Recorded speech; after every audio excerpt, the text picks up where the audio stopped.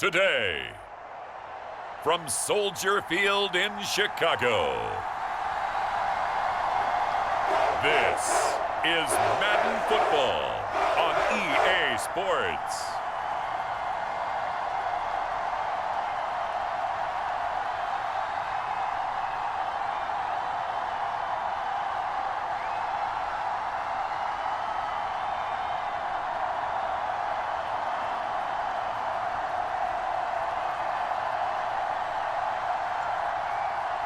It's the Chicago Bears taking on the Minnesota Vikings.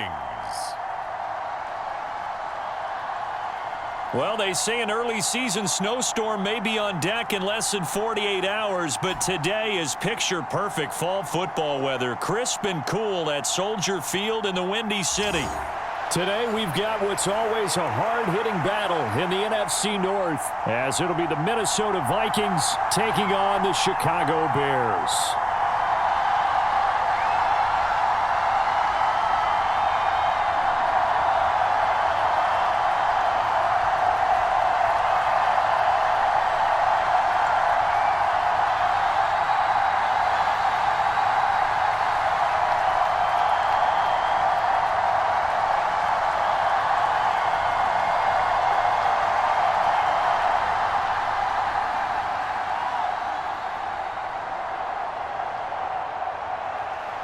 The Florida Atlantic man, Greg Joseph, ready to get this one started. And off we go from Soldier Field. And he won't quite make it to the 25.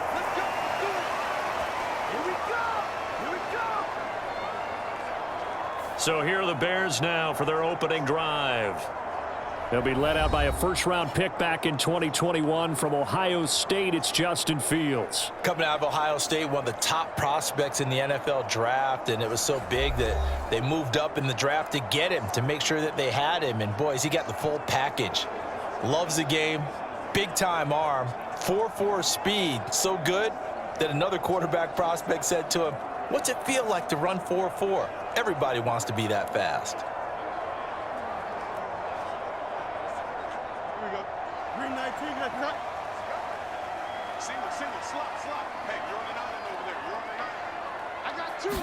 Fields passing on the first play from scrimmage. Flush to his right. Dancing away at the 30.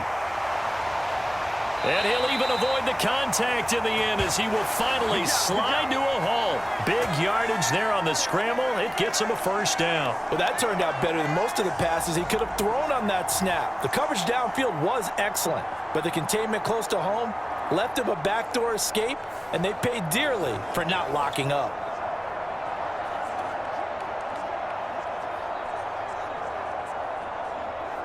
So the big play gets him across midfield now for 1st and 10. They run with a 4th-round pick, Roschon Johnson. And here he'll be brought down a little shy of the 35 at the 36. It's a 6-yard pickup, and it gets him to 2nd and 4. Good yardage there on first down, exactly what you want. Get yourself set up to keep making first downs, keep the clock running. And if they're smart, you're starting to milk the clock. No hurry before you run your 2nd down play.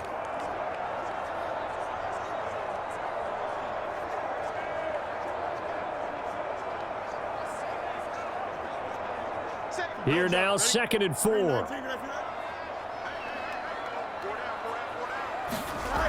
Operating from the gun, Fields. And his throw's going to be incomplete. Man coverage is certainly a staple of their defense, and it's built for plays like that, forcing that incompletion.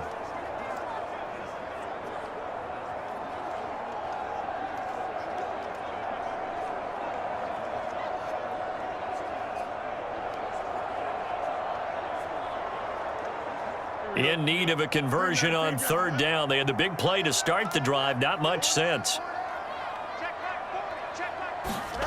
Back to throw. Fields. Now they go screen. It's complete. And he'll be taken down, but he does have first down yardage. It's a 7-yard gain there, and it's good enough to move the chains. I like the screen being called here early in the game, especially on the opening drive, because, Brandon, when guys come out of the locker room, especially those pass rushers, they are so amped up to get to the quarterback that you can use that against them, and a screen pass is a great way of doing it. A lot of teams against good pass rushing teams, they want to run the screen 10 to 12 times in a game. Here we go, son. 3-9-2, you got that? Strip the ball. Strip that ball. They run the option here on 1st and 10. Oh, nice move. And I think the ball's out, and the Vikings pick up the football. He was having success there holding on to it on the option, but ultimately problems downfield, and it results in a turnover. Yeah, and this is a tough one because you know you'd prefer to have your quarterback either heading to the sidelines or getting down at the end of the play. But you've got an aggressive one. He's fighting for extra yardage, and he gets stripped there. You don't need him to be a hero in that situation. You want your quarterback taking care of himself.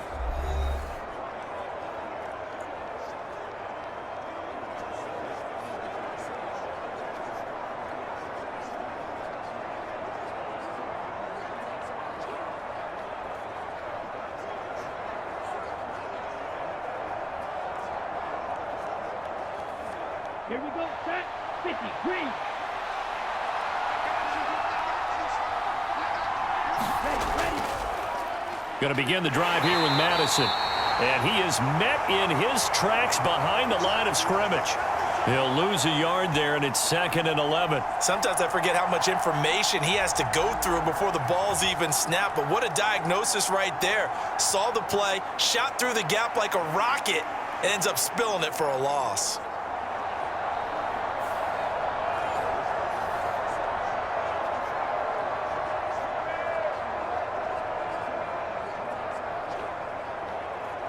After the loss to start out, here's 2nd and 11.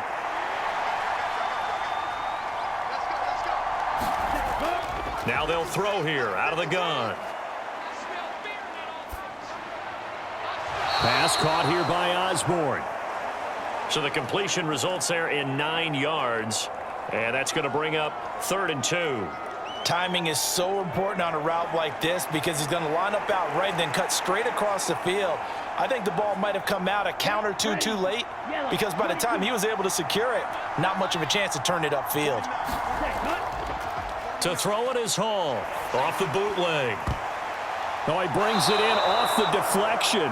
And he will have a Vikings first down by about a yard as they're able to convert on 3rd and 2. Sometimes it pays to be lucky rather than good.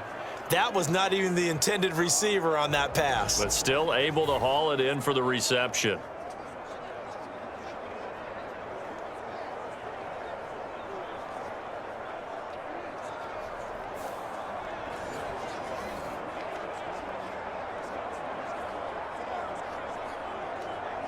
With the set. 53. Check 53. Let's go. Deep tight. Here's a give to Madison running right. Ooh, with a juke. And he's got it past the 30 before he's hit and dropped. They get 14 there. First down, Vikings. And that's a run that'll energize an offensive line. They'll take that one all day long. Fundamental breakdown by the defense. You've got to be able to make plays on the edge.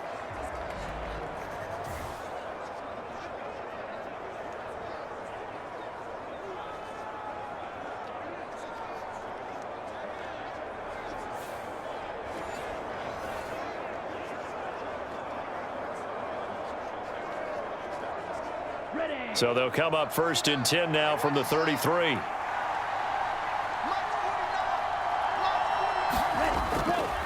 Going to run with Madison again. And able to break one tackle, but then quickly brought down. But a nice little gain. 7 yards on the pickup there, and it'll leave them with a 2nd and 3. Well, you often say that sort of opens the playbook now, 2nd and short. What do you think, early shot here? I like where you're going. Obviously, we've been together for a while because you know me. I want to take that shot early and loosen things up. On 2nd down, this is Madison. And oh, he coughed it up. And this is picked up by the Bears. And his guys are going to take over at the 39-yard line. And I guess we're back to square one. A rocky start here. A turnover followed by a turnover. Not exactly what we expected going into the game, but I always wonder about the nerves and people starting, the emotions of the game. Sometimes it takes a little while for that to play out and for them to settle in. Let's hope that that's taken care of now.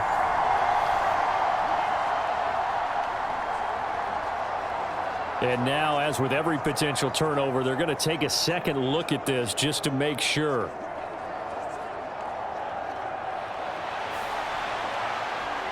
Now the question, was the knee in fact down before this ball comes loose? And is the video convincing enough to overturn it? A lot of factors here. Remember, you also need clear possession of the football afterwards. This is a tough one to overturn.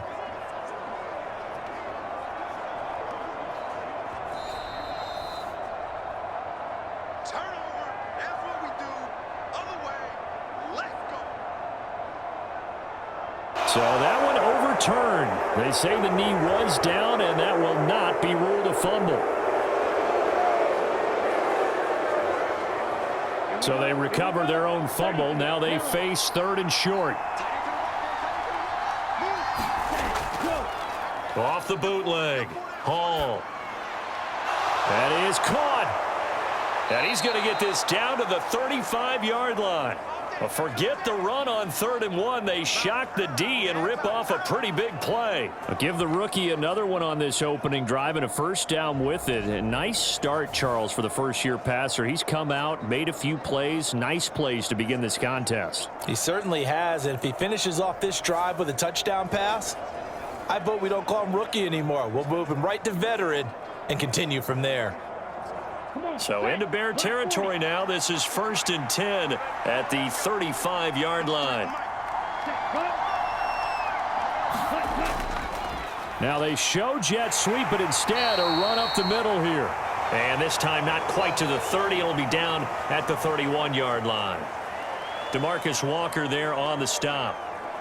If you're a coach, you'll absolutely take that run every time on 1st down because it really sets you up to go in a number of directions here on 2nd.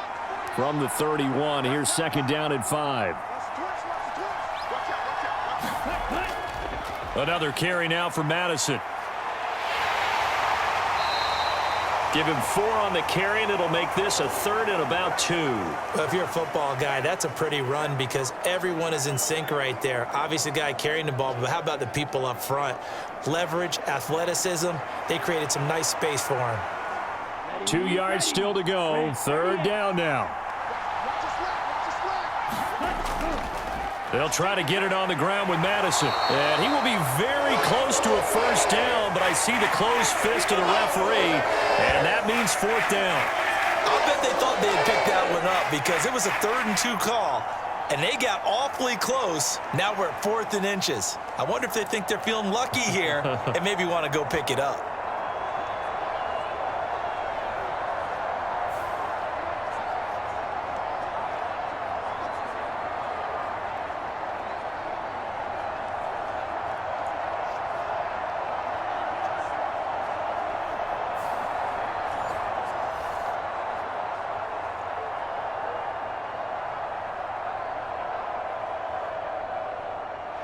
Here's Greg Joseph now to try the field goal. From the left hash mark, this a 43-yard attempt. Joseph's got it. And the Vikings have a 3-0 lead.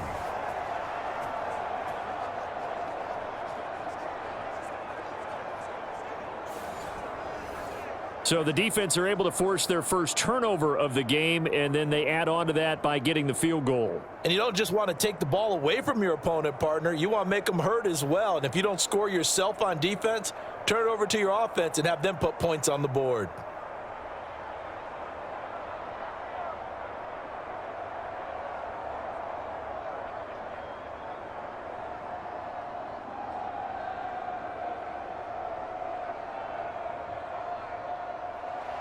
Joseph now to kick this one away.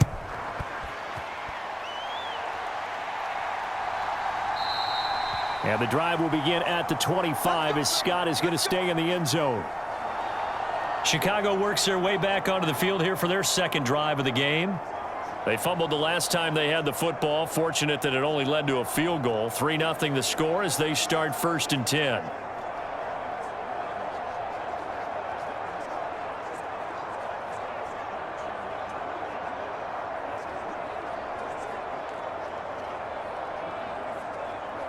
Here we go. 331, 331. We're pretty quiet, D. We're pretty quiet. 40's Mike. Throwing to start the drive. Fields. And he will find the open man. It's DJ Moore. And that's good for a gain of 6. And it'll be 2nd down. I think defensively you're okay with that. You're in the first quarter. He's going to get some catches, but they rallied to him quickly. And that's what you count on. And I like what you just said. First quarter, can you do it all game long? They catch it, you tackle them, they go down on the spot. Because when you're able to do that and you don't give up big chunks of yardage after the catch, now you put the offense in a position where every series they have to work hard to pick up first downs, and you tend to stall them out when you do that. Call it a gain of 4 there, so it sets up a big play here. 3rd and a yard. On any running play that's called, they're always hoping that it's going to break big and go the distance. But when you get a nice gain like that, you're able to do so many things anyway. You can come back and run essentially the same play again, continue to move the ball on the ground, or you can decide to throw the ball now because usually you have the defense back on its heels. And nothing but green grass here, middle of the field. Touchdown, Chicago! Just a spectacular run by the always dynamic Justin Fields. And the Bears have answered that early field goal to take a first quarter lead. Brandon, you and I have called a lot of college football in our day, but on Sundays here in the NFL, doesn't it look a lot like what we used to see on Saturdays when we called those games? Yeah, option plays just like we saw, and that was a long touchdown on the option. What you taught me, though, defensively, you get your eyes in the wrong place on a play like that, you're in trouble. What's the term that's in vogue in the NFL? Eye violations. The offense wants you to put your eyes in the wrong spot so that they can appear in others. Santos with the extra point, and that makes it a 7-3 lead.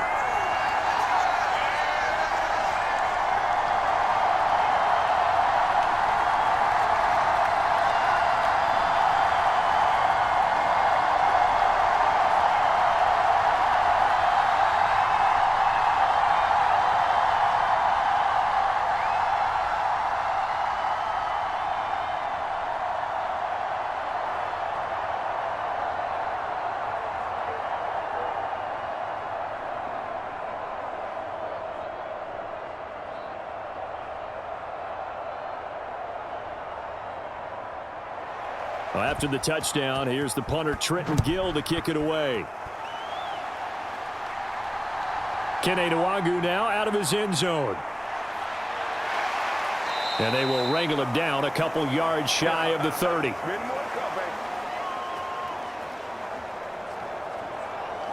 The Vikings taking the field here for their 2nd drive of the game. And a methodical drive last time, but they couldn't get that knockout blow. They had to settle for 3. But you got to like what they've been doing along the way, right? It's almost like the body blows, the setup punch. As you said, they didn't get the knockout blow here, but that doesn't mean it can't come later in the game on another possession. And the defense on the other side, maybe a little gassed, yeah, right? a little tired. And if nothing else, they just feel relieved getting upfield, only giving up 3. They don't exactly feel like they've handled the offense.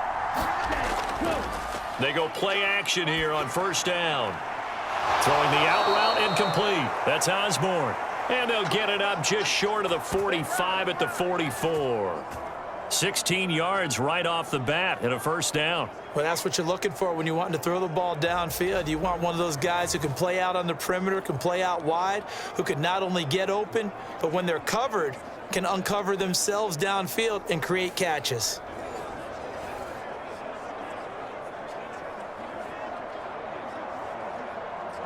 Took just one play to move all the way to the 44 as they try again on 1st down.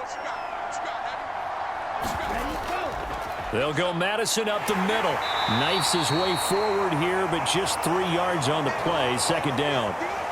Not a huge carry there on 1st down, but not all of them will be. But still, all in all, a positive play for the offense. It's all about picking up at least a few to set up what you're going to do here on 2nd down. From the 46, here's a 2nd and 7. Operating from the gun, Hall. And his throw here's incomplete. And I think he was a little surprised to see the ball sitting out there like that. That's a ball he had a chance to come away with, but it winds up an incomplete pass. They head to the line facing a 3rd and 7 following the incompletion on 2nd down. Looking to throw. Hall. Going underneath, he's got Hawkinson. And he's able to take it across midfield before going out of bounds. So the completion good for 7 there. And that'll bring up 4th down. I thought maybe when he caught it, he'd have a good chance of getting that 1st down, but that's a nice job of holding him up and preventing him from getting to the sticks.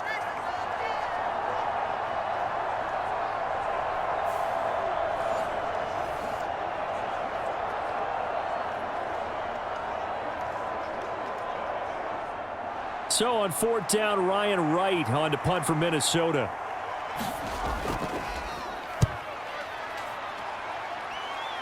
And now where will the side judge stop his walk? That's the question.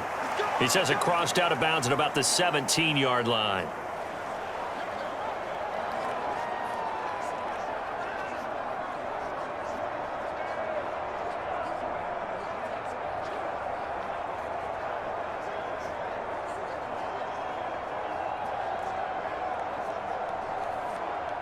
At the line, prepping for their next drive, the Bears offense.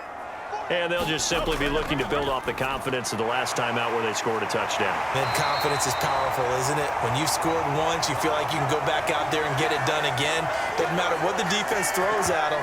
They feel like they're in a groove right now, and they want to get out there and show it. Yeah, hoping to stay in that groove here this go-around.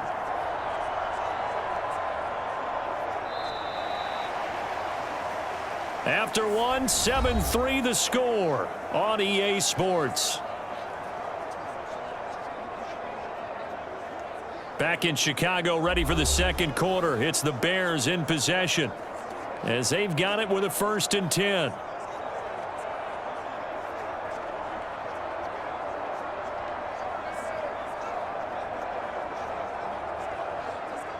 we go, tonight. Tonight. Here we go, D. All day. Defense, all day. Like 40. Now Fields going to keep it running left. And he was able to shed 1 tackle but could not get away from there. Only a yard on the keeper, and it'll be 2nd down. Anytime you decide to use your quarterback as a runner, most of the time when you design a play, you're expected to break a little bit bigger than this one, because when you run him on short gains, your risk reward and him taking hits, I'm not sure that's the payoff they were looking for. They work now on 2nd and 9. 58 Mike, 58 Mike. Here's Fields. And his throw is incomplete. Cole Kmet, the intended receiver. And it's 3rd down.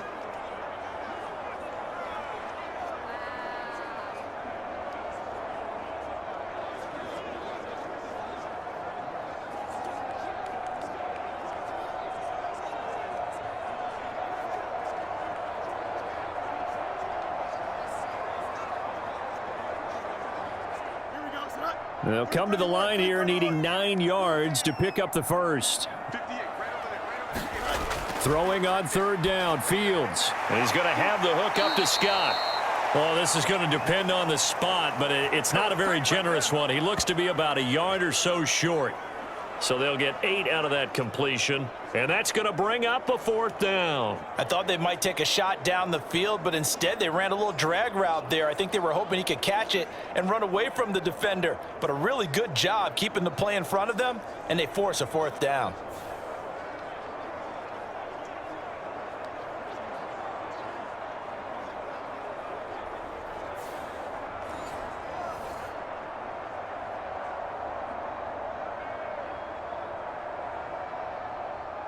On 4th down, Chicago brings out Trenton Gill. Back deep, Brandon Powell.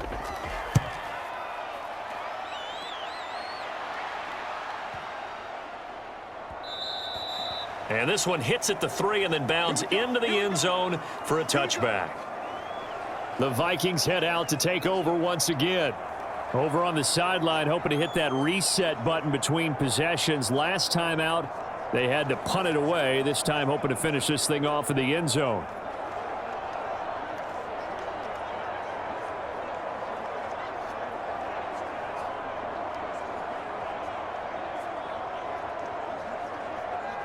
Here we go, set, 45, right. Let's go, D. 53. Here's Madison running on first down. And he'll go down at the 26 following a gain of 6. From the lineman to the guy running with it, that was a well-executed first down by the offense. With 2 shots left to get the first, you can get a little aggressive here on second down if you want and try for some bigger yardage.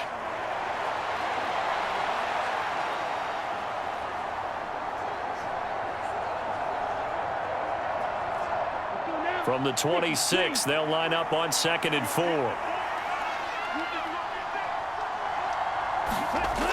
Operating from the gun. Hall on the throw, led him too much that time. It's incomplete. I know coaches tell us all the time that having a powerful arm isn't the #1 thing they look for in a quarterback. But when you're trying to throw inside routes and you need to put some heat on it, it helps to have the big gun. In this case, just a little bit too much. The Vikings on 3rd down. They've hit 2 for 4 thus far. This is 3rd and 4.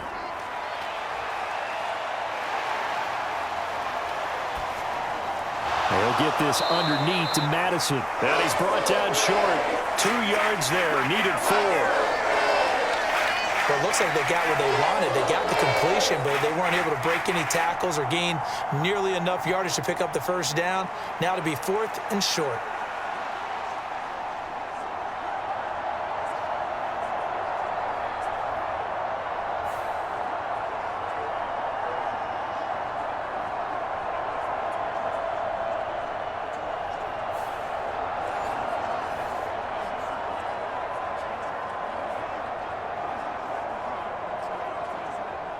And here's Ryan Wright now as he'll punt it away for the 2nd time.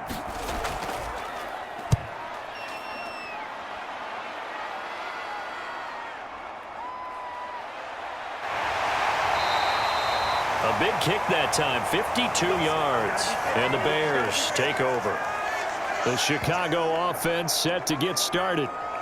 No points last time out. They were forced to punt, if you remember, but no time to dwell on that. They've still got the lead here and a chance to add to that here. 1st and 10 as this new drive starts.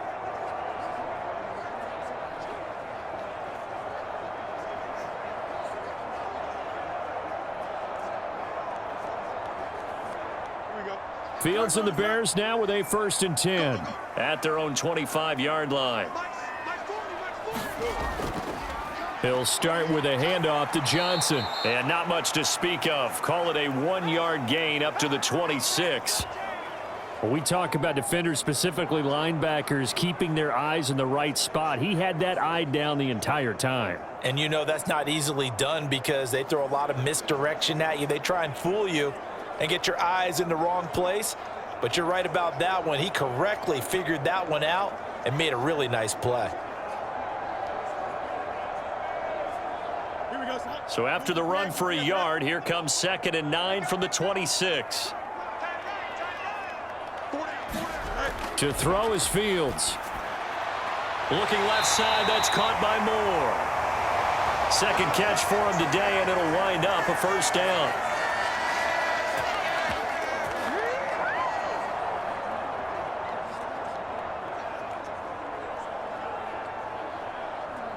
Don't jump. Ready? 19 windy. Here we go. Let's go, defense. Let's get out the field, defense. Moore, the man in motion. On play action, Fields. And he'll have it past midfield almost to the 40 before being taken down. No one there to help out downfield, but no problem. Scrambling for 22 and a 1st.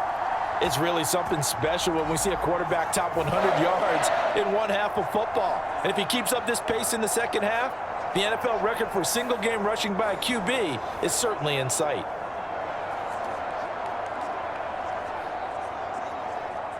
From Viking territory now, they'll come up 1st and 10 at the 42-yard line.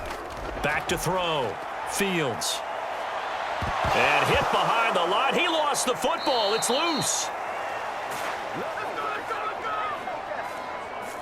Second time in this game, Charles, the ball has squirted out from his hands. Luckily, his teammate was there to pounce on it. You're right. Got the lucky bounce, able to retain possession. You know, we often talk about the combine and why do we measure quarterbacks' hands. Is that really a big deal? It's for situations like this. Do you have the hands big enough and strong enough to hold on to the football while being jostled?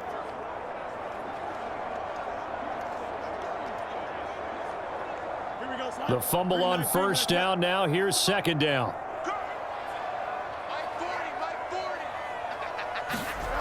Out of the gun, Fields.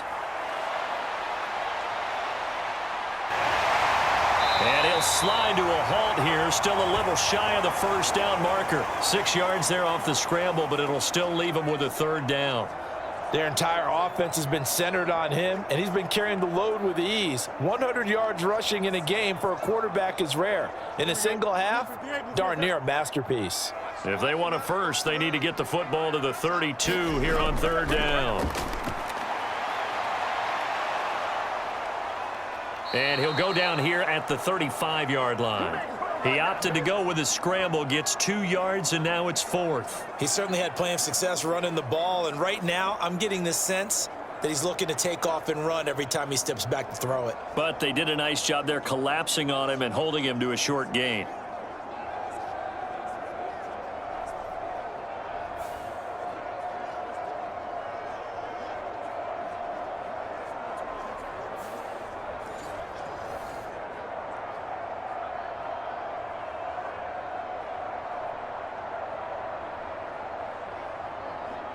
So Fields is off, and on comes Cairo Santos for the Chicago field goal. It'll be spotted on the right hash, a 52-yard attempt. Santos' kick is up and through, and they push the lead up to a touchdown now at 10-3.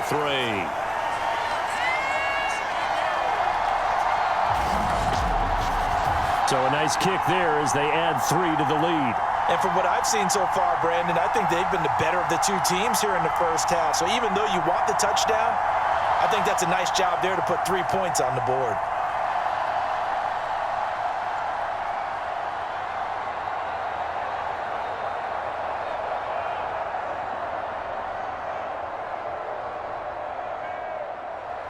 Following the made field goal, out instead is the punter, Trenton Gill, to kick this away. Taking it about the 1. And he brings us out past the 20 to the 24.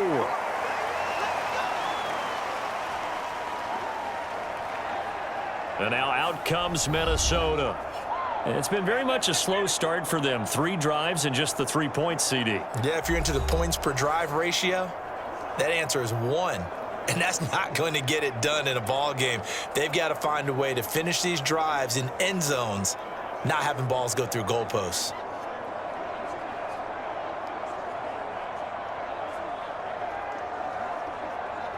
Hut, yellow,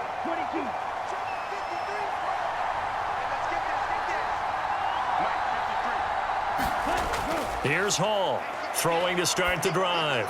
And that is going to be incomplete as he led him a bit too much.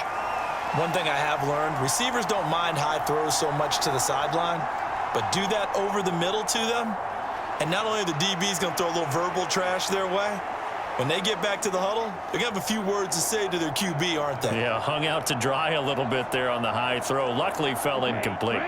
Here's 2nd and 10.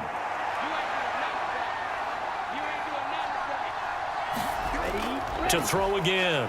Hall gets this into the hands of N'Keal Harry. And they work this well upfield across the 45. 23 yards the pickup there. But one of the ways that quarterbacks keep all the receivers alive in a play, never lock in on any one guy. Make sure you keep your eyes moving, scan the field, and here he finds the open guy for a nice pickup.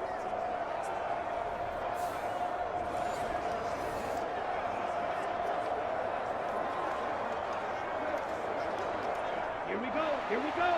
Black, 95. Hall now on first down. He's got his tight end over the middle, T.J. Hockenson.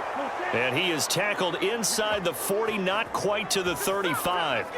15 more there, and they're on a roll. It's another first down. And there's a completion to the tight end. And look at the size of these players nowadays. At that spot, 6'4", 6'5", and up. A lot of guys used to be basketball players, somehow came back to football. And that's really good for the game of football. You're getting better athleticism, great hand-eye coordination, guys who know how to control their bodies when they run their routes. This offense finding its legs now. Here's another 1st and 10. They'll look to throw again. Oh, he was hit as he threw it there, and that one winds up incomplete. Nice progress down the field was halted by that incompletion. They could try for some safe yards here to get things moving again, or keep throwing it and pushing it downfield to try and pick up bigger yardage. Now a 2nd and 10.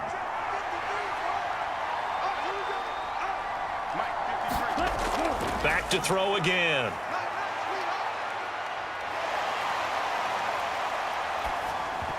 And that'll be incomplete.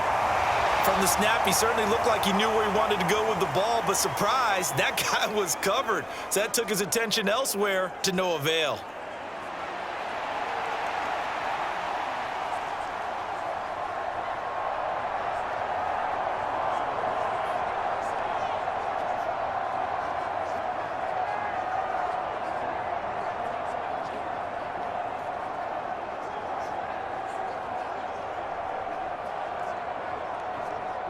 And this offense on 3rd down today, 2 for 5 to this point. This is 3rd and 10. Again, he'll drop to throw. Throw left side, and Osborne has it. Just a gain of a couple there. And that's going to make it 4th down. Partner, I think that completion takes the definition of dink and dunk to a different level, doesn't it? It does, and the defense was right there, kind of played into their hands.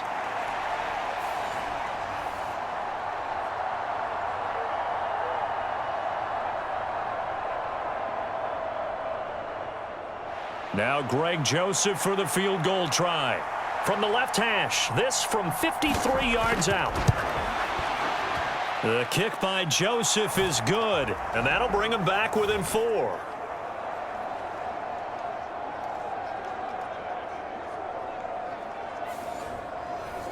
So they're able to end that drive with 3 points in this one-possession ball game. And ideally, you want to end every drive with points. Most quarterbacks would tell you, let's end it with a kick, right?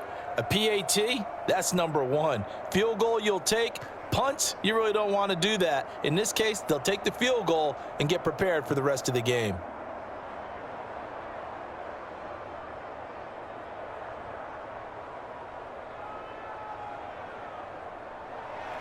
Joseph now to kick this one away.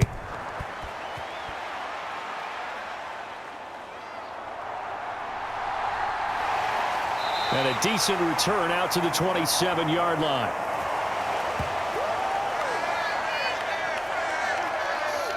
And now the Bears coming out as they get ready. Last time out, you remember their drive stalled, but thanks to their kicker, booted a long field goal to at least get them 3. Now here they'll try to do better and find the end zone. And in our experience, how much fun is it for coaches to know that they've got a kicker who can nail it from long distance? Now the hard part is, as an offensive play caller, you don't want that in your head too much where you're relying on it, and he goes out and gets the job done for them. But I'm quite sure he would be content to just kick extra points from here on out. Yeah, absolutely no question. I think his teammates would be okay with him just kicking the extra points as well. Taking it right down Broadway. And he'll be taken down, but not before they work it across midfield. The extra effort after the catch makes it good for a gain of 26 and also a first down. So many times in my career I've heard coaches talk about completions are one thing, but as long as we're there at the catch and we get guys on the ground, we can live with that. But if you're going to give up 10, 12, 15 yards after the catch, then your defense is going to be in a lot of trouble.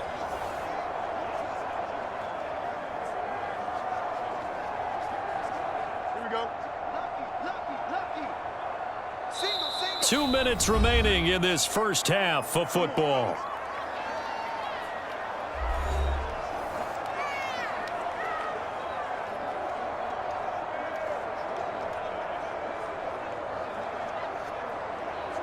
Here we go. Green 19, guys. I'm here all day. Now a first down throw, Fields. Quick hitter here, it's complete. And he's corralled, but not before getting it inside the 35. Another connection between the two. This one good for 12 and a first down. Another catch for him there on this drive, Brandon, and it looks like they're going to utilize him out of the backfield any way they can. And that time they pick up a first down. So now on defense, do you assign a man to him and try and cover him before he gets going? From the 34 now, here's 1st and 10. Looking to throw. Fields. Throw left side complete. That's more. And this will leave him a yard short. Nice pickup of 9 yards on first down.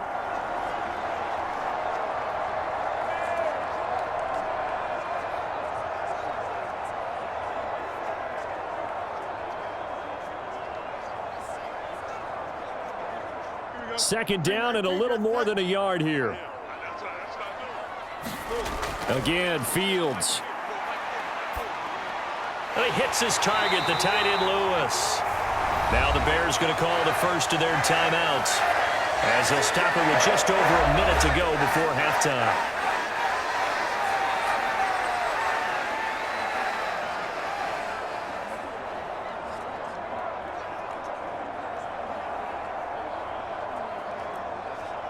So here's a 1st and 10 now, down inside the 20.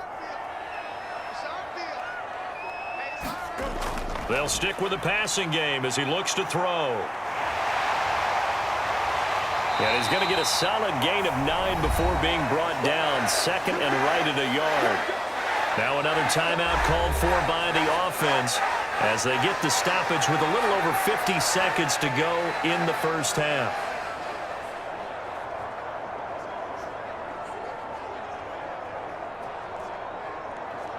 Ball resting on the 10-yard line. It's 2nd and 1. A shotgun snap, Fields. And on the left sideline, he caught it, but out of bounds, according to the head linesman. Incomplete. So the ball a little late getting there, and it's 3rd down. I see the surprise in your face there, partner. That is a rare incompletion from him. He's been on point. I believe they buzzed down. They're going to take another look at this play, with all reviews coming from the replay official here in the final 2 minutes of the half. Did he keep those feet in bounds? That's the question they've got to decide. And I got to say, watching it in real time, it was awfully close. Yeah, it certainly looked like a heck of a catch because he didn't appear to bobble it, which could complicate things. But even with the benefit of replay, that's pretty tight. Well, here's the call.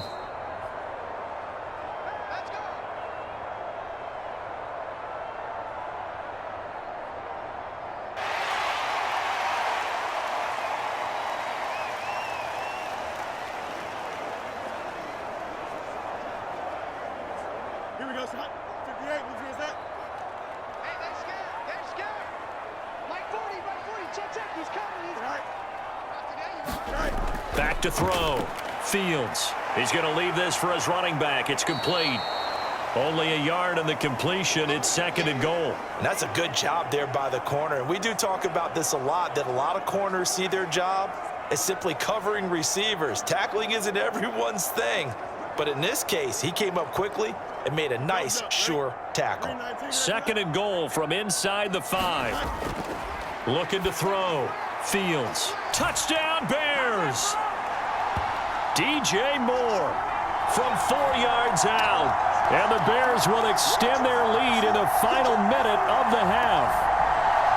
Partner, to me, that touchdown had something that was kind of rooted in that group seeing the future. What I mean by that is they had a plan.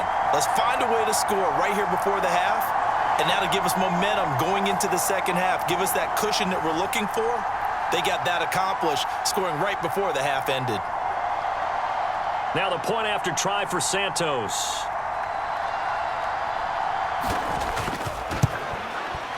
It's good, and now it's an 11-point lead, 17-6. So that drive in total 8 plays. And it concludes with a touchdown reception by DJ Moore.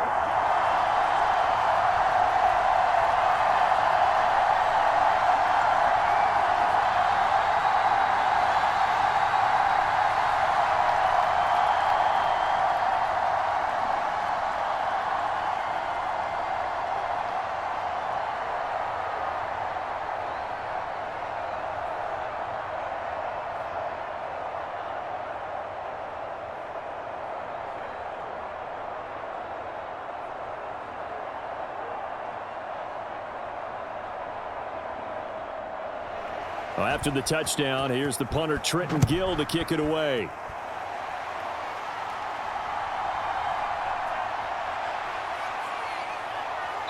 And a nice return sets him up pretty good here right at the 30-yard line. And the Vikings going to take over here one more time before the half. And with time quickly fading here in the second quarter, not sure how aggressively, offensively they want to play this. I think we'll find out just how much they trust their guys in this situation if they decide to take a shot.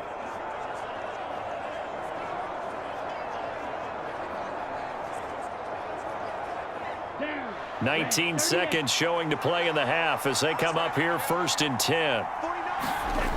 Throwing to start the drive. Hall. Now they set up the screen. That's complete. And past the 40 before he's out of bounds. 12 yards there. First down, Vikings. And that's not a play that you see all that often at the start of a drive, but some teams, they don't mind doing it. And that one, well sold by the offensive lineman. They showed the pass, and then they got out into space, able to get some good blocks downfield and allow the play to be successful. Hall throwing on first down. This one caught by Osborne, right side. And he'll work it across midfield inside the 45. Now a timeout taken. Perhaps a chance for one more quick play and then another timeout if they hurry. We'll see.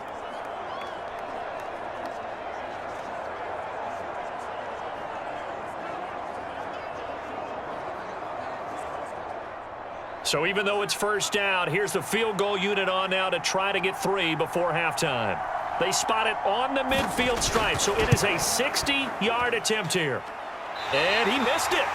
It's no good. And they will remain 2 scores down as the difference holds at 11.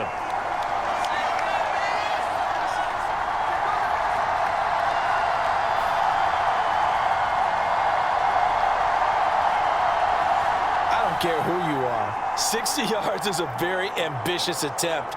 Hard to make even in practice in the best of conditions. And now, worst of all, you give the other guys the ball to start their drive at midfield. And you see the clock almost empty, so this is likely the last play in the second quarter. Mooney, the motion man right. They'll fake it on the jet sweep, and instead a handoff up the middle. And he's going to be taken down here as that will lead us to the end of the first half of play. So we come upon halftime here at Soldier Field with the Bears out in front. As we send you down to Orlando where Jonathan Coachman has our EA Sports Halftime Report. Coach. Okay, Brandon, thanks very much, and welcome in everyone to our downtown Orlando studios in this EA Sports Halftime Report. We got an excellent first half from the dynamic quarterback, Justin Fields. He had a touchdown both in the air and on the ground to help push his guys into the lead at the break. All right, Coach, thank you, and we welcome everyone back for quarter number 3.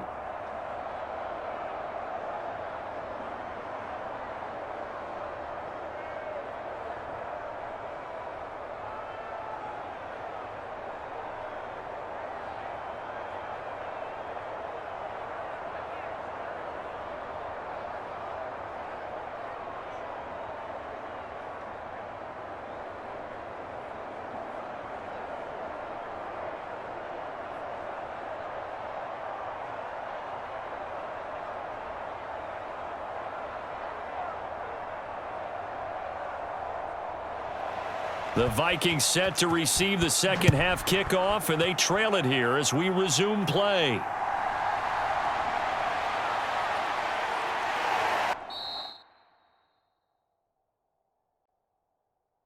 And they'll get him down inside the 30 at the 27. Let's go. Do it. This is it. This is it. Out come the Vikings. They'll have it first on offense as we begin the third. Charles, it'll be interesting to see what adjustments this offense made in the locker room. Haven't really been able to get anything going offensively, virtually nothing in the ground attack either. So certainly something has to change here in quarter 3. And I'm pretty sure their friends from the defensive side of the ball told them exactly that, because those guys, the stop troops, they've been playing pretty well, and they've kept them around in this game. Now, they got some time, The running game struggled in the first half. Opposition knows how to focus on defending the pass here. They've got to re-energize that ground game and maybe open things up for a comeback here in this half. Tremaine Edmonds there to bring him down. Brandon, we just saw the benefits of being able to run the ball successfully. They pick up 4 yards on that carry. So now if you're a play caller, you can do just about anything you want, but on the defensive side of the ball, you're scrambling a little bit. Now you're behind trying to figure out, do I need to blitz him? Do I need to pressure him? How do I gain an advantage on this snap? And he gets this to the 35. Good for a gain of 5. Not a ton of room available on that one, but he made use of what space was available and gained decent yardage.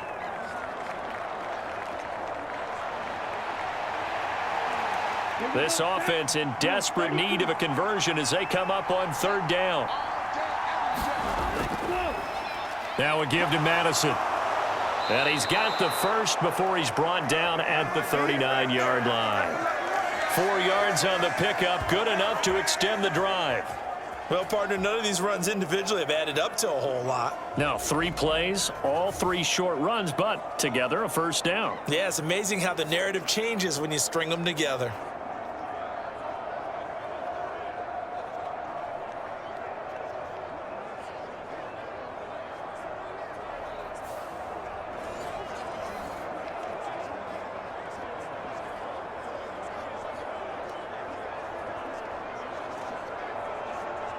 So from the 39 now, they'll come up on a 1st and 10. On the handoff, it's Madison. And getting this just shy of midfield, they'll spot it at the 49.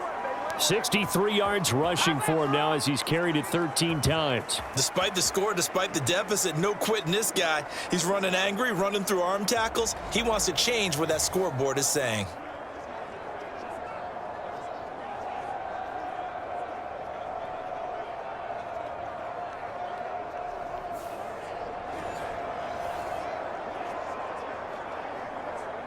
Two first downs have him up near midfield now on 1st and 10. In motion right is Osborne.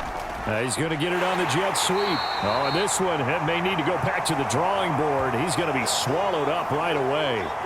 Officially, it's a 1-yard loss. That's going to bring up 2nd and 11. Well, as a wideout, when you take that handoff and you're coming around the edge, you're expecting to see nothing but empty space in front of you. But if not... Well, things can go south in a hurry, and that's exactly what we saw on that play with a loss.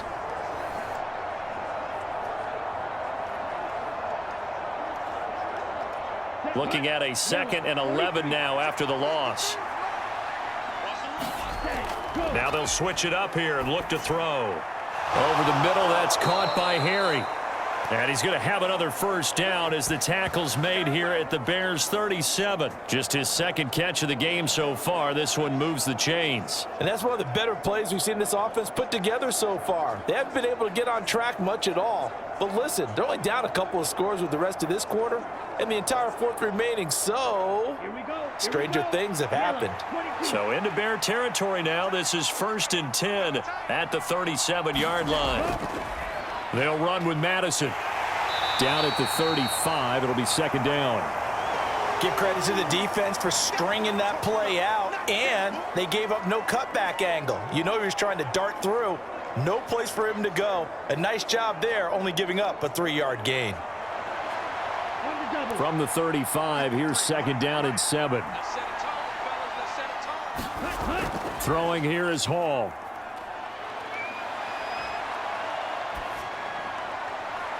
He's going to find his running back. It's complete. And he will reach the 8-yard line before going out. A good pickup there, 26 yards. It's taken a while for this offense to get going. A little creaky at the start, but they're oiled up now. A nice throw there, and they're really putting together a good drive.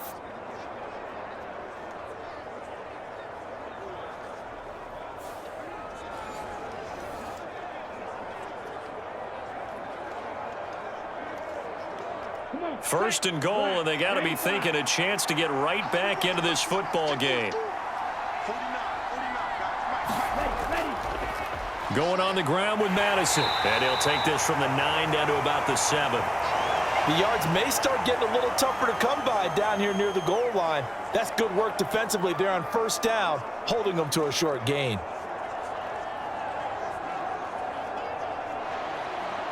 The line of scrimmage, the 7 now on 2nd and goal.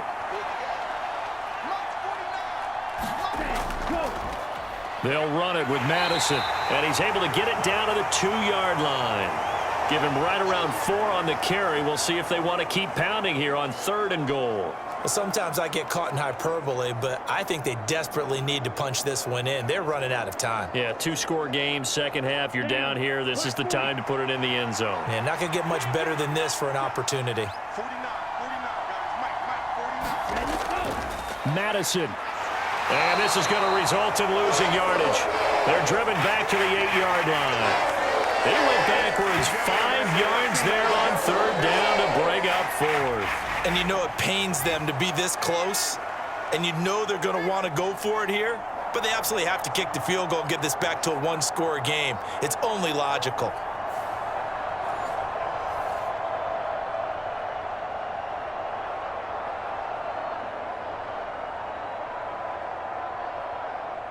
Here's Greg Joseph now to try the field goal.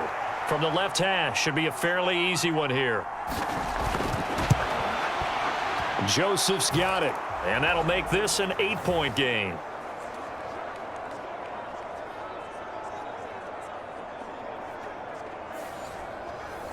So they were facing the deficit coming out of the locker room at intermission, and at least they're able to get the field goal to cut into that deficit. Yeah, now your offense feels pretty good about itself, right? A little bit more up to speed coming out of the break. You turn to your defense now and say, hey, we got 3 there. We're chipping into the lead. Can you help us out? Hold them. And let's get the ball back for us.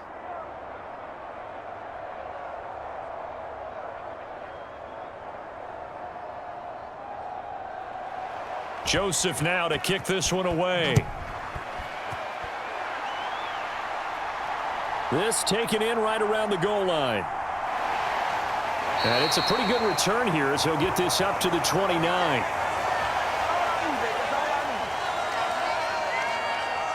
So here are the Bears now as they get set for their first possession of the second half.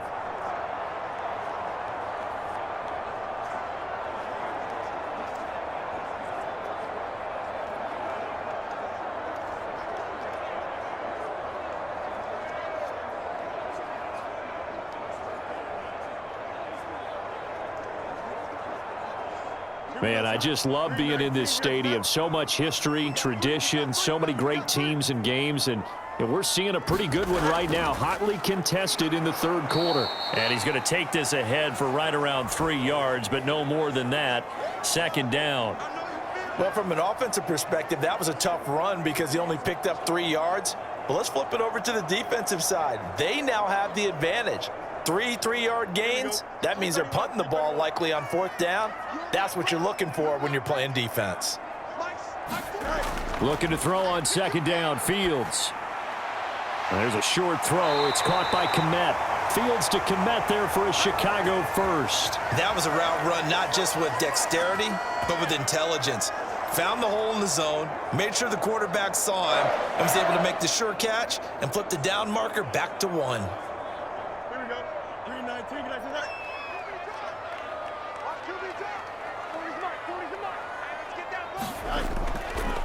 And they'll let the quarterback keep it here on 1st and 10. And good vision there as he's across midfield and down to the 45-yard line.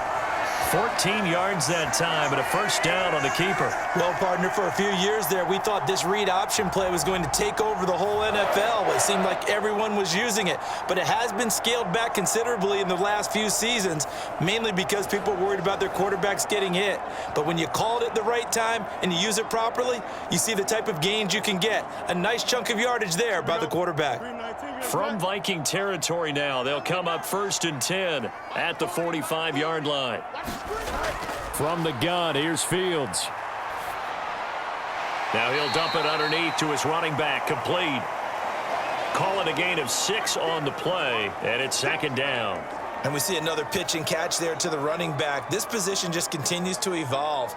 They become just as critical to the passing attack as a lot of receivers, tight ends, because their ability to make people miss in the open field can really generate big plays for an offense.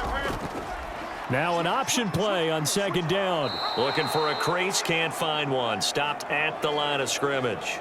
Call it no gain on the keeper, and it's going to bring up a third down. Well, for that being an option play, there really weren't too many options available for him, were there? No, there weren't, and at least he was able to get back to the line of scrimmage, so they didn't lose anything, but you're exactly right. Nowhere to go.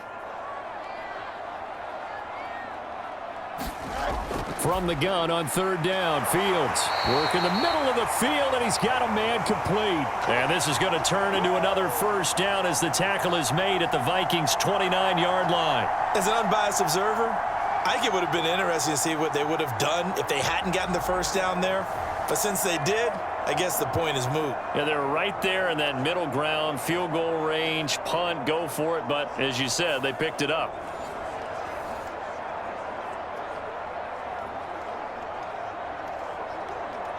They couldn't ask for much more to this point in the second half. A gorgeous day, one-score game. 1st and 10 here. They'll give up the middle to Johnson.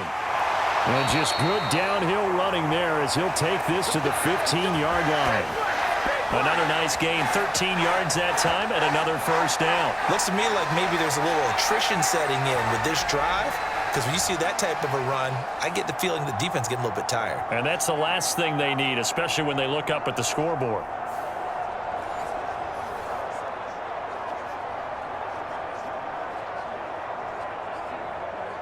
Under a minute to go in this third quarter as they come up 1st and 10.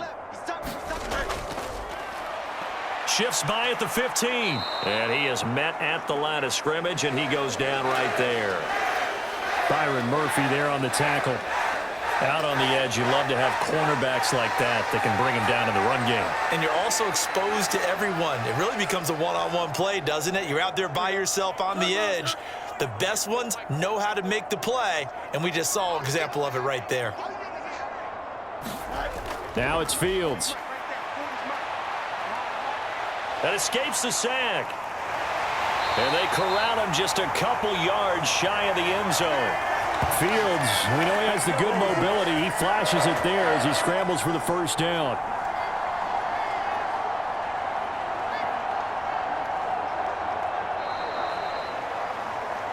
And they won't be able to run another play. Time has expired on this third quarter. You're watching the NFL on EA Sports. Back now at Soldier Field. It's Bears football here. They also have the lead as well as we begin quarter number 4.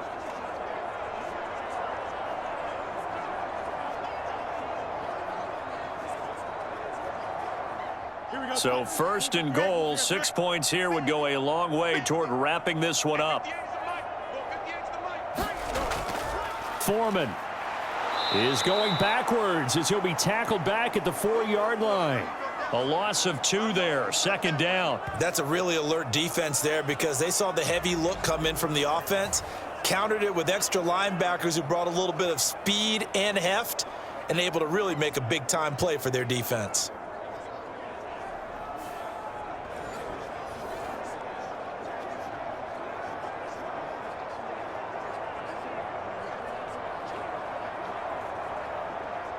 Two of their 3 red zone trips so far they've come up empty on. They'll look to reverse that trend on 2nd and goal.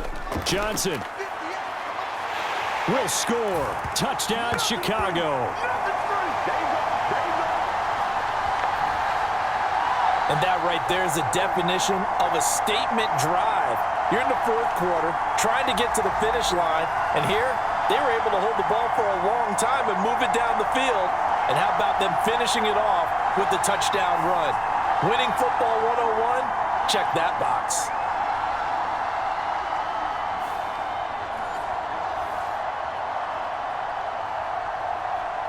Santos now to add the PAT.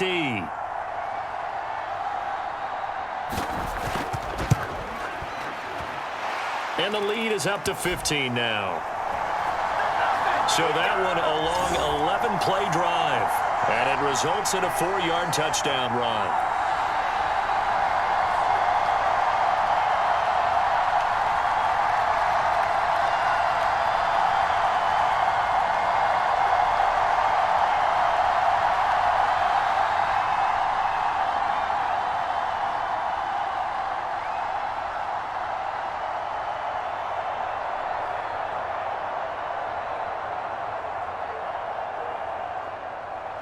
Well, after the touchdown, here's the punter, Trenton Gill, to kick it away.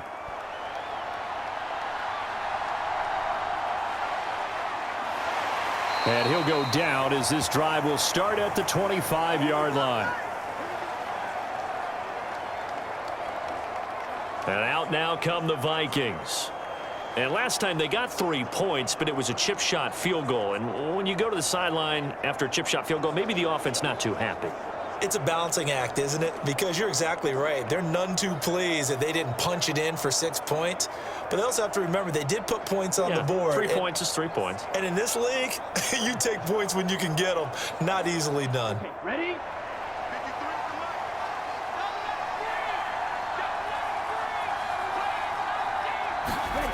Here's Hall. Over the middle and complete to Addison. And down he goes, but he takes it up to the 40.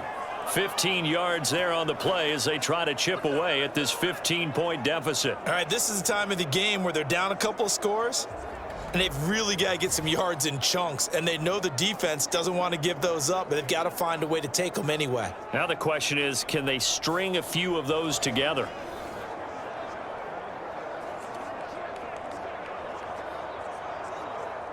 So quickly all the way up at the 40-yard line. Back to throw, Hall. Looking for Addison again, and he's got him again. And he'll be stopped right at midfield. Back-to-back receptions for him, and it's another first down. Good yardage on the completion there, and when they look at the scoreboard, they do understand a field goal is not going to do them any good. My guess, they're going to press the ball downfield as far as possible, try and throw it into the end zone and get a score because they know they've got to get that done and get the ball back as quickly as possible. And oh, that nearly their first pick of the game, but it falls down to the ground incomplete. And not a common sight, at least on this drive. A momentary setback, though, for this passing game that has been moving well this series. Good thing for them, though. Still 2 more downs to connect and try and pick up another first down. Let's go. 2nd and 10.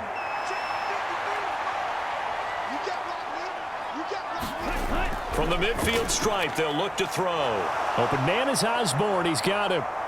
And he's going to have another first down as the tackle's made here at the Bears' 31-yard line. 19 yards there on the catch and run. And this was a nice example of an offensive coordinator scheming his guy open. Just a little underneath route, just trying to free up some space, and it worked awfully well.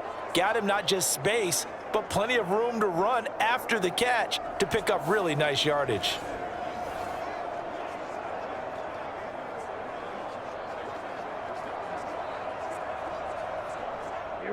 Line of scrimmage, the 31 now on 1st and 10. Here's Hall. And oh, that nearly their first pick of the game, but it falls down to the ground incomplete. Well, a momentary speed bump there with that throw, partner. The defense had other ideas, and they're trying to mount a small stand before this drive reaches the end zone. Line of scrimmage, the 31 as they line up 2nd and 10. Hall. This one finding the hands of Brandon Powell. 5 yards. Now it's 3rd and 5. You got the big lead defensively. Willing to give them that underneath stuff, right? And this is why you work on your tackling. Tackle them after the catch, inbounds, keep the clock running. Just go ahead and bleed the game out that way.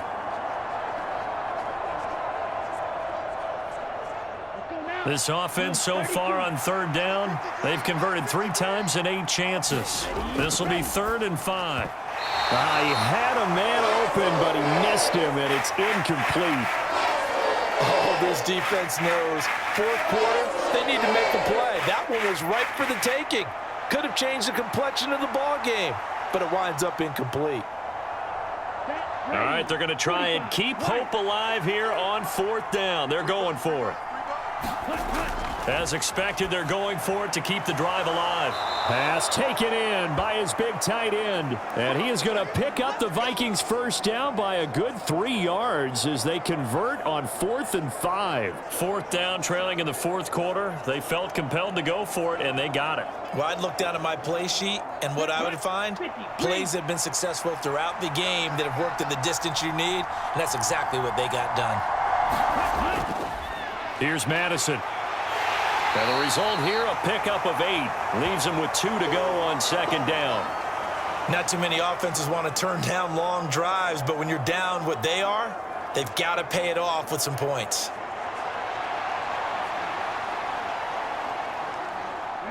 Now a 2nd and 2. Ball to throw it. And a quick throw here, that's complete. And the Vikings are looking at 1st and goal as he's tackled all the way down at the 2-yard line. Many different ways to create space, but on that play, he did it with that big, wide body of his. Didn't get a whole lot of yardage on the play, but it did what it was supposed to. Pick up a first down. 1st and goal, and they got to be thinking a chance to get right back into this football game. On the toss, Madison. And he is going to lose yardage here. It's a loss of 4 there, bringing up 2nd down. The short field shrinks even more with the type of bodies they brought in on that play. Those extra tight ends, they weren't able to secure their blocks, and that one ended up going backwards.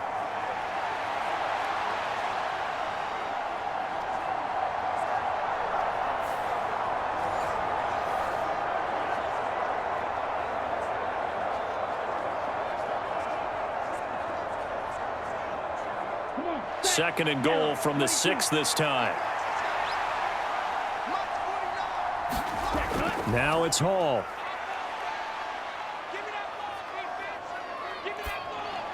This will be caught at about the 5. And he gets halfway there from the 6 to the 3 on a gain of 3.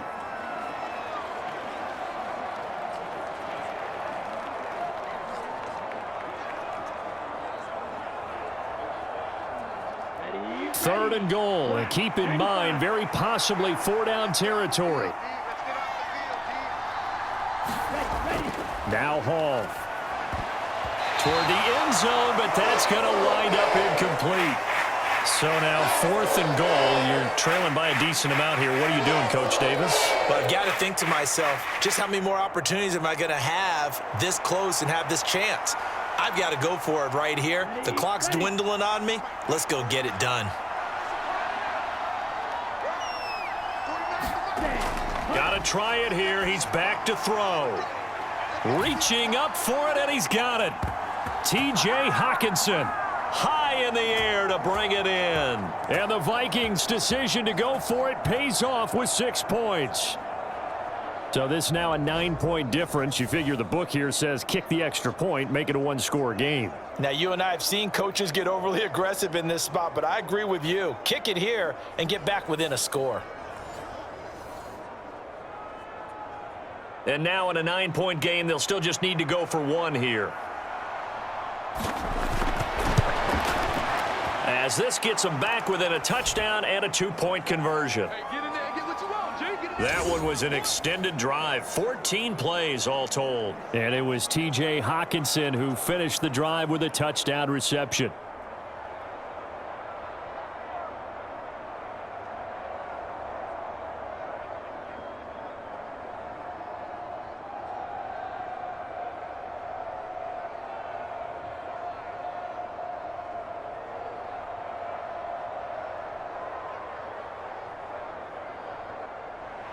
Now Joseph tees it up to kick off following the touchdown. Taking it about the 1. And out a little across the 25 to the 27.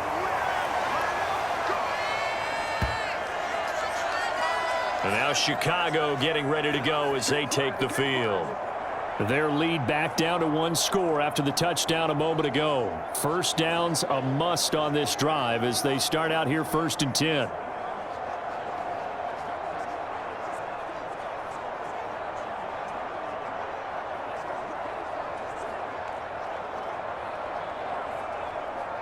we go. 222, 222.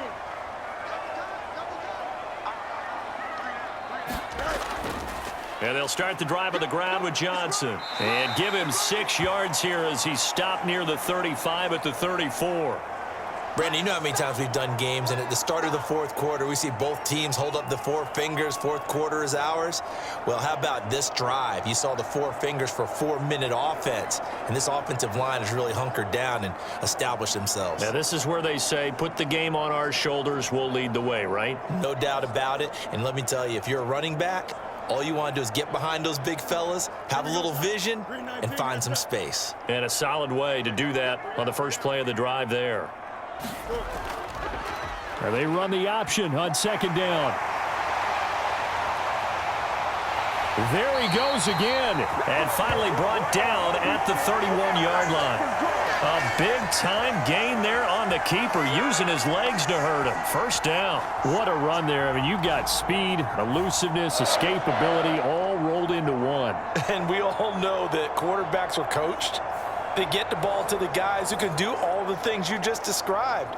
You want those guys who have speed, elusiveness, and escapability all rolled into one with the ball in their hands. And guess what?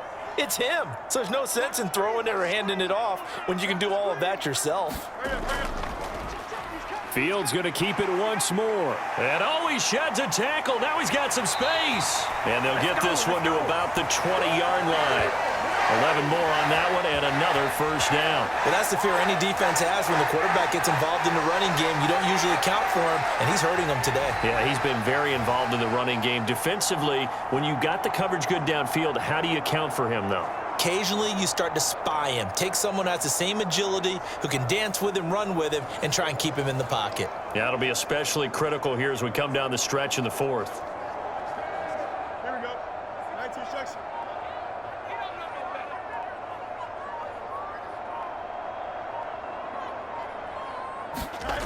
Fields on first down. Open man is Komet, the tight end. And the Bears are going to be set up with a first and goal here as the tackle made at the 9. This is something you got to be wary of defensively. I mean, just because they're in the mode of trying to burn some clock doesn't mean they won't pass it, and they got good yardage out of that one. Yeah, and really, when you're looking at it, now they've got a fresh set of downs. Look for second down. If they want to take another shot and try and loosen things up, that'd be the time to do it. Fourth quarter, down to the final 2 minutes, and we've got a one-score game. So the Bears with the football here as we welcome you back. They've got it first and goal as they search for what could be a game-sealing touchdown. So first and goal, 6 points here would go a long way toward wrapping this one up. They'll run here with Foreman. And he gets halfway home from the 10 to the 5 on a pickup of 5. So fresh out of the 2-minute warning, and here's another timeout taken with 1:55 remaining.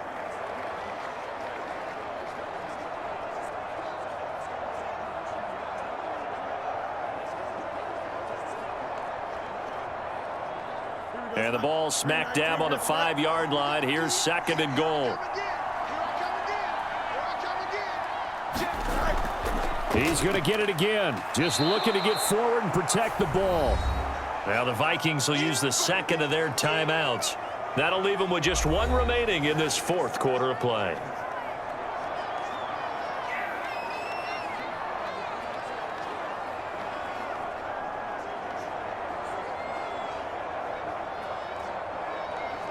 A lot of tired bodies on that field, but this is a big play, third and goal. They'll run it with Johnson. And that one going nowhere from the start as he's met in the backfield and goes backwards. The Vikings going to use their third and final timeout as they'll head to the sideline and talk over what to do next.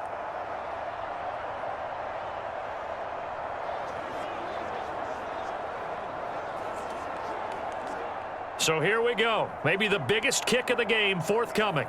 This to perhaps salt this one away. Santos' kick is up and through, and that will extend their lead even further.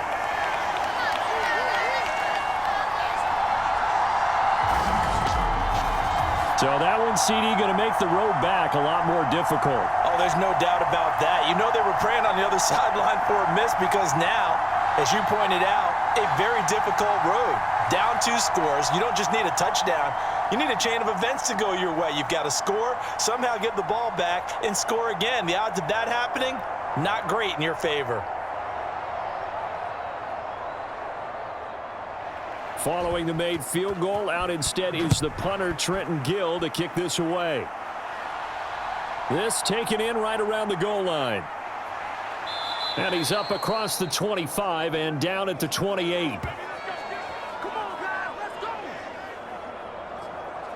So all eyes on this Vikings offense. Down by 11, just over a minute 40 to play.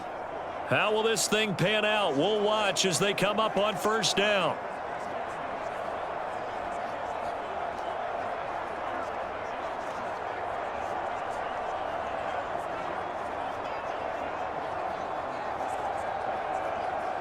Down. 33. Yellow.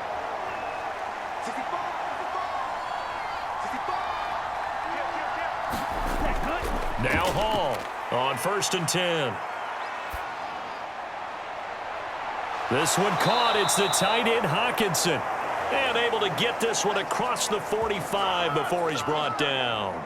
Decent start to the drive there. Of course, they need the touchdown, 2-point conversion, and a field goal. Yeah, those guys are into it. How about the guys on the sidelines? You see the coaches signaling, all the personnel groups up on the sideline ready to go in and out of the game. They've got to condense their time now in order to try and get back into it.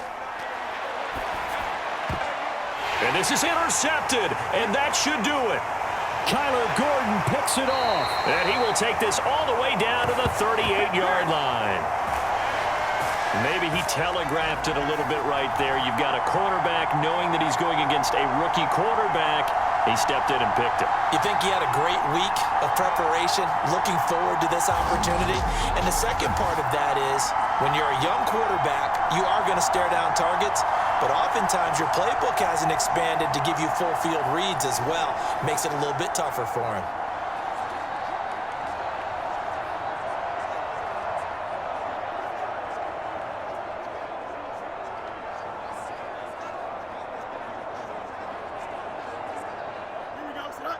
Green 19, good cut.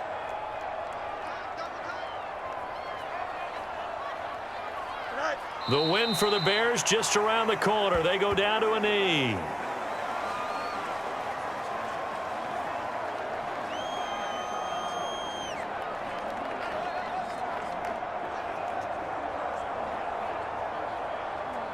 we go. 58, which one's that?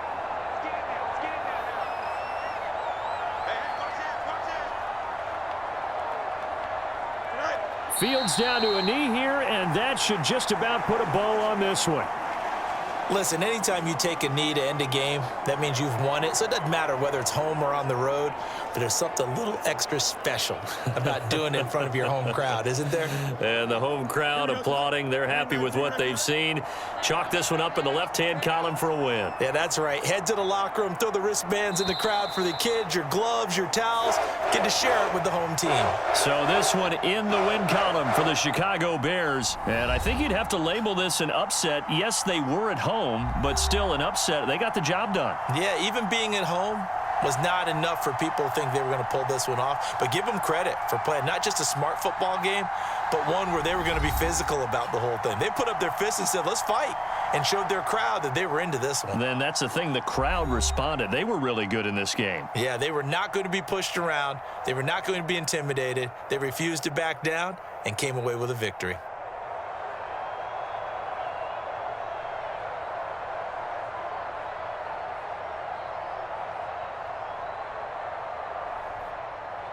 So that'll do it for us. For Charles Davis and all our crew, I'm Brandon Gaudin. You've been watching the NFL on EA Sports. The Bears get the win at home as we say so long from Soldier Field.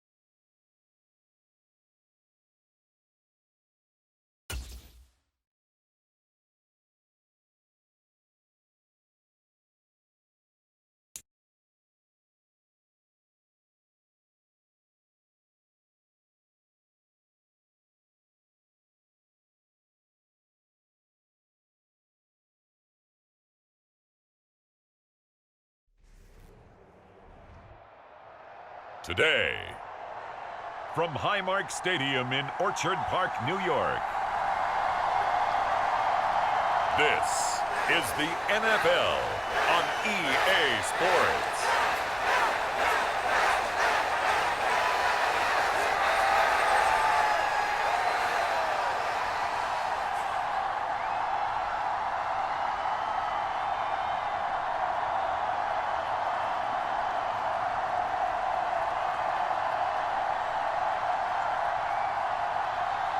We'll see Josh Allen and the Buffalo Bills taking on Russell Wilson and the Denver Broncos.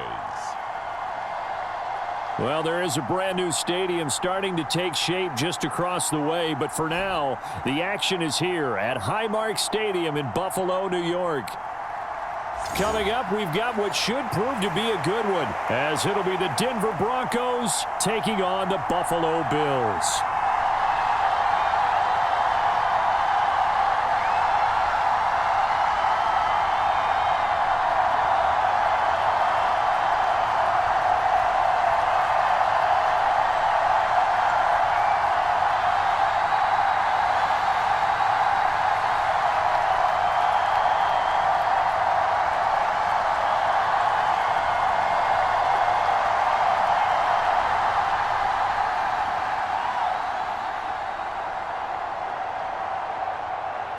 And we are underway in Buffalo.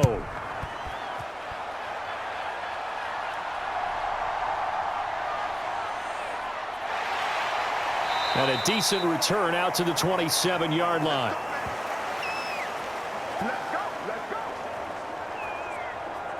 Well, the Broncos offense gets set to go to work, and at the helm in his second season wearing orange and blue, Russell Wilson.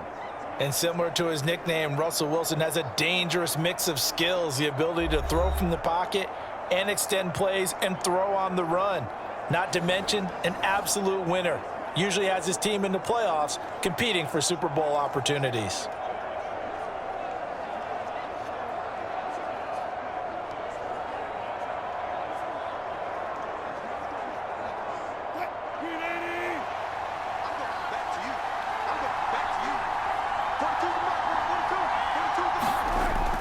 They go play action now. Wilson. Oh, he's going to take a shot right away. Oh, this is taken in. It's complete. And he's going to be out of bounds, but not before he takes it inside the 40. That's not one you see often, illegal touching, and unfortunately for them, CD, it wipes away a big play. Yeah, you just can't step out of bounds and be the first one to touch it when you come back in. That'll draw a flag every time.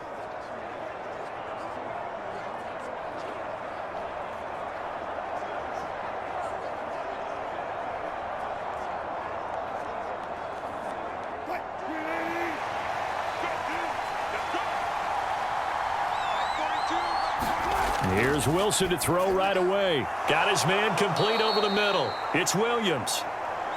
They get 7 out of that, so they're left with a 3rd and 3. A good, safe pass there right off the bat. That's almost a rhythm play. That's what we like to call it. Get them into rhythm early, something safe, something they're confident about, something they feel good. And once that's completed, then you just keep moving from there because the confidence elevates. Wilson now to throw on 3rd down. He's got his target. That's complete. And he will have a Broncos first down. They needed 3. He doubled that. He got 6. Well, they kept it simple there, CD, only needing the short gain to move the chain, so they didn't want to go with a deep throw. They just go with that safer, shorter throw and able to convert. Nothing wrong with that at all, partner. Check the box, right? Make sure you pick up the first down. Offense is getting established. You're moving the ball. You're not turning it over. Check, check, check. They like what they're doing early in the game.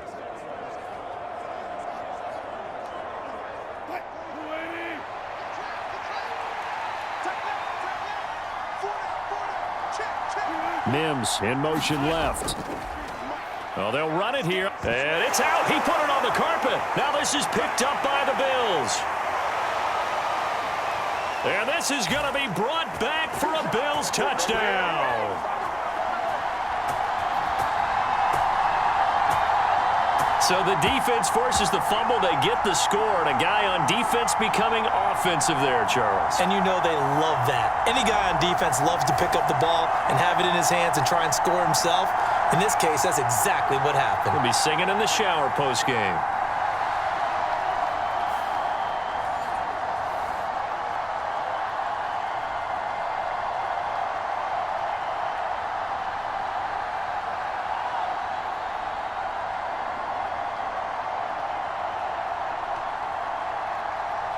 But Tyler Bass on for the extra point attempt.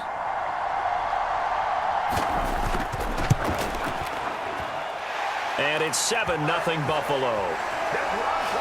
The scoop and score, always an exciting play in football, and we witnessed it there, grabbing it off the ground and then rumbling it into the end zone for 6.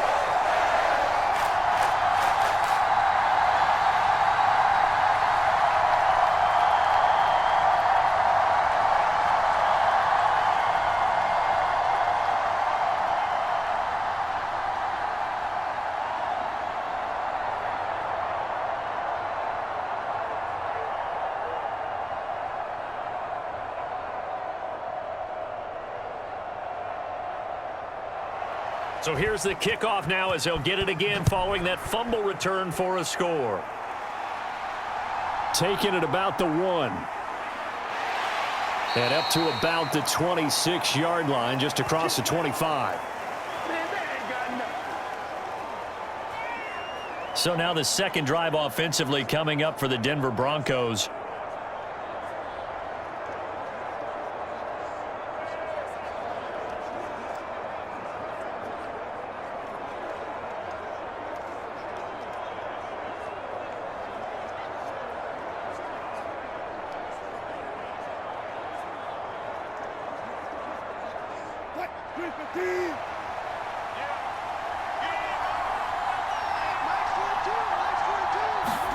Now Wilson on first down. Man open. He's got it complete to Cortland Sutton. And he'll be taken down, but not before they reach the 50. 23 yards on the play. That's a nice catch there. Remember, he had the fumble earlier. No way he was giving up the ball in that situation. Secured it tight to his body and picks up the first down.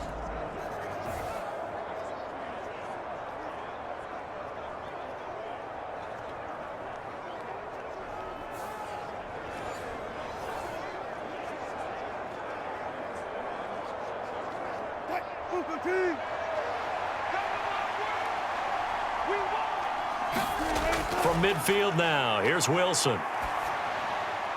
And he will find his man Sutton. That's complete. And he's got this down to the 35.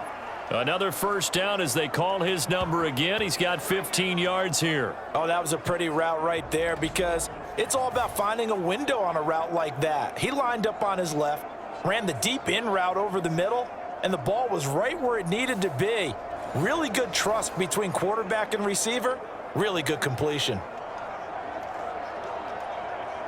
Back-to-back good plays have him on the move on first down. To throw is Wilson. That's complete to Troutman right side. That'll go for a gain of 7, and that'll bring up second down. So for this defense, a tall order ahead trying to defend against Russell Wilson. Charles, your keys for how they might go about keeping him in check? Well, before we even get to the keys, let's start with the problems he presents because he feels pressure so well. He's got a great sixth sense, maybe even a seventh and eighth. He knows where the pressure's coming from. He knows how to slide away from it, sometimes run away from it, and then he finds good throwing lanes to deliver downfield. So to me, it's that pressure inside, big, tall guys to make him try and throw over them and make his height work against him. So the incomplete pass on the last play, and that leads us to a 3rd and 3. Now it's Wilson. That is caught. And he'll be taken down, but he does have first down yardage. Able to get what they need to keep the drive going with a 6-yard pickup on 3rd down. Well, they've certainly gotten him involved in this first half, and on 3rd down, they looked his way again. And what a delight for his quarterback to find him and keep the drive moving.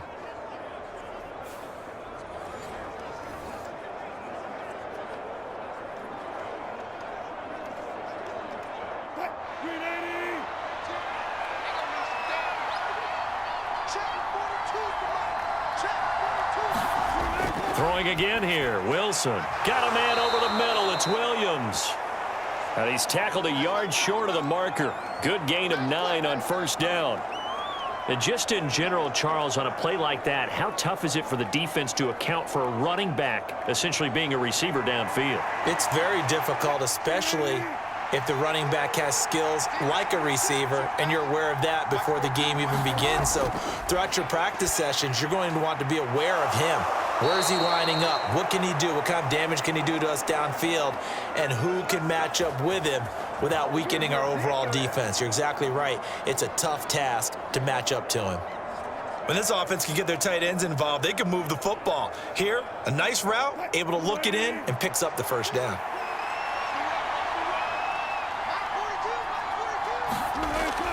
They'll try and run. This is Williams. Down at the 2.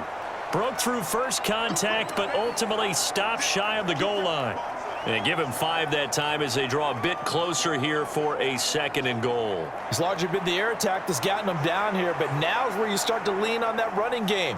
That's a good pickup there on 1st and goal. From the 2 now, 2nd and goal. Off the play fake, here's Wilson. And he is going to go down. Back at the 11-yard line. Ed Oliver, that time, the one to get in there and bring him down. When you're this close to the goal line, you got to expect pressure from the defense, so the ball's got to come out fast. Got to get out of his hands quicker.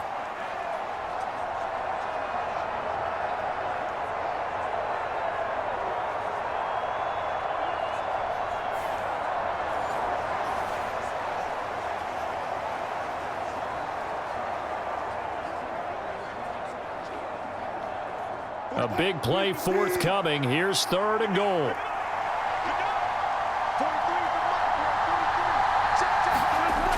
Now it's Wilson. That's caught left side by Judy. And he takes it inside the 10 to the 8 before he's out of bounds. A 4-yard pickup, not enough. 4th down.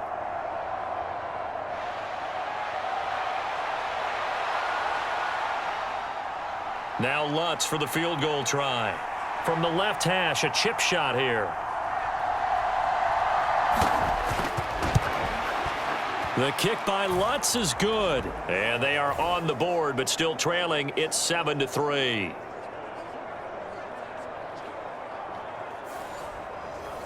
Well, in a close game like this, obviously you want the touchdown, but certainly they will take the 3. And they'll be okay with that, but let's throw a little credit to the defense as well. And I'm just glad this doesn't come down to a debate, right? Which side won, partner? Because the defense, hey, we didn't give up a touchdown. The offense, hey, we put 3 on the board. Either way you look at it, I think both sides gained something out of that drive.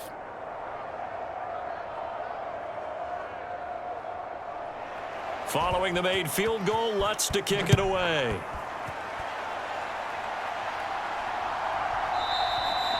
And this will be a touchback, so they'll bring it out to the 25. Well, here come the Bills for their first possession, led out by their 27-year-old quarterback in year 6. It's Josh Allen. And it just feels like Allen has the Bills on the cusp of something great. Another 13-win season last year, and they're officially perennial favorites in the AFC. Behind that effort, continued excellence from one of the best quarterbacks in the NFL.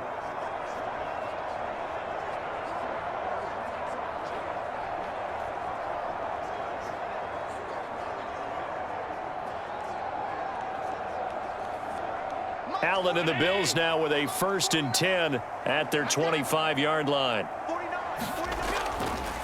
Now a man in for an expanded role in 2023. It's James Cook. Call it no gain on the play, and it'll be 2nd down.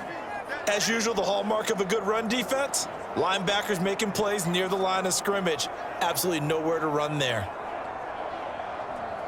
Well, they had the run for no gain. Now they'll try again from the 25 on 2nd and 10.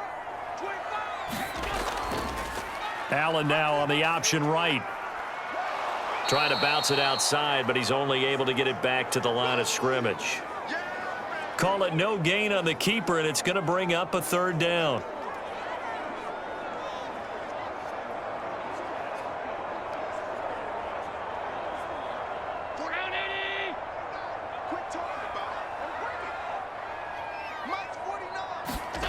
From the gun, it's Allen.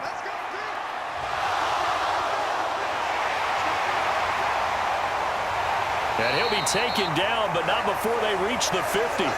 Josh Allen, very athletic at 6'5", showing the versatility, picking up the first on the scramble. He's a talented runner, and that means he's always looking for bigger and bigger gains when he takes off. Certainly found some bonus yards there beyond the first down marker, and this early drive will continue with that extra jolt from his legs.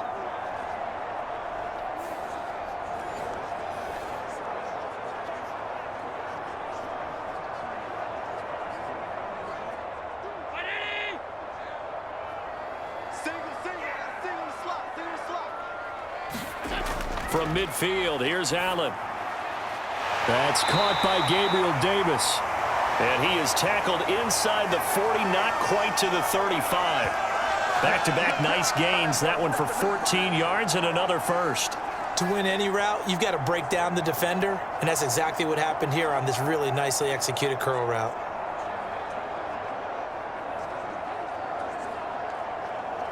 So from the 36 now, 1st and 10. Allen off the play fake. Over the middle, complete. It's Cook. They'll wind up getting 7 on the play, and it's 2nd down.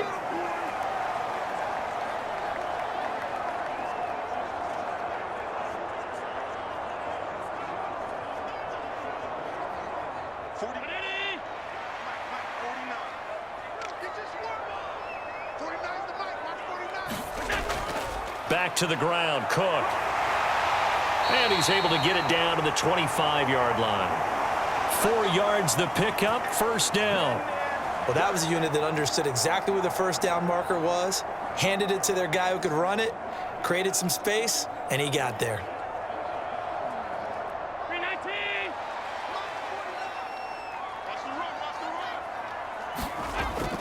On play action, Allen. And he can't find a receiver, and he's brought down. Baron Browning, the outside linebacker, dropping him for a loss of 6. We've seen how this quarterback can beat you with his legs. Saw it earlier on this drive, as a matter of fact. But that time, they had him covered. They really gave him no place to escape because oftentimes they're able to find a crack, a sliver, anything that can get them upfield. On that occasion, nothing open at all, and they swarmed him.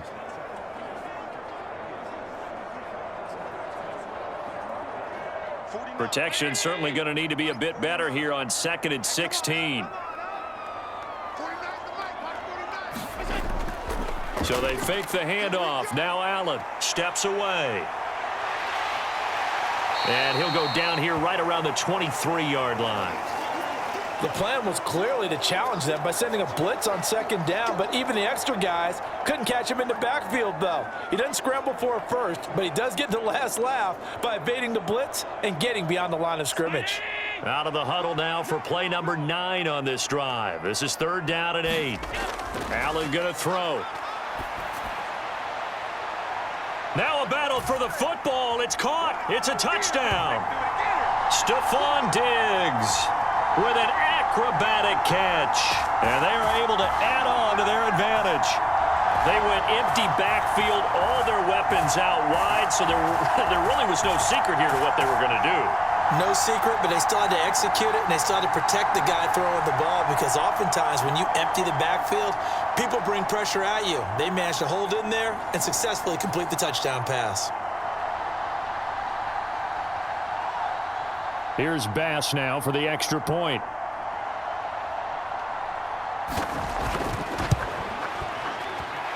And this one's right through to make it a 14-3 ball game. That time a 9-play drive. And it's finished off by the touchdown by Stephon Diggs.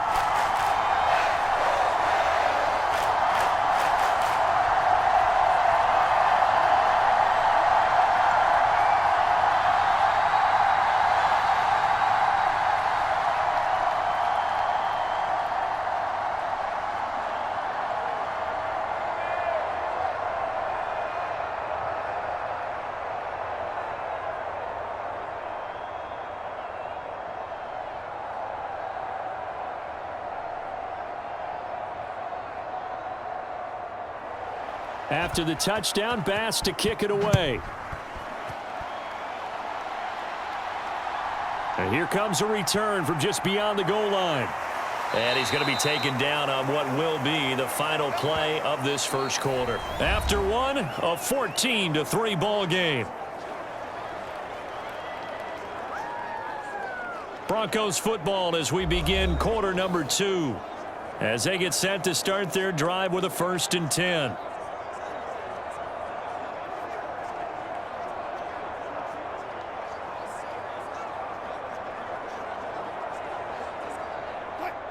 Denver offense at the line, ready to go.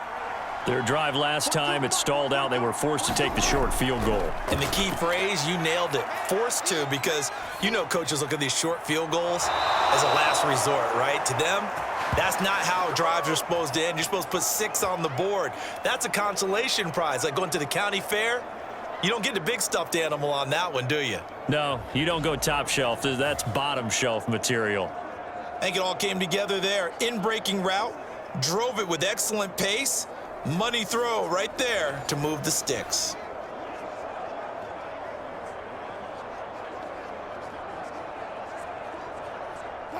So quickly all the way up at the 40-yard line. Wilson.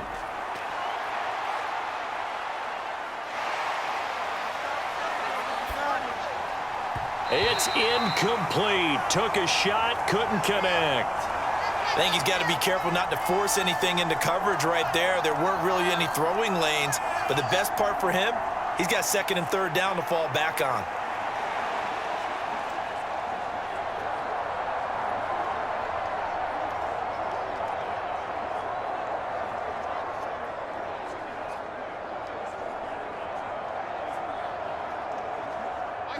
So 2nd down and 10. Once again, they'll go from the 40.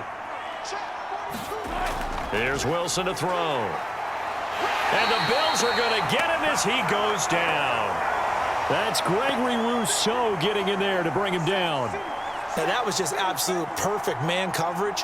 Nowhere for them to go with the football. Led to a sack. And that's really difficult to do in today's NFL with all these gazelles running around that you're trying to cover in the secondary.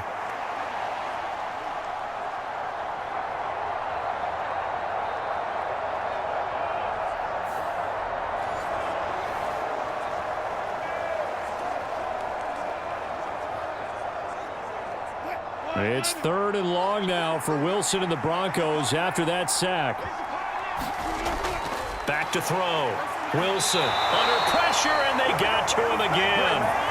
Gregory Rousseau drops him again for the 2nd straight play, and it brings up 4th down. These sacks now, they're starting to pile up, Charles, and that front 7 defensively, they've had their way with this offensive line.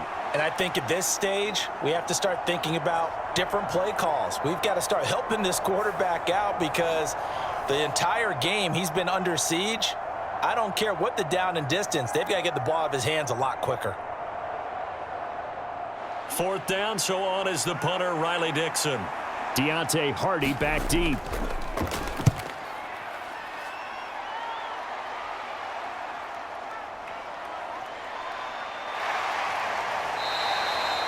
So a good punt, but a solid 12-yard return. And the Bills will take over the football with a 1st and 10. So here come the Bills out for their 2nd drive. And that last drive was very, very balanced, pretty methodical. You think they go that route again? I'm always of the school that until they stop me from doing something, I'm going to continue. And I think that that's exactly what they'll look to do. But the beauty is the balance that they've created sets up opportunities for big plays. Looks like a run, turn into a play action, and throw one deep. Line of scrimmage, the 31 now on 1st and 10. Now Allen. It's complete to Diggs.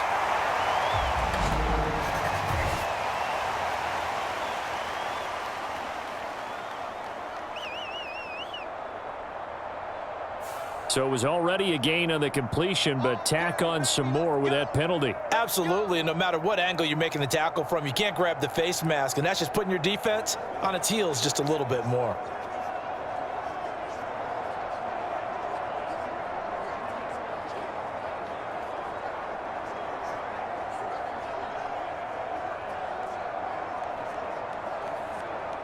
So the penalty yards marched off on the face mask. Here's 1st and 10.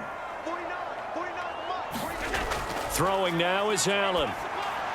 And Diggs has it. And they'll get him down as he's inside the 40. 11 yards and a Buffalo 1st down. And defensively, they were in zone coverage there. Do you have to be a little careful? You're losing playing against a good quarterback like he is to not play too much zone?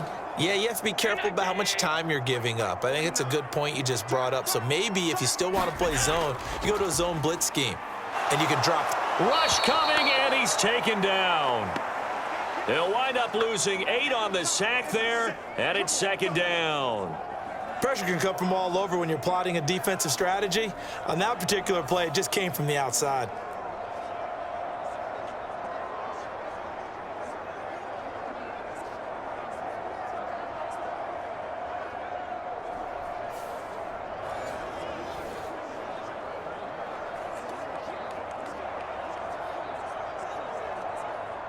So that complicates things a bit here. 18 yards to go now on 2nd down. They run the counter with Cook. He's able to get 4 back on the run, but now they'll have to find something here on 3rd and about 14. When you find that kind of yardage, you couldn't be more confident as a ball carrier. And guess what? You're going to go back and tell your offensive coordinator, I'd like to keep carrying it, thank you. Going to need a crafty play call here. 14 yards is what they need to try to convert this thing. Now on 3rd and long, they'll look to throw. And he'll be brought down, it looks like right at the 40. He opted to go with a scramble, gets 2 yards, and now it's 4th. Well, there were a couple of extra defensive backs in the game, so he really had nowhere to go with the football despite his search for an open receiver. So he has to take off and run for it, but he comes up well short of the line to gain.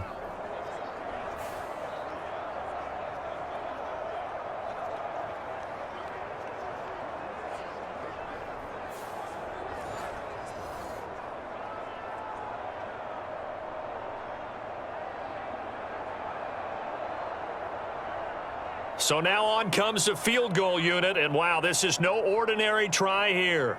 They'll spot it at the 47, so call it a 57-yard attempt. And this one will not get there. It's off to the left anyway. It's no good, and this will remain an 11-point spread.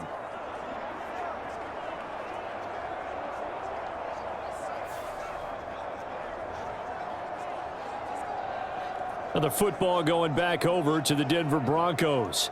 The last series for them, a little disappointing, forced a punt. And now they'll try to do better here and come away with some points as they begin this drive. 1st and 10.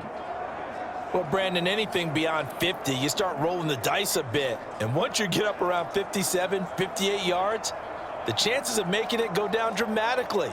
And sure enough, this one winds up no good. The Broncos onto the field, ready to start their next drive. Defense got the better of them last series, forcing a punt. See if they make a few changes in the game plan here and try to get points out of this drive. 1st and 10. 2 yards on the carry there. It'll be 2nd down. Defenses always talk about earning the right to rush the passer on 3rd down. And you know what offenses want? Win 1st down so they can set things up for themselves better. And that wasn't helpful there. Not a big impact on 1st down.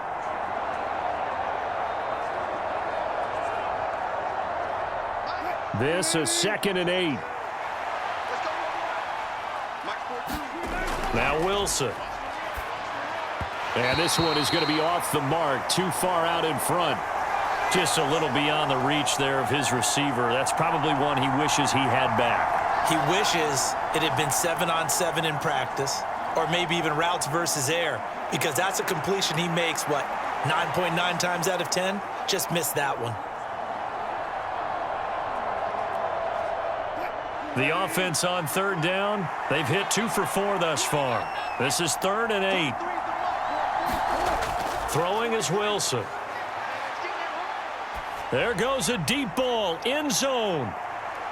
And this is caught for a Bronco touchdown. Come on, let's go. Marvin Mims, 51 yards. and the Broncos have cut it back within a score. As a former DB, you might not like to see that, but from a wide receiver's perspective, those are the plays they dream of. Correct on both counts, all right? Because once he took off, I mean, let's face it, That should have been done in Big Sky country. Aren't any speed limits out there? And off he went. Glad I wasn't the one trying to chase him.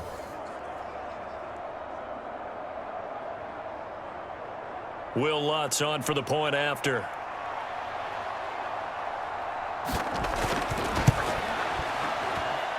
And he's got it. That cuts the lead. It's now 14-10. Scoring summary, 3-play drive. And it ends with a Denver touchdown.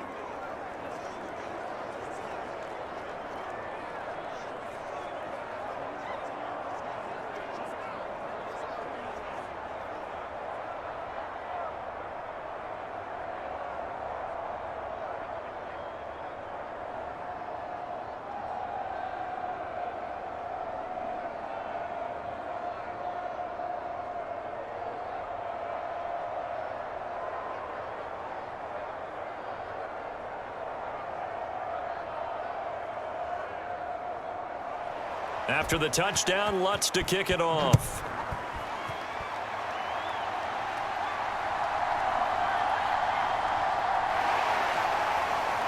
And able to get this out to the 25.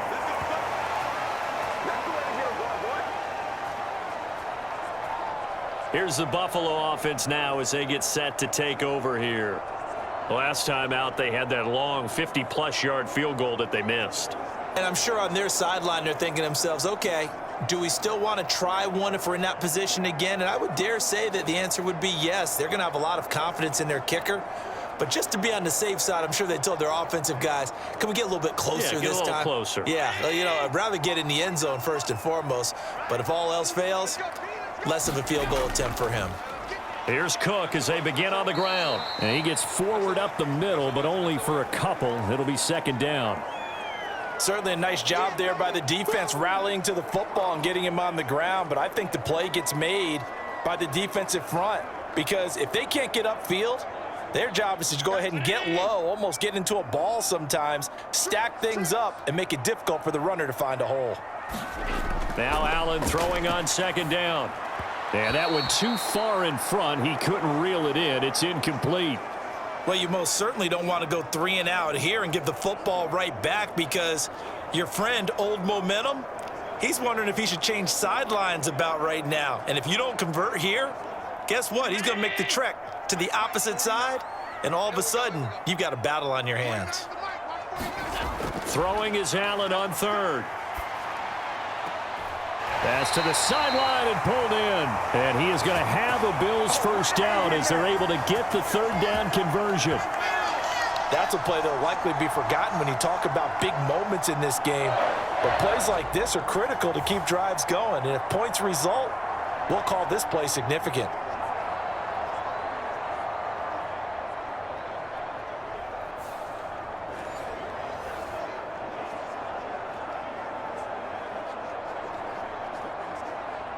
Line of scrimmage, the 37 on 1st and 10. Play action. Now it's Allen. Blitz coming, and down he goes. Baron Browning. That is now 2 sacks for him here in this first half. So, Charles, no turnovers yet for this offense, but those sacks now, they're starting to pile up. And one thing usually leads to another because they've got to figure out how the offensive line and everyone else involved in protection can keep their quarterback upright and allow him a chance to throw the ball downfield.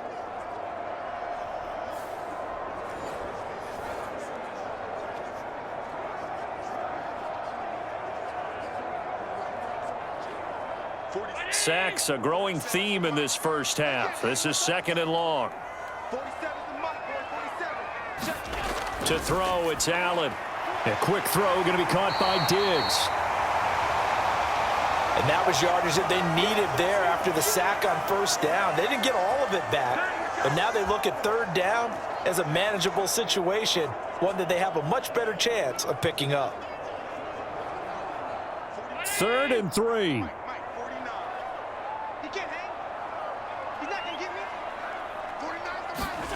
Allen now looks to throw. Work in the middle of the field, and he's got a man complete. And he is going to have a Bills first down, and he was able to get it by plenty. A gain of 8 on 3rd and 3. And a good quarterback facing zone coverage. If he has just a little bit of time to survey the scene, that's what's going to happen. No doubt about it. If there's no pressure, he's going to continue to pick them apart because he'll have all that time to find someone open downfield. You can only cover for so long. So maybe they want to go to a zone blitz scheme, get a little bit more pressure. Remember when Carolina did that against Denver? They lost the game ultimately. They dropped the defensive end out, and he ended up with an interception in that game in Super Bowl 50. Maybe some sort of scheme like that to try and get more pressure at the passer. This is caught inside the 15. And he's got it all the way down to the 12-yard line. 36 yards on the play. You ask tight ends about their favorite routes to run, and surprisingly, this will pop up as one of their staples because they run so many routes in the middle of the field. How about this one? Starts downfield, bends it to the corner, great touch on the football, and they turn that one into a big play.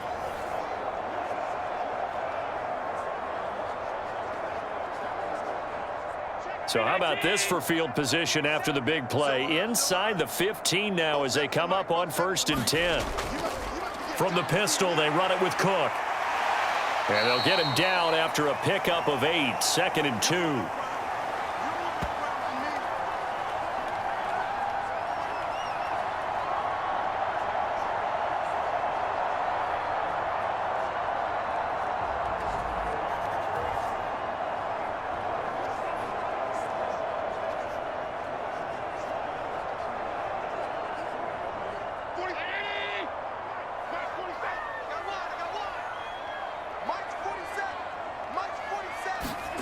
Here's Allen. He will find Diggs in the end zone. Touchdown, Buffalo. Stephon Diggs with his 2nd touchdown here in this first half. And the Bills are able to extend their lead. In the 2nd quarter, and already his 2nd touchdown reception. Absolutely the definition of a difference maker here in this first half. Clearly one of his quarterback's favorite targets in this game, and I figure he's going to draw a little more attention and coverage moving forward. Tyler Bass now for the point after.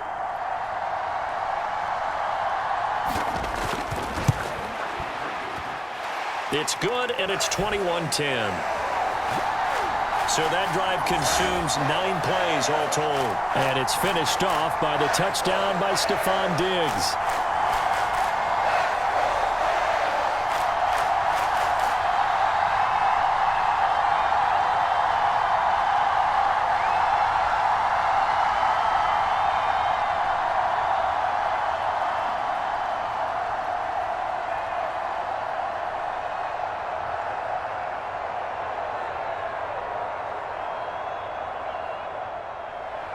After the touchdown, Bass to kick it away.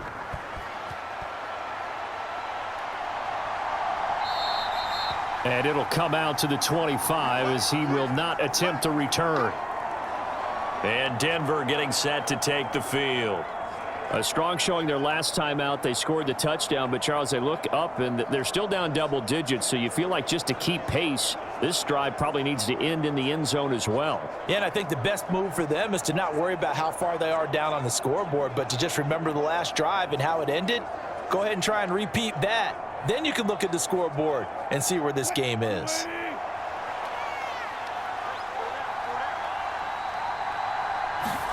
They'll throw on 1st down with Wilson.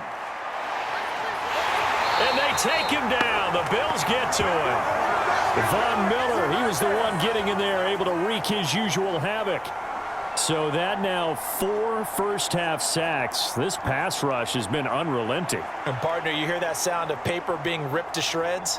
That's a game plan that they've had so far because they've got to say to themselves right now, we have to do something differently.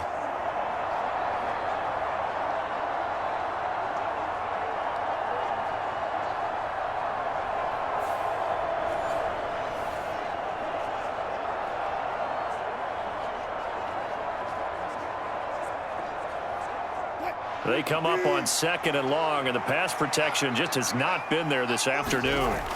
Wilson throwing right, and that's complete. He's turning in a nice performance. Remember, he had the touchdown earlier, and this time he's able to beat double coverage to grab it. I think that if he weren't worried about a taunting penalty, he'd run by the opposing team's bench and say, guys, 2's not going to be enough. You better get some more guys trying to cover me. He knows how to get open downfield. Here's Wilson. A short one to the tight end, Troutman. Now the Broncos are going to call the first of their timeouts, as they'll stop it with just over a minute to go before halftime.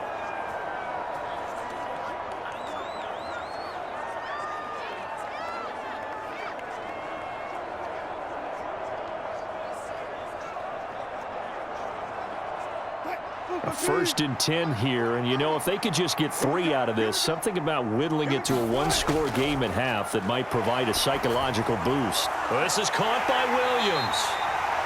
Now the Broncos going to use the second of their timeouts, as the clock will stop with 55 seconds to go until halftime.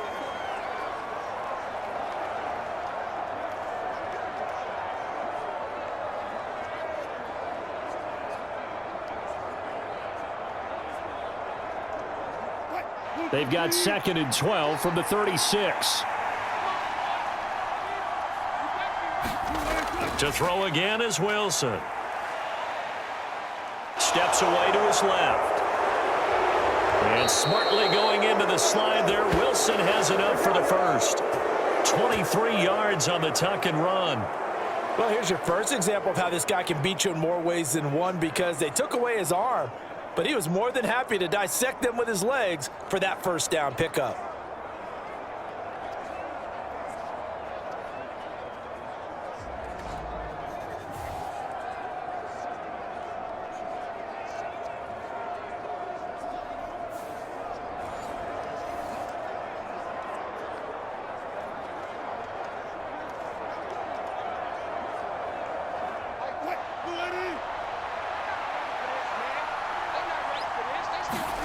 On 1st and 10, it's Wilson. His throw incomplete. As a defensive back, you have some weapons at your disposal that we don't often talk about, and you can read the receiver's eyes, you can read his hands, and you know that the arrival of the ball is imminent, and that allows you to make a play on it and oftentimes knock it away. Here now is 2nd and 10, again from the 41. From the gun, it's Wilson. He'll drop this down to Williams. 4 yards the gain, and it'll bring up a 3rd down.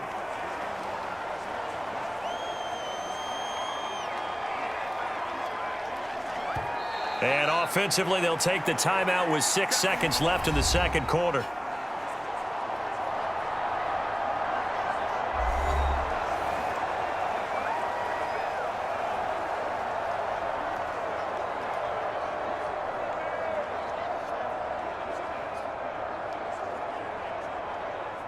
So on 3rd down, the field goal unit will come out as he'll try to get 3 before half. This from 54 yards away. And this one is no good. He missed it. And they will remain 2 scores down as the difference holds at 11.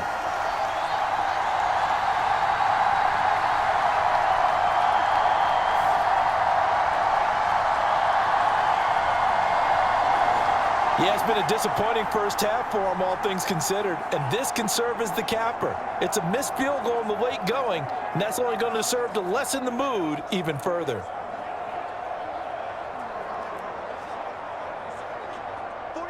The Bills come to the line to start their next drive. And you wonder if, with Allen's arm, they might just take their chances by dialing up a long one. And this will go as a short gain on what will be the final act of this first half. So we have reached halftime here in an 11-point contest. As we'll send you down to Orlando, and we check in with Jonathan Coachman for our EA Sports Halftime Report. Coach. All right, Brandon, back to you, too, in just a bit. But first, welcome everyone to downtown Orlando and our EA Sports Halftime Report. The Bills got a terrific first half from the man on the cover, quarterback Josh Allen. He fired his guys into the lead with 2 first-half touchdown passes as they were looking like a well-oiled machine in the first half of play. All right, Coach, thank you, and we welcome everyone back for quarter number 3.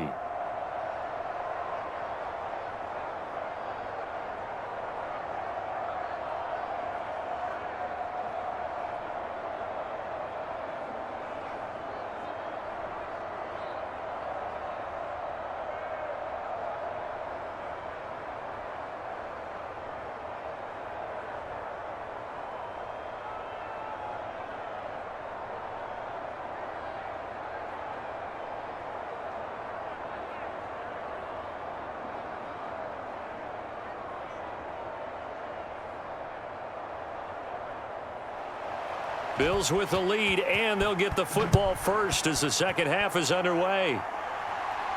On the return, Deontay Hardy.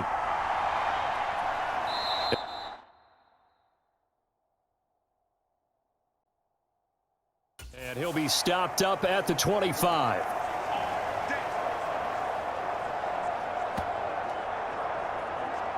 Out come the Bills now as they'll go on offense first here in this third quarter. And they've got the lead. CD, what do you think the message was at halftime? I don't think the message was too drastic, I think, at the half, or that they need to change things too much. I do think the offensive line could play a little bit better, and I think they'll try and help them out more. They'll probably keep a tight end in a few more times and maybe add a running back to the formation to pick up those pass rushers, because they probably allowed a few too many sacks for comfort in the first half. On play action, Allen. And he's taken down, but able to slip across the 35. A nifty bit of scrambling there. 12 yards, first down. Fast, slow, it doesn't matter. If you give a quarterback enough room to escape, he can hit you for a big gain. You've got to give him a little more focus moving forward.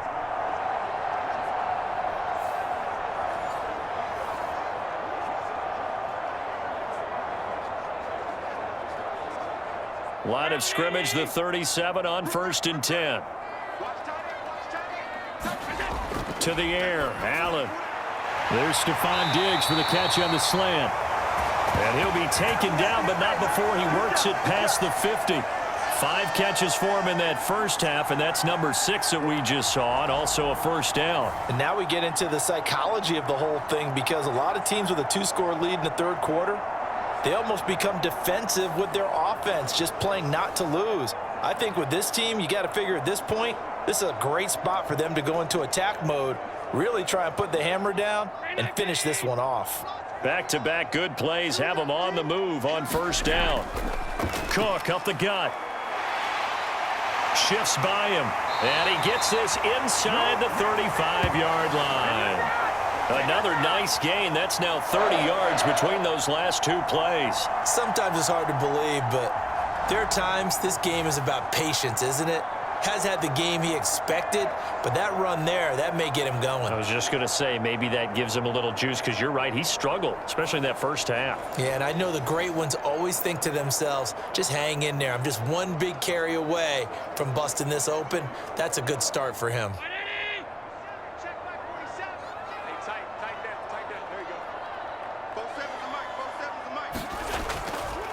The veteran who spent last season in Denver, it's Latavius Murray. And not much running room. Down to the 32. Credit him with a 1-yard gain there to make it 2nd and 9. Well done to sniff that out defensively. He had it diagnosed pretty quickly. I love that description, because diagnosed is perfect on that one. Read his keys, made the play, and he couldn't even get going moving the football. Here's Allen to throw it. Caught right side, Davis. And this is going to be another first down as they'll make the tackle at the Broncos 21.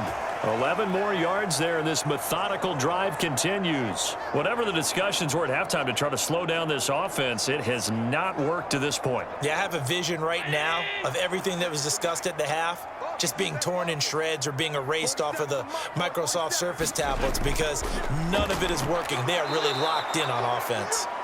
And he stopped immediately there. Officially no gain on the play, and it's 2nd down. Those are the plays this defense needs with the deficit they're facing. It certainly is, and they've got to continue to swarm the football and hope that someone, while they're holding up the ball carrier, can get in there and rake it and lock it free. They need to get some takeaways as well. Now Allen. He's got this one complete to Sherfield. And he'll go out of bounds in the red zone just inside the 20. It'll go as a gain of 4. 3rd and 7 now. Partner, it took a while for him to lock onto a receiver, and he finally found his man coming left to right across the formation. But by the time he got the ball to him, not much of a chance to turn upfield and make anything out of it.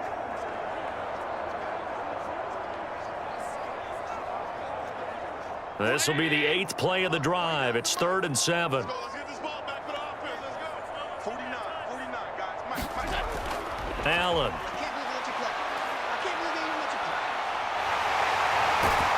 And they've got it inside the 10 at the 8. Give him 10 that time, escaping the danger, running with it, and picking up a first down. There he goes, and for good reason.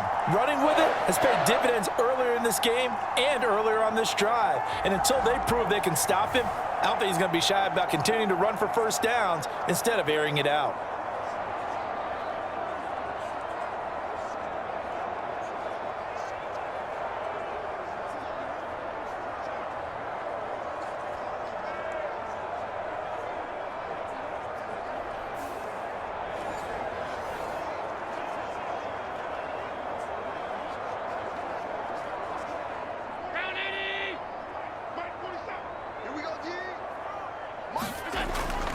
They go play action here on first down. And this is caught for a Bills touchdown. Gabriel Davis from 8 yards out. And the Bills take the opening kickoff of the third quarter and drive right down the field to extend their lead. That drive that really increased their cushion felt very military to me. Very precise, methodical. That's one of the words you've taught me. And they just got it done. And slowly but surely now starting to pull away a little bit. Things looking good for them here in the third quarter. Not only pulling away, but you mentioned that slowly but surely. You also drain clock, too, with a drive like that. So you really give yourself an advantage. Extra point by Bass, up and good. And the lead is up to 18 now. A good drive that time as they go 9 plays in all. And it ends with a touchdown pass to Gabriel Davis.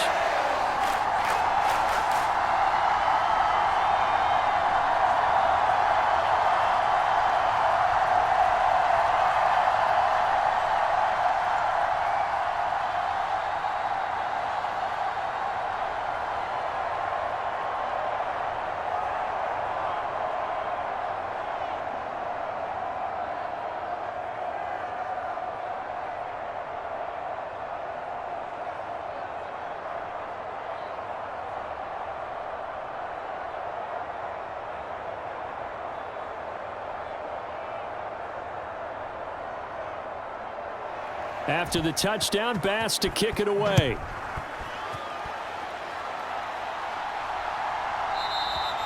And he won't return this one. He'll go down to a knee, and they'll start at the 25. So now a look at the Broncos as they head back out there for their first possession of the second half.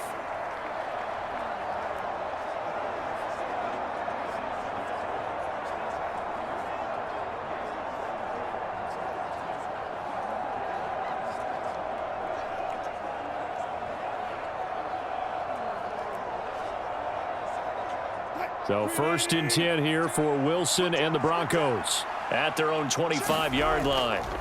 Throwing to start the drive. Wilson over the middle, complete to Judy. And he gets this one just shy of the 40. They'll mark him down at the 39.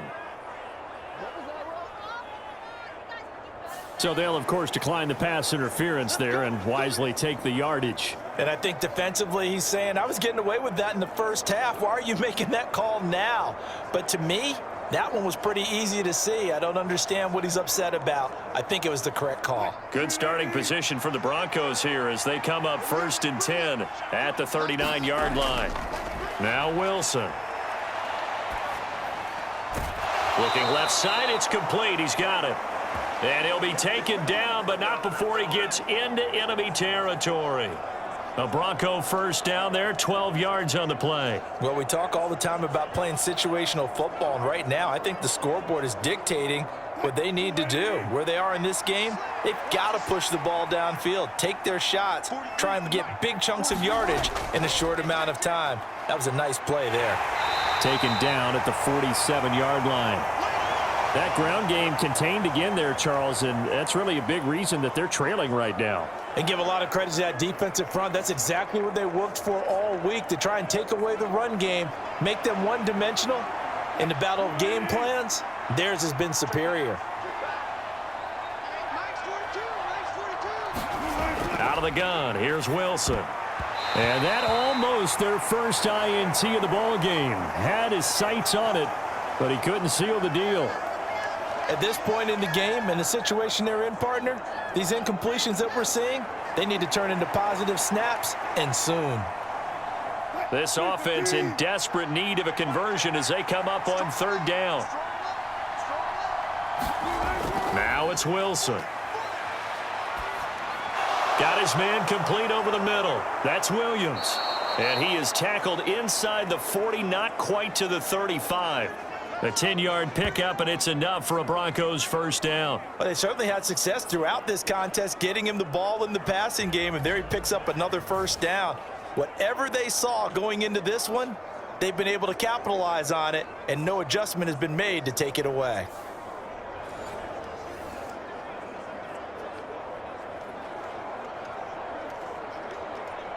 Line of scrimmage, the 37 on 1st and 10. They go back to the ground with Williams. And brought down, but not before they're inside the 25. Another nice gain, 13 yards that time, and another first down. We don't talk about it very often, but sometimes there's a dip in intensity when you start the second half, which can manifest itself in some sloppy tackling. And how about right there? He ran right through that weak tackle attempt.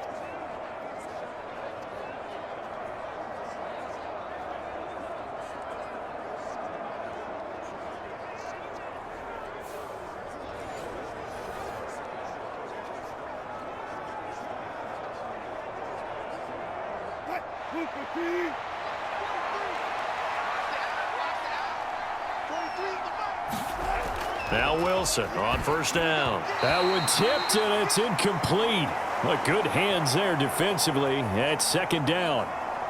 They had their backs up against the wall a little bit, and they come through by forcing an incompletion. Now they've got to continue to ratchet up the intensity a couple of more times and get off the field before giving up any more yardage. We're in the third quarter in upstate New York with a 2nd and 10. Up the middle, it's Williams.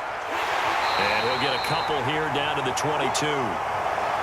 Another modest gain there on that one, and I think, Charles, you can probably pin part of the deficit on a failure on their part to really get this ground game established. Yeah, and they've really struggled to be multidimensional in this one, haven't they, partner? Because they have to be extremely one-dimensional now if they hope to get back into this game.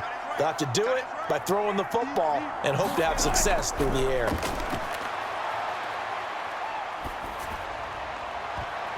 And, oh, that's going to wind up incomplete. Nearly their first pick of the game, but it does bring up 4th down. Coverage was awfully tight there on 3rd down. They actually closed off all the passing lanes, forcing the incompletion and bringing up 4th down.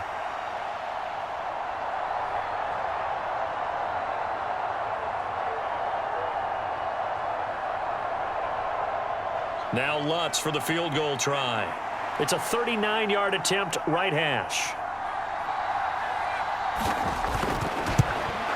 The kick by Lutz is good. And that'll get the deficit down to 15.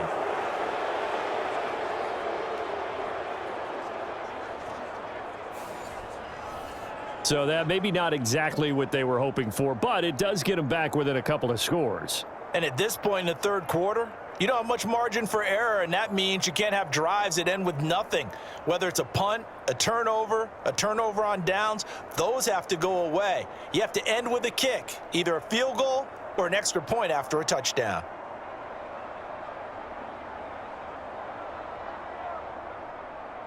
Following the made field goal, Lutz to kick it away.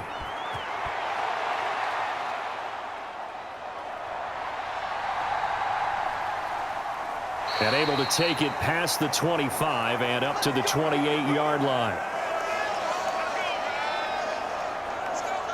Josh Allen leads the offense out for their next possession. He really continues to pick apart this defense. Last drive, perfect, and it culminated in his third touchdown pass. As long as we've been doing this, how many times has a player in this type of a zone described the game as really slowed down? Yep. So right now, instead of warp speed, it's snail's pace. Oh, snail's pace for him, and he can do whatever he wants. Feels like he has all the time in the world to throw the ball, and his offensive line has been giving him that.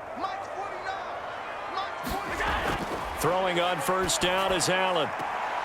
Finding Diggs near the sideline. And he'll be out of bounds across the 30-yard line.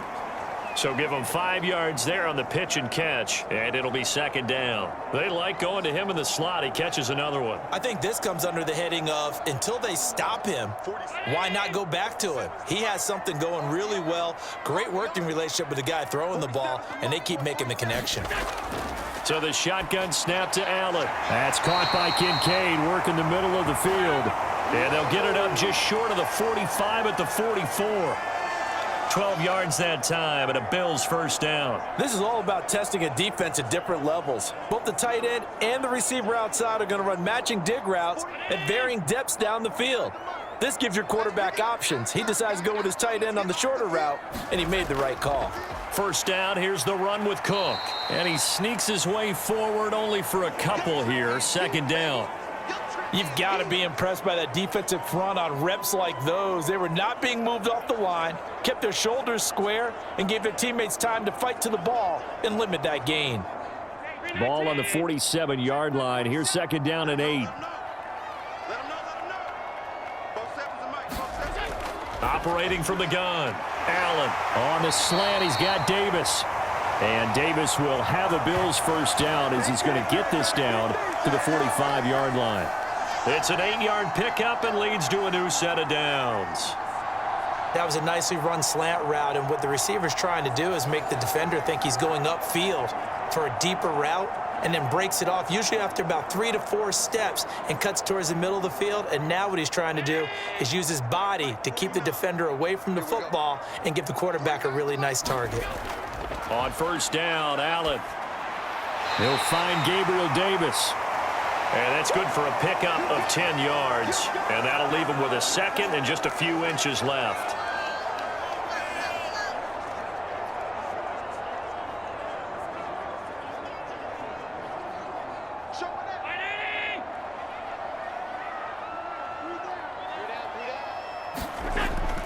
A 10th carry in the game for Cook. And this time not quite to the 30. It'll be down at the 31-yard line.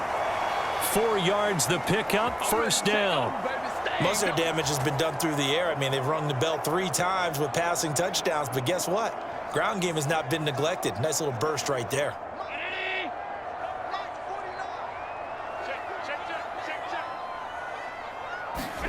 Allen now on first down. Now he's loose again. And all the way home for a Bills touchdown. Stephon Diggs, 31 yards. And the Bills are able to extend their lead in the final seconds of this third quarter. An extra point by Bass, up and good. We have played 3 quarters. You are watching the NFL on EA Sports. Back now in Buffalo, where the fourth quarter will begin with a kickoff following the score on the final play of the third quarter.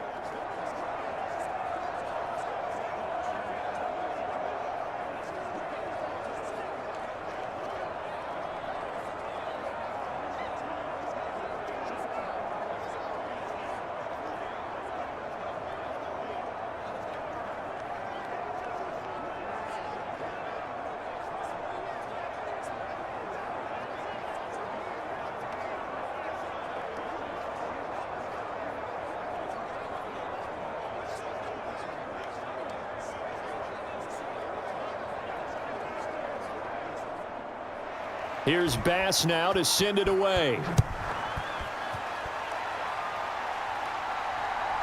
From a yard or 2 deep, here comes a return.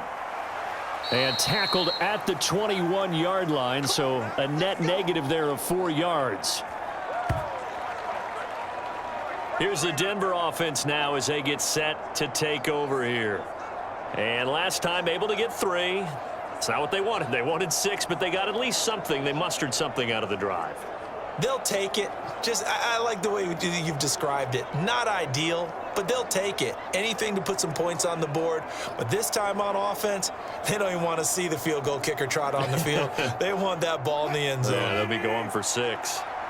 Wilson and the Broncos now with a 1st and 10 at their own 21. Throwing to start the drive. Wilson. Throw right side is going to be caught by Judy. And he'll have this past the 30 prior to going out of bounds. Right off the bat, it's a 1st down to start the drive, 12 yards.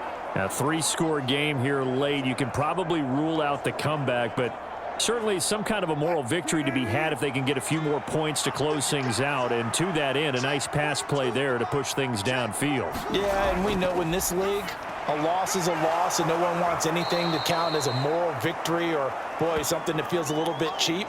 But if they trim that lead down to just 2 scores, that's still a benefit to this squad. Nice rhythm throw there on 1st down. He located his tight end, made it a nice easy pitch and catch. Hoping he can break a tackle or 2. Wasn't able to do that there, but still good yardage. From the 43, here's 2nd and a yard. Off the play fake, here's Wilson. And that one to the right side and incomplete. At this point in the game, they've got to continue to try anything they can. They're still working at it, even though this one feels like a lost cause.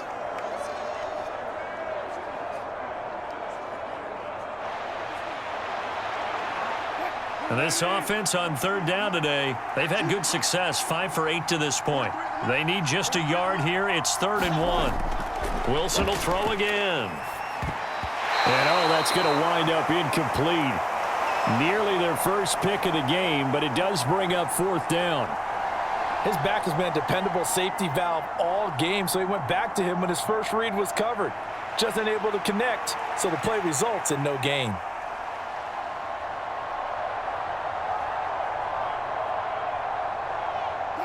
And they're indeed going to go for it here on 4th down. So trailing here in the last quarter, let's see how this plays out. They'll try and throw for it with Wilson. Able to find the open man. That's complete. And they're well past midfield, just a yard or 2 shy of the 40. No reason not to try it there, and they do indeed convert on 4th. Felt compelled to go for it there on 4th down, trailing in the 4th quarter. They got it done. And there's always a lot of pressure on a 4th down call. Doesn't matter the distance. You stop to get it done, as you noted, and they did.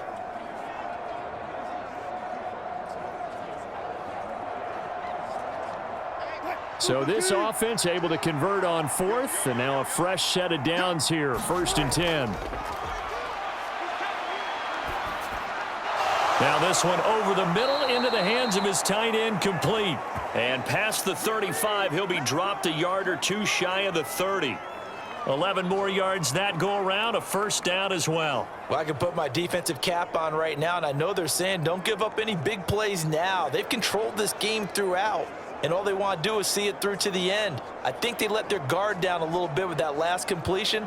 Sometimes when you're trying not to give up bigger plays, you don't react as fast as you should on other throws. Line of scrimmage, the 31 now on 1st and 10. From the shotgun, Wilson. He's got his 6'5" receiver. That's Tim Patrick. So 5 yards here, 5 on the play. And that'll make it 2nd down. They kept the receiver in the short field, but that let his quarterback get the ball quickly to him before either guy in double coverage could react. Here's a 2nd and 5.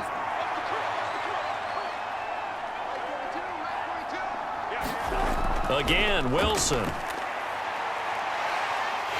Nowhere to turn this time, and he goes down. Sacked back at the 29. Jordan Phillips able to drop him for a loss of 4 from his defensive tackle spot. It has been a rough afternoon for him trying to get rid of the football. See, that's now 5 sacks. How'd you like to be the offensive coordinator, the offensive line coach trying to come up with an answer for this pass rush? What blocking assignments do you change? Can guys play a little bit better? And we're seeing the end result on the scoreboard. Long day in the pocket for their quarterback. They got to get it to the 21 here on third down. To throw is Wilson. He's got his target. That's complete. And they move this all the way down to the 9. They're able to convert on third down, and that sets up a 1st and goal. Well, those are the types of plays they probably wish they had made more of in the first 3 quarters. And this deficit going to be tough to overcome here in the 4th. But a nice first down and a pickup on that throw. Yeah, and this is where as coaches, you're looking for effort and execution. Even though the scoreboard is going against you, you want to find out who's going to fight, who's going to scrap, who's going to keep their heads up and continue to play.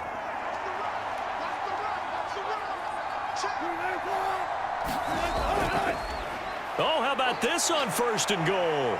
And he is into the end zone for a Denver touchdown. Marvin Mims. His 2nd touchdown of the afternoon. And the Broncos have got it back to a 2-score game here in the 4th.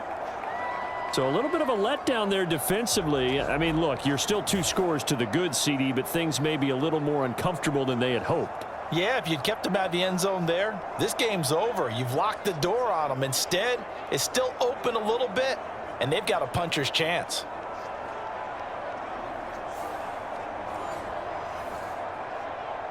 Wilson and the Broncos offense going to stay on the field. They'll go for 2. They'll try and throw for it.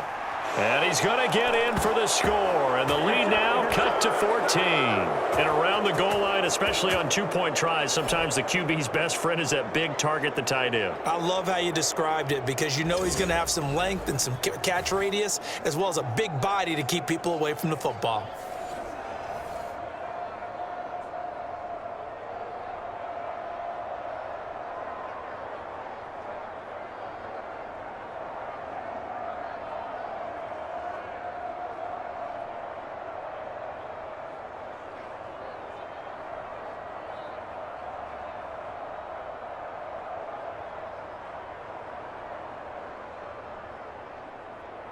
After the touchdown, Lutz to kick it off. And from the end zone, Deontay Hardy will bring it out. And he'll be dropped at the 21-yard line. So bringing it out of the end zone proves not a good decision. Loses him about 4 yards. The football back to the Bills and Stephon Diggs. This defense, they wouldn't mind not seeing him again for a while. 3 trips to the end zone. How about that? I think right now they would happily go to their general manager and say, is there any way you could get a trade for him? Bring him over to our team so we don't have to cover him anymore? Because he is really having a heck of a ball game, isn't he? Boy, he is. I don't know that mid-game trade's going to happen, but good thought. Allen and the Bills now with a 1st and 10 at their own 21. Throwing to start the drive. Allen setting up the screen for Cook. And he's upended after a gain of 4 up to the 25-yard line.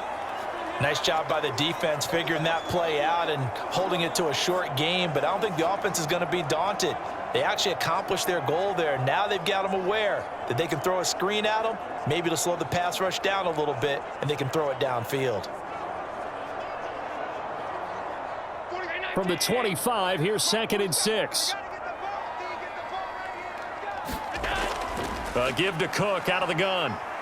And he'll be upended at the 28-yard line. Just a 3-yard gain there.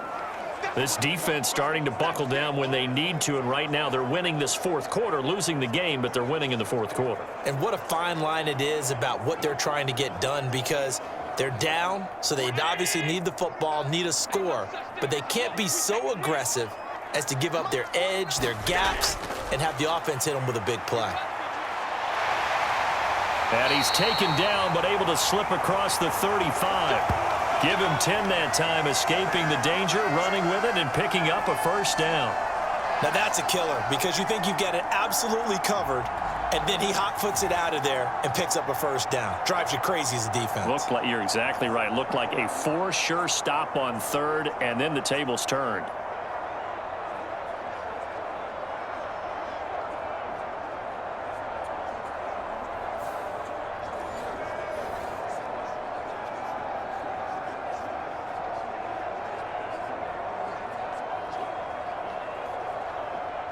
So here's a 1st and 10 at the 38. Allen going to throw. Firing quickly here, and that's complete. This will be stopped about 2 yards shy of the marker. 8-yard gain, 2nd and 2. The goal for any offense versus a zone defense, find the holes where guys are available and put the ball on the receiver before any defender can step up and fill it. They did it well there. Perfectly executed crossing route. So they fake the handoff. Now Allen. A short throw pulled in by Kincaid. 9 yards to pick up there, and it's a 1st down. And looking to put this game on ice in the 4th quarter, but still not afraid to throw it as they show there. You want to play the game with confidence, and they have a guy who's in control right now. Their trigger guy, throwing it, they feel just as confident with him doing that as they would if they tried to run the ball and run the clock out. Getting the ball is Cook, running left. Fights loose. Down to the 42, 2nd down. Brandon, I've got to think this offensive line has got some smiles on its faces. And I know it sounds crazy, but they practiced for this back in training camp. They knew they'd be in situations where it'd be extra defenders in the box coming after them, trying to keep them from locking down a game. Right now, they want to show the world they're up to the challenge. Now Allen throwing on 2nd down. And shedding through the tackle. And Allen will have the 1st down as he's able to slide to avoid the contact at the end. It's a gain of 8, and it'll wind up moving the chains. Well, he's proven real effective running the football. No one open, don't force it. Just get what you can, and that's what he's done very well in this game.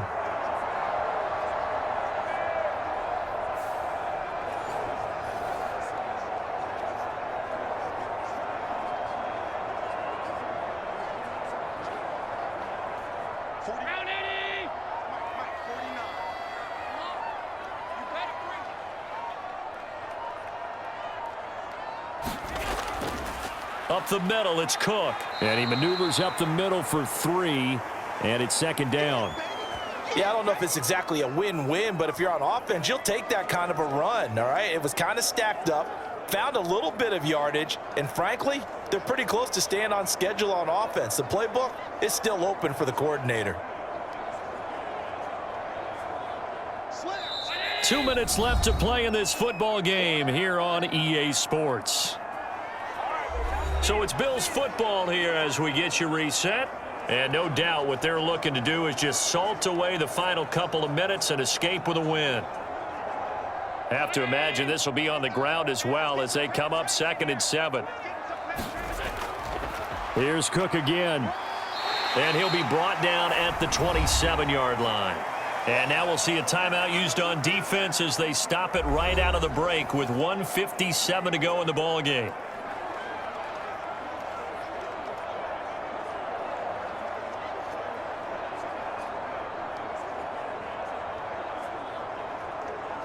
Now, this is a big 3rd down, and you'd have to think we'd see a timeout right away if they can't stop him here.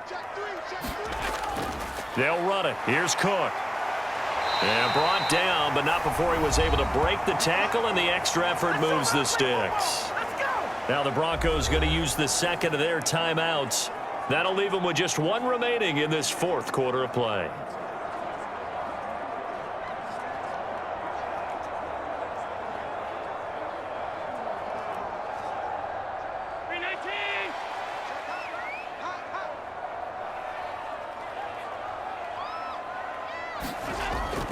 Five points of contact necessary at this stage as they'll run on 1st down.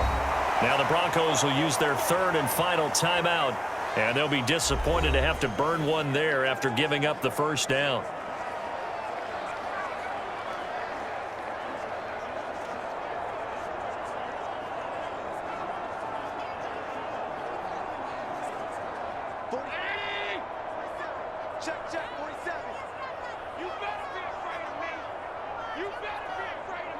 Game in hand, the offense takes the knee.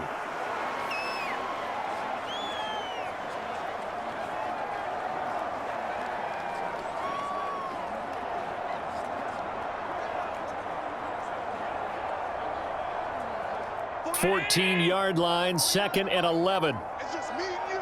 It's just me and you. Another tote for the workhorse this afternoon. It's Cook. And he's going to work this one down to about the 5. 76 yards rushing for him now in the ball game. A lot to praise on this drive, obviously. I know you're seeing what I'm seeing. Those guys up front, they're getting it done. Doesn't matter what play is called. They are handling their business at the line of scrimmage and dominating right now on this drive.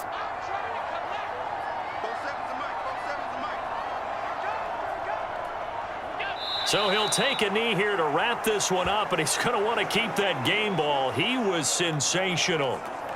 Listen, anytime you take a knee to end a game, that means you've won it. So it doesn't matter whether it's home or on the road, but there's something a little extra special about doing it in front of your home crowd, isn't there? And the home crowd applauding. They're happy with what they've seen. Chalk this one up in the left-hand column for a win. Yeah, that's right. Head to the locker room, throw the wristbands in the crowd for the kids, your gloves, your towels. Get to share it with the home team. So it's a victory here for the Buffalo Bills. And to be frank, Charles, probably not too many people surprised at how this one turned out. Yeah, I don't think so at all. I mean, they're such a good football team. They were at home. You know, you walked in and you looked at the advantages and you saw that they had most of them. It'd take a lot to try and even it up. I just thought 2 words for this ball game: methodical and predictable. And both of them came together.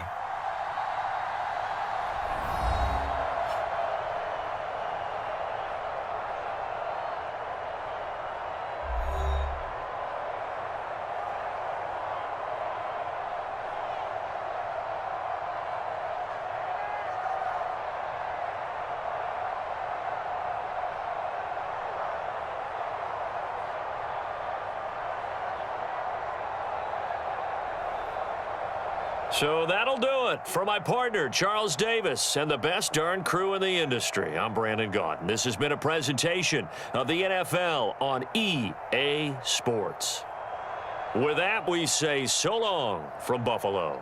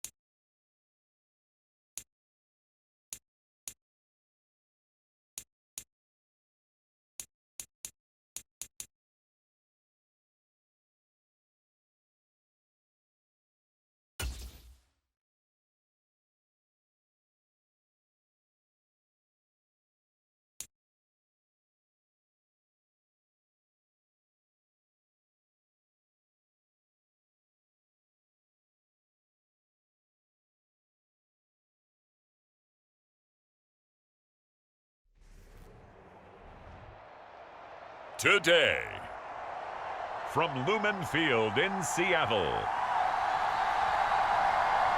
this is the National Football League.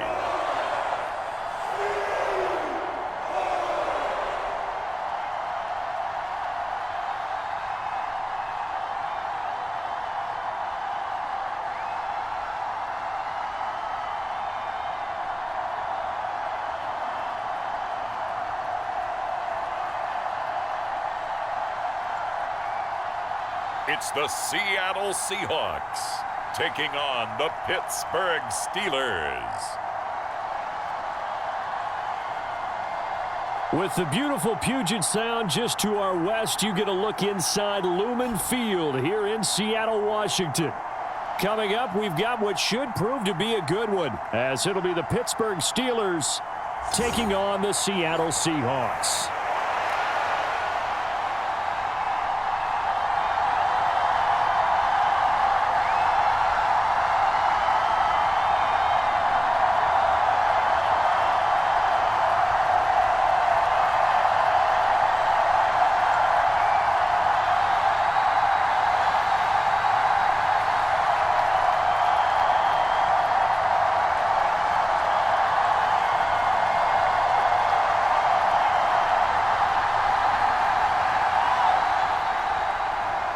Here's the kicker, Jason Myers, to get this one started. And off we go from Seattle. Austin elects to bring this out of the end zone. And ultimately cannot get this out to the 25-yard line as he's dropped at the 23. The Steelers offense set for their first possession here, and it's Kenny Pickett who will lead the way, the second-year man, Charles, from Pitt. Pickett didn't quite lead Pittsburgh to the promised land in his first season as the hometown kid and franchise quarterback, but he did impress once he got in the field. Winning 7 games helped keep the vaunted streak of non-losing seasons alive in the Steel City.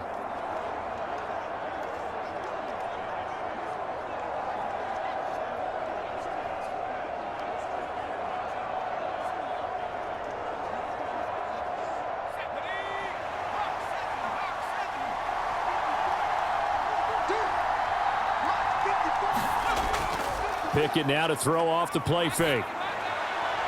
And incomplete to open things up. A lot of times it's that first read that you have. Maybe you get it in pre-snap, and he locked in on his target, but he was covered quite well, and that one's incomplete.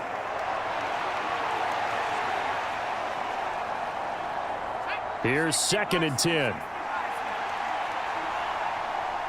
56 to Mike, boy. 56. Shot 56. Now Pickett. Now a short pass pulled in by Washington. And he'll be corralled right around the 34. A gain of 10, good for a Steeler first down. When an offense reads blitz, doesn't matter where it's coming from, tight ends know that they become a big part of the passing game because they should be an easy outlet when all those extra bodies are trying to get to the quarterback. A hot route, so to speak.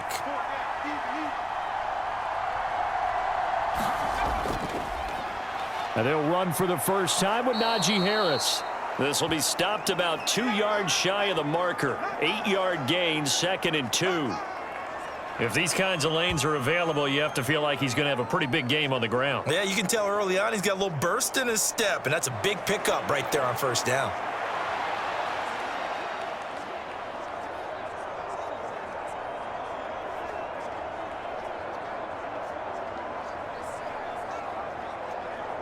From the 42 now, here's 2nd and 2. Off play action, Pickett. Got his man, it's Warren. And he'll be taken down, but not before he works it past the 50.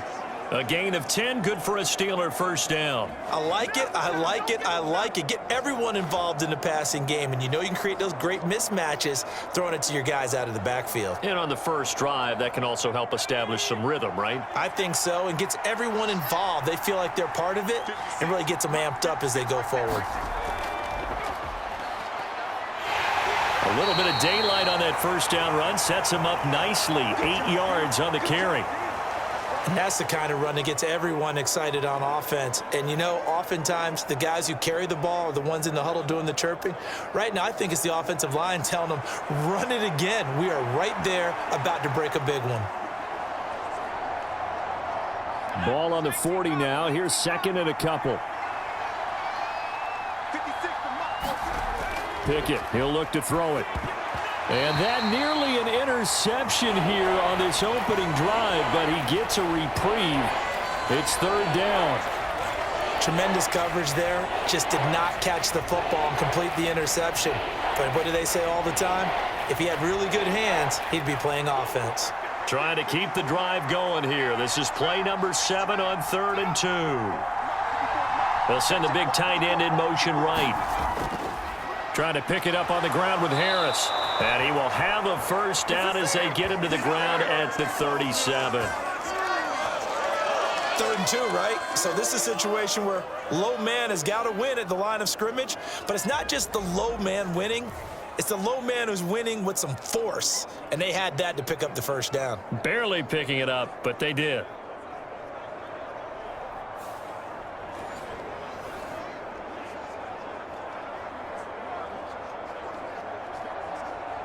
Line of scrimmage, the 37 on 1st and 10. They'll run again with Harris. And he'll power ahead, but only for about 3 yards. 2nd down coming up. That run wasn't a big breaker, but I don't think the guys on offense mind very much. They've got a nice drive going, and they might just be luring the defense in a little bit. They could probably come back with a play action, maybe go over the top. But right now, on this drive, their playbook is open. On second down, this is Harris. 4 yards on the pickup there as it'll leave him with a third and about 4 more for first.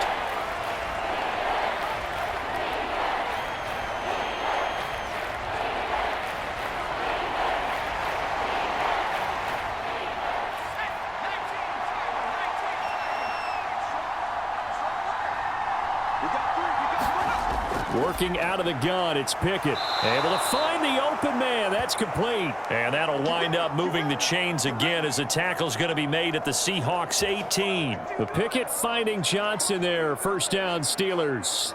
Oh, there's going to be a little bit of regret there because they certainly had the chance to get off the field here, just giving up a field goal attempt. But they couldn't get that stop on third down. Now they have to hunker down because guess what? That drive continues.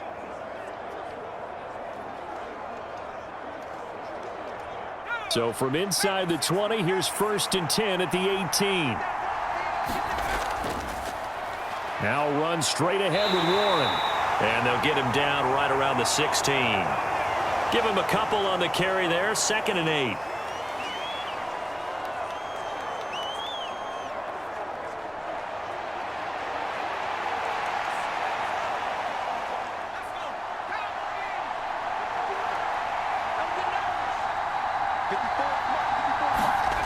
From the gun, here's Pickett. And that throw behind his man. He missed him. Incomplete. That's already the 3rd time they've looked his way on this opening drive. He's caught 1 of the 3. That doesn't mean they won't continue to go in that direction. It feels like they think they've got something good going there, and they think those numbers are going to increase. The 13th play now coming on this opening drive. Here's 3rd down. Here's Pickett. He had a man open, but he missed him, and it's incomplete. They converted twice on 3rd down that drive already, but couldn't make it a 3rd. We always talk about in-game adjustments. How about what the defense did there, able to shut them down on that attempt? So Pickett is off to the sideline, and Chris Boswell is on for the Steeler field goal try. This a 33-yard attempt. Boswell's kick is good, and the Steelers will jump out to a 3-zip lead.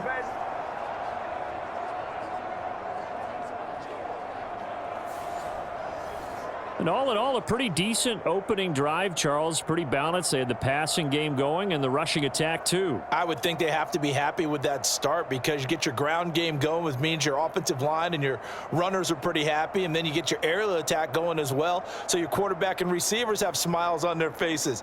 Now both up to speed, awaiting their next possessions for this game. They can't wait to get started again.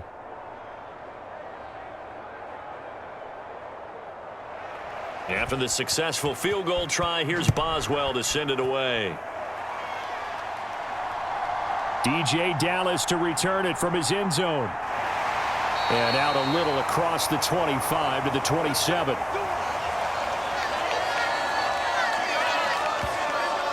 So the Seahawks ready to take over on offense, and it is a first-time Pro Bowler who leads them out, Charles, in his 11th year now, Geno Smith. When the Seahawks named Smith the starter last season, it gave him an opportunity he wasn't sure he would get again. And then he became one of the best quarterbacks in football and sustained it across a full 17 games, winning Comeback Player of the Year.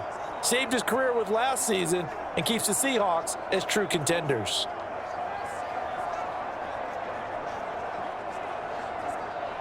Now Smith and the Seahawks going to come up 1st and 10 at their own 27.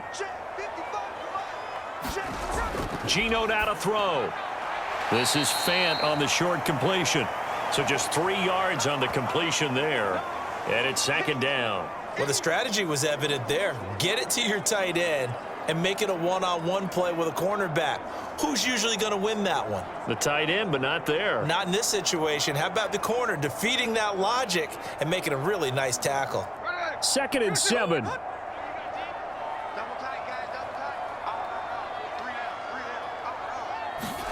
Smith. And the catch is made here by Tyler Lockett. And they get him down, but not before he takes it across the 40-yard line.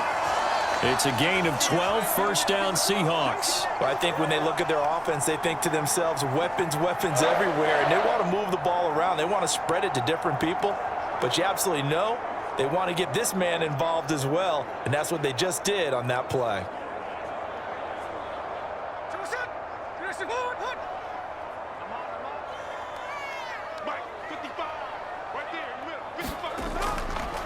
A first carry of the ball game for DJ Dallas. And he'll be taken down just shy of midfield. 7 yards on the pickup there, and it'll leave him with a 2nd and 3. Well, no matter how they phrase it, staying on schedule, staying ahead of the sticks, whatever you want to call it, 7 yards on first down, that fits the bill.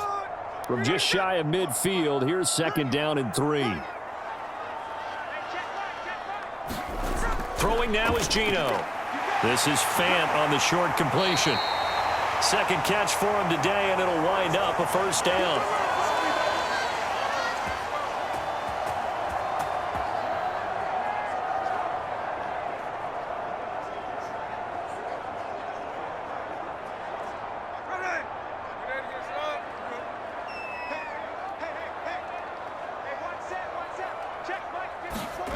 Now Geno. Firing quickly here, and that's complete.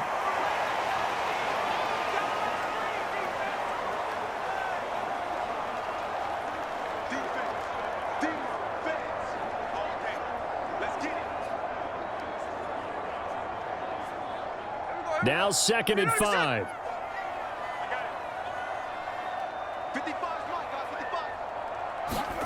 From the gun, here's Smith. This is Fant on the short completion. And he'll go out of bounds after taking it a little further down inside the 40. And just 3 yards on the catch there. He couldn't get away. And now that sets up 3rd and 2. That was a nice throw out there to the flat, but they defended that pretty well. The hope is to go ahead and put it on him so he can turn and get upfield and gain additional yardage. There just wasn't anywhere to go on that play. 3rd and 2, Smith. Eluding the pressure right. And he can't find anywhere to go with it, and he goes down.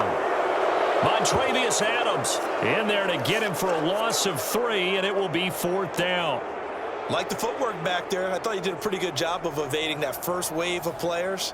Tried to buy a little extra time out of the pocket, but in the end, oh, that was a tough one. Yeah, winds up getting buried for the loss.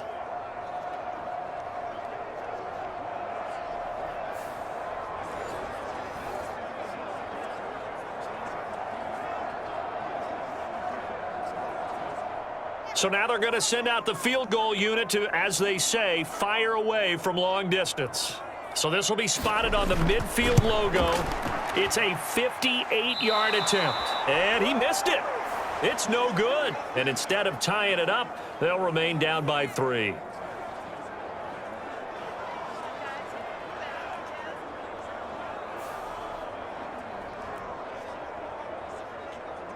So Pittsburgh retakes the field for their second offensive possession. They've got a 3-0 lead and the football as they start 1st and 10. Well, this winds up an empty possession. Everything looked okay. He just never got the ball on target. And knowing him, he'll be disappointed with that effort.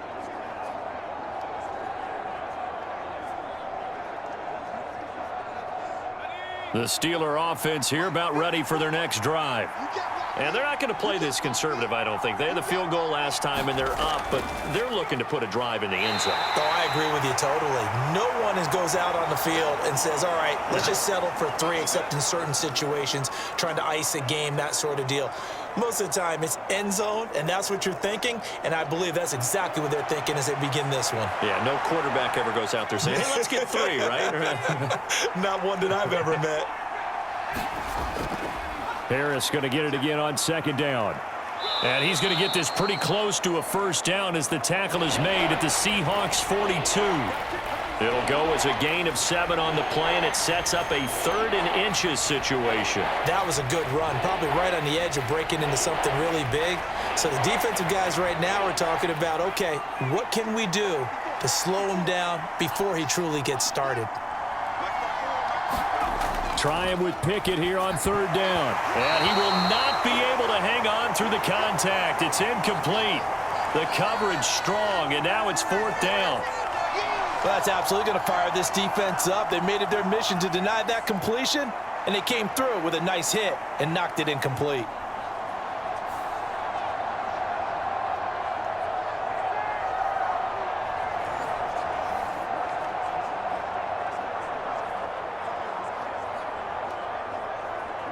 Feeling like they're not quite in field goal range yet. They're going to go for it on 4th.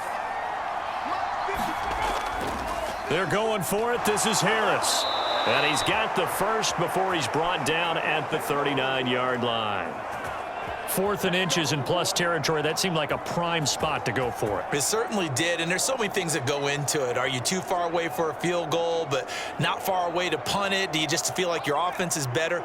I just think in today's NFL, offense feels like it has to take care of the football, has to keep the ball, because scoring is up. You better maximize every possession. You trust your offense more than you trust your defense in today's league. And it'll be a minimum pickup here as it will take us to the end of the first quarter. Steeler football here to begin quarter number 2, as they've got a 2nd and 8 forthcoming.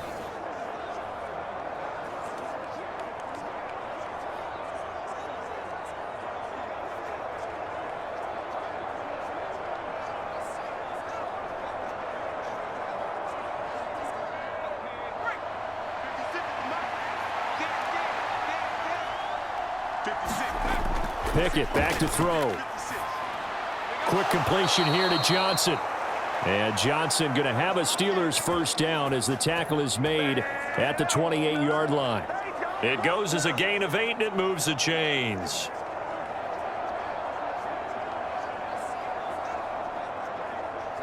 They had to settle for 3 last drive, hoping this second go-around ends in 6. In good position, 1st and 10. And that is caught on the right sideline, but out of bounds, says the line judge. The throw took him a little too far. It's 2nd down. I don't know about you, but I wanted to reach out of the booth and snatch that pass myself. That thing floated forever up there, and I think that threw off the timing of the receiver. That's why he couldn't get his feet down even though he caught the ball. You know, Charles, I would have liked to have seen that. Yeah, me too. For you. I wanted to see you reach out and catch that. Yeah, you've heard about my hands, huh? And down he goes, taking it inside the 10, just shy of the 5 at the 6. A well-executed 22-yard gain. Well, this is where reading defenses and practice time comes into play. You've got to know what you're running versus zone versus man and how to run the proper route. And they just executed that one pretty well.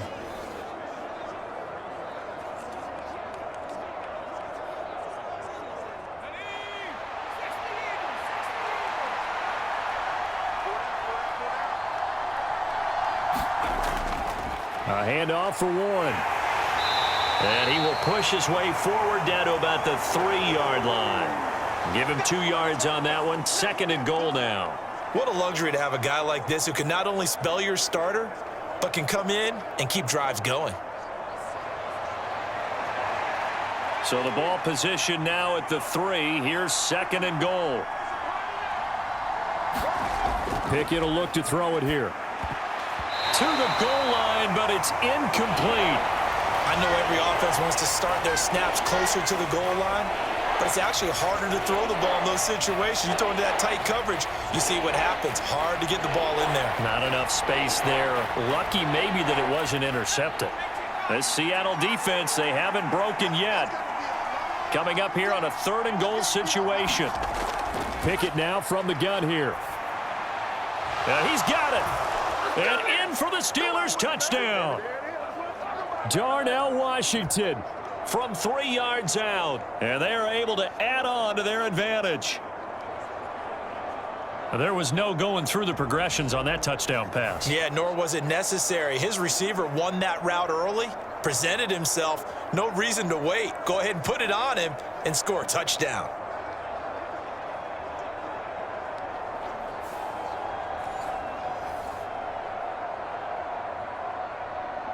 Chris Boswell now for the extra point.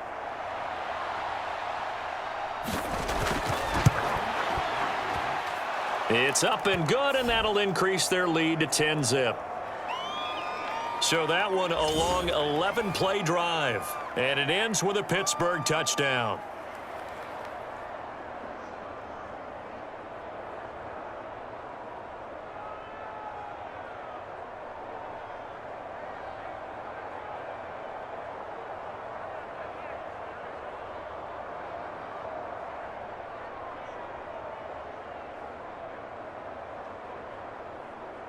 Boswell now to kick it away after the touchdown.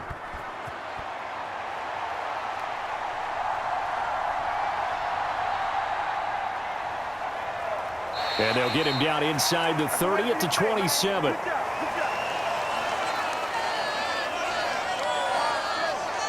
Seattle's offense coming back onto the field, ready for their second drive. And the way their last drive ended, boy, it was frustrating. They had a pretty good drive going. It was sustained, and then it stalled out, Charles, and they missed the field goal and got nothing out of it. Is that insult to injury? Because they had such a sustained drive, as you noted. So you know for the head coach, it almost felt like a little bit of failure to send out the field goal unit and then to not even see the ball go through the post. What a bummer on that last drive for them. Got to pick themselves up from that one. They run with a second-year man. It's Kenneth Walker. And he'll manage to pick up about 4. It's second down. Well, on every play call, you realize it's not going to go for a touchdown. So a lot of your calls are setting things up for maybe later in the game, trying to establish the inside run with toughness now, hopefully get to the perimeter later. And let's face it, you could do worse than a 4-yard run on first down. From the 31, here's a second down and 6. This is Dallas, an inside handoff. And he'll be tackled just past the 35 at the 36. It's a 5-yard gain, but they'll still be a yard short here with third down now looming. It's not a huge breakaway run, but if your starting running back finishes the game with averages of 5 or 6 yards per touch, you'll take that every single time.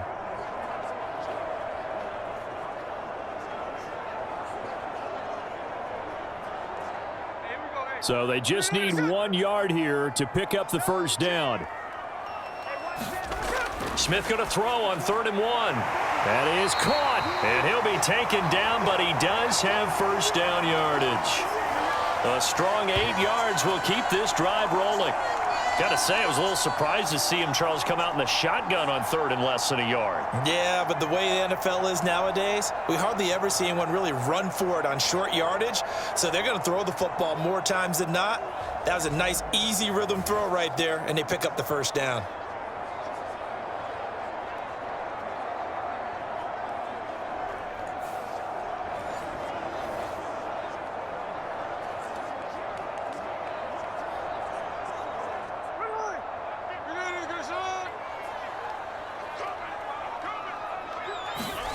On 1st and 10, Smith. And that going to be incomplete. Too tough to hold on to that one. It's second down. And that's one of those plays where it's hard to keep 2 eyes on the football when you know the contact's coming, let alone getting 2 hands around it, hugging it to your body, and absorbing the hit, even for those big tight ends who you would think could absorb that contact. Right there, 54, right there, 54. On second down, it's Walker. Oh, a nifty juke there. Not much fun for a guy trying to tackle him. And he'll get this one across midfield and down into Steeler territory. 9 yards, not quite enough, and they'll be left now with 3rd and 1. And after that type of a run, there's some talking going on down on the field, but it's not trash talking. The guy who just carried the ball, he's going back and telling his offensive line, great job, keep it up, and we'll break that one soon.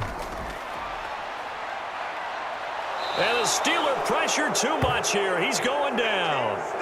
A loss of 3 on the sack made by multiple defenders. 3rd and 1, they opt to pass it, and the one thing happened that could not happen. They took a sack. Yeah, I just wonder, is that an indictment of their offensive line? Did they think that they couldn't move them enough to pick up a first down there?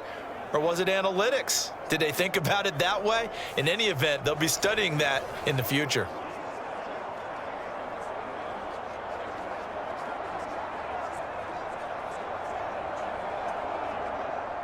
The Seahawks will call on Michael Dixon on 4th down to punt this one away.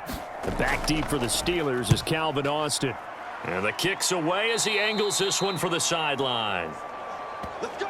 Let's go. Let's go. Pittsburgh's offense now heading back out onto the field. And they'll just simply be looking to build off the confidence of the last time out where they scored a touchdown. And confidence is powerful, isn't it? When you've scored once, you feel like you can go back out there and get it done again. Doesn't matter what the defense throws at them. They feel like they're in a groove right now, and they want to get out there and show it. Yeah, hoping to stay in that groove here this go-around. Pickett leads the Steelers up here with a fresh set of downs. At their own 26. They'll start this drive out on the ground. And nothing much materializing there on the first down run. He'll get a couple, and that's it. That was a pretty good job defensively to hold them to a 2-yard run, but I've got to think this offensive line, they're asking their quarterback for a different type of a run, one that they rely on, one they have confidence in, one they feel like they can block.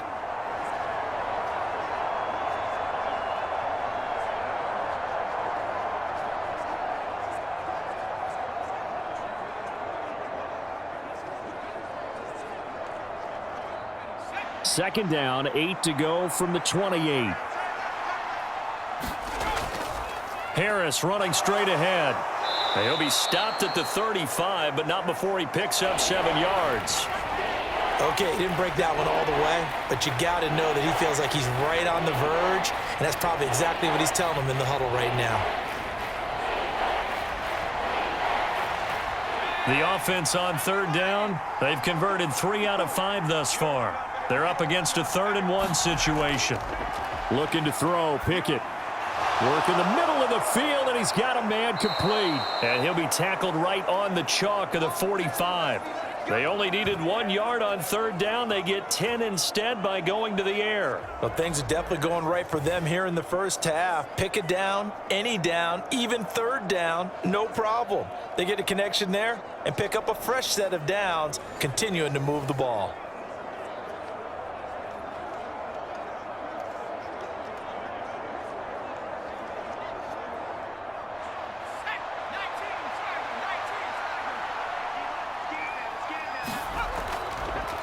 Now a first down carry for Harris. Trying to keep those big legs churning, but he's going to go down in the backfield.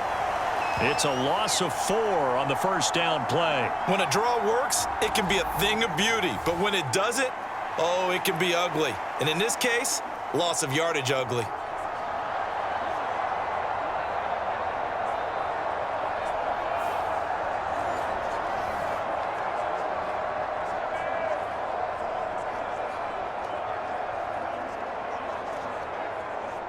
So a step in the wrong direction. Now they'll look to make amends on 2nd and 14. They stay on the ground. Again, it's Harris. And he'll get about 3 here up to the 44-yard line.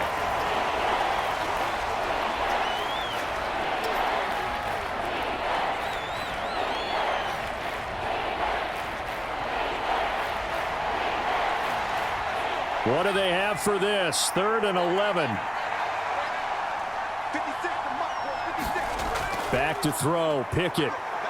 Here's one deep for Pickens. And it's knocked away and incomplete. Zone coverage there, and they were playing deep. That makes it obviously a little bit harder to run by guys. And that time, there was not much of a window to get the ball in there, and it winds up incomplete. On 4th down, here's Presley Harvin on to punt.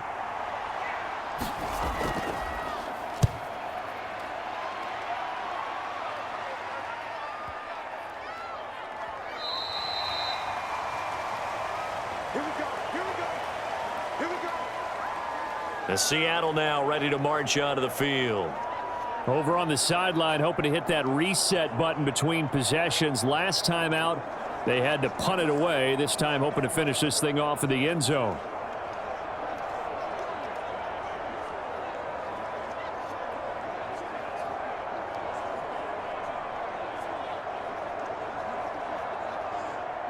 Now Smith and the Seahawks going to come up 1st and 10 at their own 20-yard line. They'll try and start this drive in the air. That's to the rookie Jackson Smith-Njigba. And he's got it past the 30 before he's hit and dropped. Solid way to start the drive. 13 yards, picking up the first. And this may be the one to build on right here. It's the second quarter. They've got nothing on the scoreboard as of yet. They need to put something together, and this is a good start as they get the completion there for good yardage and a first down. They'll run on first down with Dallas. And they get him down, but not before he takes it across the 40-yard line. That'll be a pickup of 10 as they try to recover from this 10-point deficit. When he runs, he seems to do a nice job of knowing when to be patient and find the hole, and then when the hole is there, he goes quickly. You're exactly right. He knows how to just take off, but you know what else? Brings a little thump with him, doesn't he? He does. He packs the boom at the end of the run and finishes it going forward. That's what you want to see out of your backs.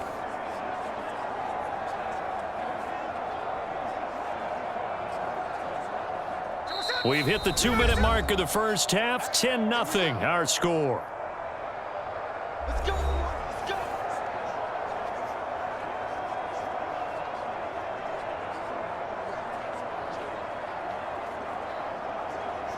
Back-to-back good plays have them on the move on first down. What we got? What we got? What we got? Right there. 54. Right there. Now it's Smith. He's got his big tight end, Fant. They had 2 straight first downs, now a gain of 9 to set up 2nd and 1.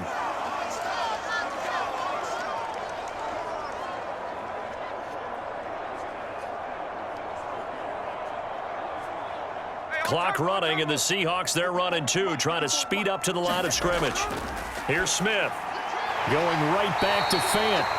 Back-to-back receptions for him, and it's another first down. They've looked his way quite a bit, and in my estimation, as well they should. Well, that's now 5 catches in this first half alone. And he picks up another first down. He's been an important part of their offense here early. This offense finding its legs now. Here's another 1st and 10. Throwing is Smith. That's into the hands of his tight end, Will Dissly.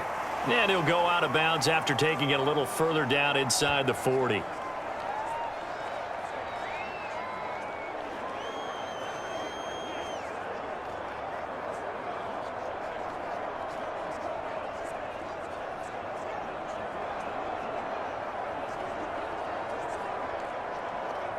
And they'll come up 2nd and 7.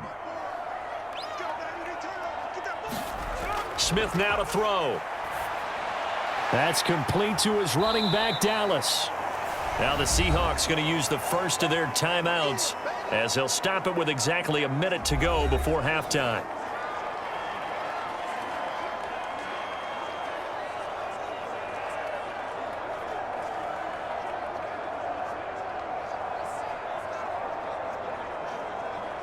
Play number 7 now coming up on the drive. 3rd and 5. Smith. Pass taken in by his big tight end. Now the Seahawks call the 2nd of their 3 timeouts. So that means they're down to 1 remaining here as we head toward halftime.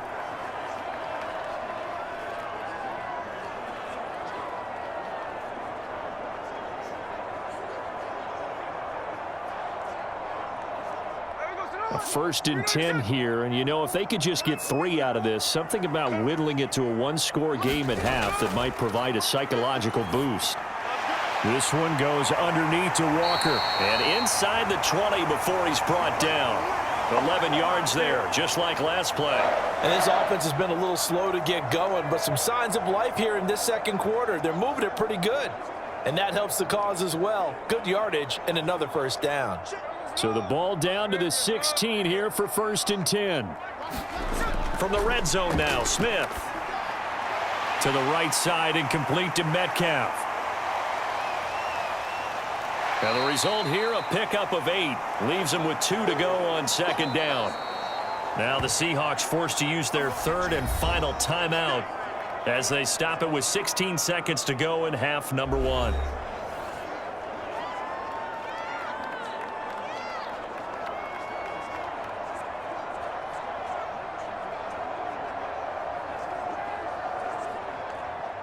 Ball on the 8, 2nd and 2. To the air again, Smith. Now a battle for the football. It's caught. It's a touchdown. Noah Fant in the final seconds of the first half. And the Seahawks are able to cut into this lead in the final seconds of the first half.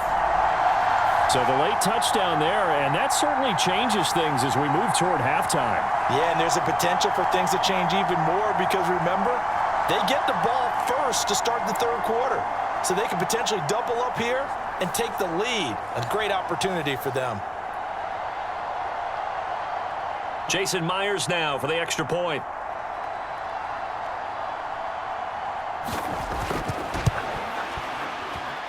And they're back within a field goal. It's 10-7 now. So that one a pretty time-consuming 10-play drive. And it's Noah Fant who caps things off with the touchdown.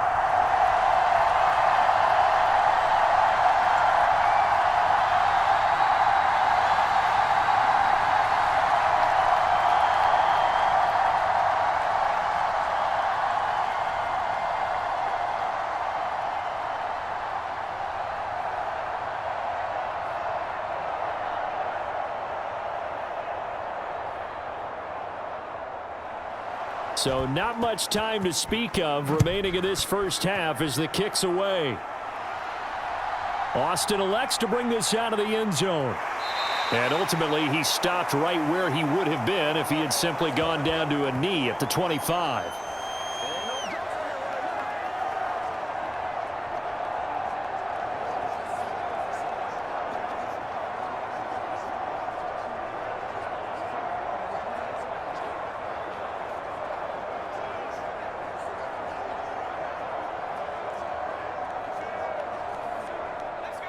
The Pittsburgh offense at the line to start their next drive.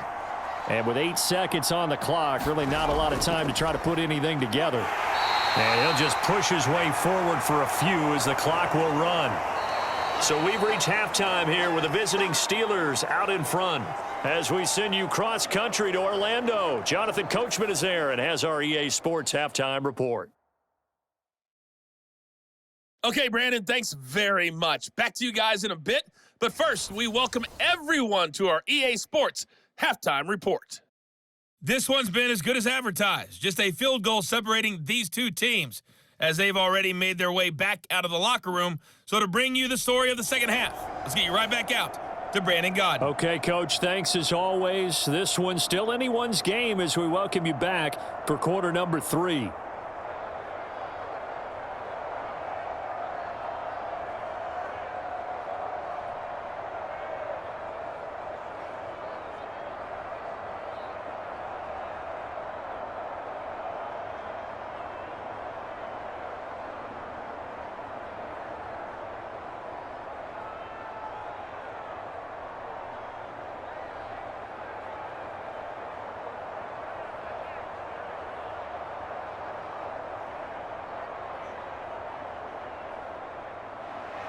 A good, tight football game thus far. 10-7 the score as we resume action on EA Sports. This taken in at the goal line.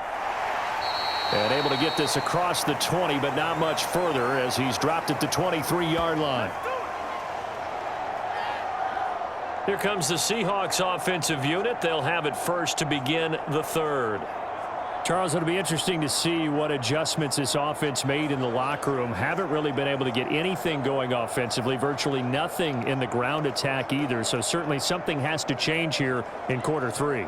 And I'm pretty sure their friends from the defensive side of the ball told them exactly that, because those guys, the stop troops, they've been playing pretty well, and they've kept them around in this game. Now, they've got some time. The running game struggled in the first half. Opposition knows how to focus on defending the pass here. They've got to re-energize that ground game and maybe open things up for a comeback here in this half. Yeah, give him 4 yards there. It'll be 2nd and 6. Nice chunky yards on first down. It really opens up your options for what you want to do on second. You go right back to him and hope he explodes, or sucker the defense in before throwing over the top. Ball on the 27. Here's 2nd and 6. Here's Smith. It's caught. Lockett. And down he goes, but he takes it up to the 40. 2 catches in the first half. Now he's got a third here, and it's good for a first. And it's pretty evident that this passing game has been frustrated so far. They haven't really moved the ball the way we might have expected, but this is a good pickup here for the first down.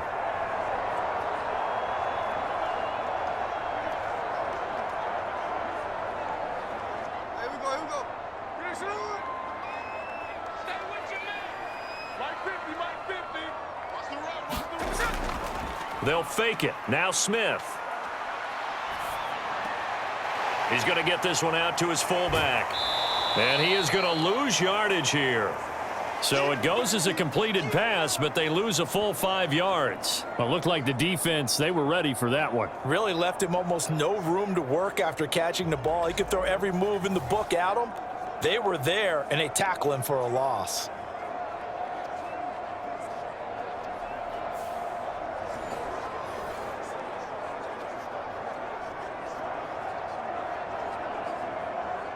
Still 15 yards to go, second down. Trying the left side with Walker. And this defense not giving him anything there. Maybe a yard up to the 36. We've called a lot of games, but we don't normally talk about inside linebackers being that fleet of foot, do we? No, he was able to get outside there to make that play. Yeah, and you know what makes them faster? Their ability to read plays, understand what offenses are trying to do, and put themselves in proper position. Get in the weight room. Switch it. Come on, switch it. Now on 3rd and long, they'll look to throw. No chance to get away there for Smith as he goes down. T.J. Watt causing the disruption. He gets the sack. Brandon, what I remember most about playing with guys who knew how to rush the passer, they would just tell you, just cover people for me, just long enough for me to get there. And that's exactly what happened on that play.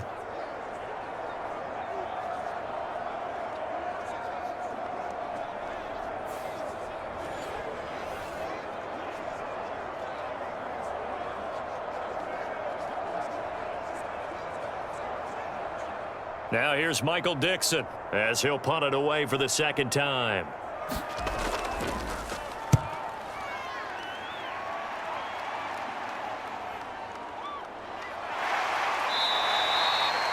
We'll call that a punt of 54 yards. Well struck. And the Steelers will go on offense here, 1st and 10. Now we take a glance at the offense as they work their way back out for their first possession of the second half. Their defense has done the job. Now it's the offense's turn as they've got it 1st and 10.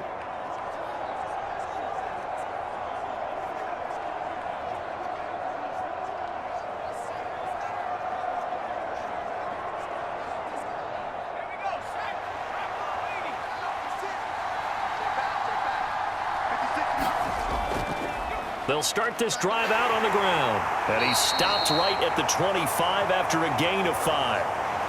That's a really good gain right there. They pick up 5 yards halfway to a first down. The only problem now in the huddle, everyone's going to want to touch the football. Be a lot of chattering now because they've seen that they can move the line of scrimmage. Here's a 2nd and 5 now from the 25. Pickett.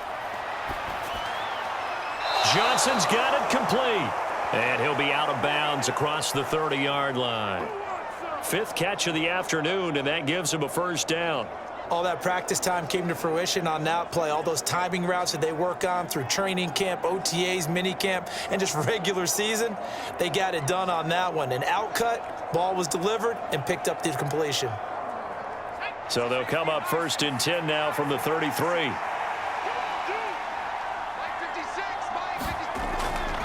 On the give, it's Warren. And he'll take this ahead for about 4. 2nd down coming up. Well, at the end of all that hitting and hollering, it was a 4-yard run, so the offense is going to go back to huddle and feel pretty good about themselves. Defensively, you have to feel okay because you didn't let it turn into a bigger run, but the goal, shut it down for 2 yards or less. That's when you start to feel good about yourselves.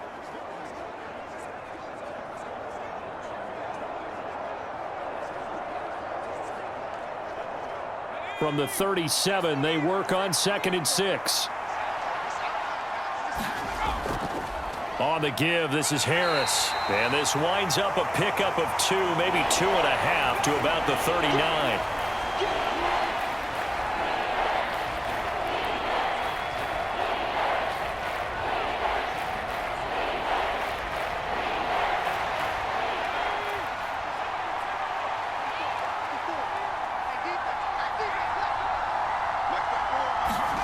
Back to throw. Pickett.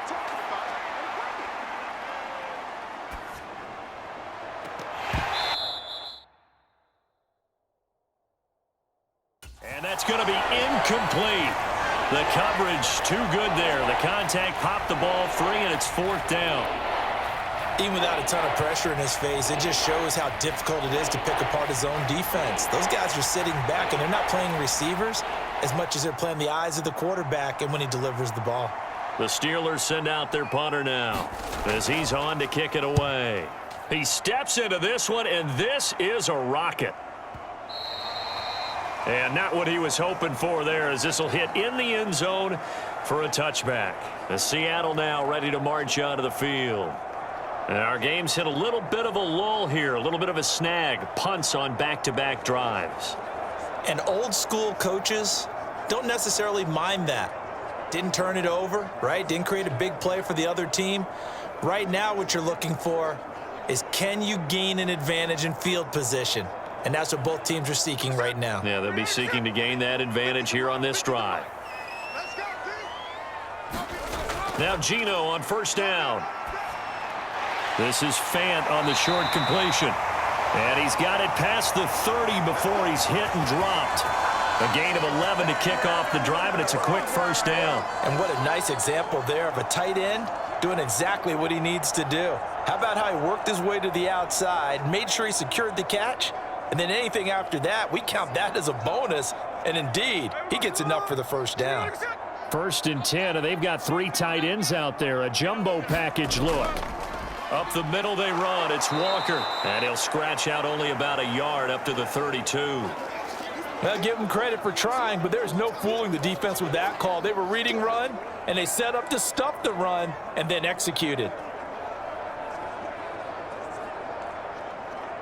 They work now on 2nd and 9.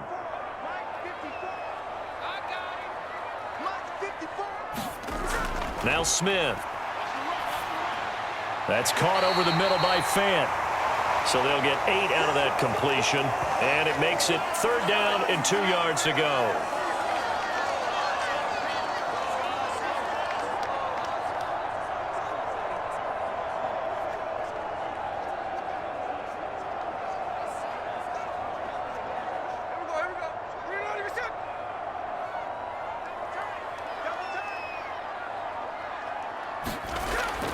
They'll try for the first with Walker.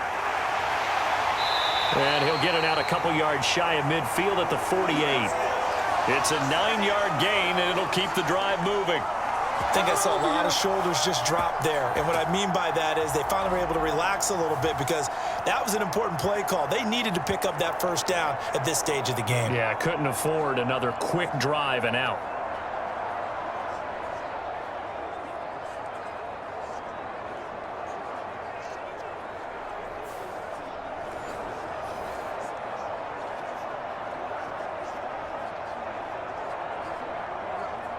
Two 1st downs have them up near midfield now on 1st and 10. Metcalf motions left. Back to Walker on 1st down. And he finds a little bit of room, enough for 4 yards. It'll be 2nd down.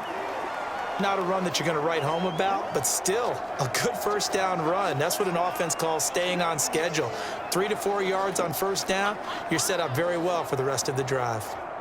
From the 48-yard line, here's 2nd and 6. Now Smith. Oh, he brings it in off the deflection. And they're going to have themselves another 1st down as the tackle's made at the Steelers' 30. Give them 18 on the play. But when we see the ball tipped in the air, sometimes we get a little roll change, don't we? Because when it's in the air, sometimes the defensive back becomes the receiver. And in this case, the receiver looked like a defensive back, but ended up a receiver. He caught it as a receiver. Hey, it worked out. Worked out really well for them. But I'm telling you, the defensive guys. Frustrated. Oh, frustrated. They're going to catch it in film. So 1st and 10 now from the 30. Mike's 50, Mike's 50. Up the middle, here's Walker. And he fights forward for a modest 2-yard gain, 2nd down.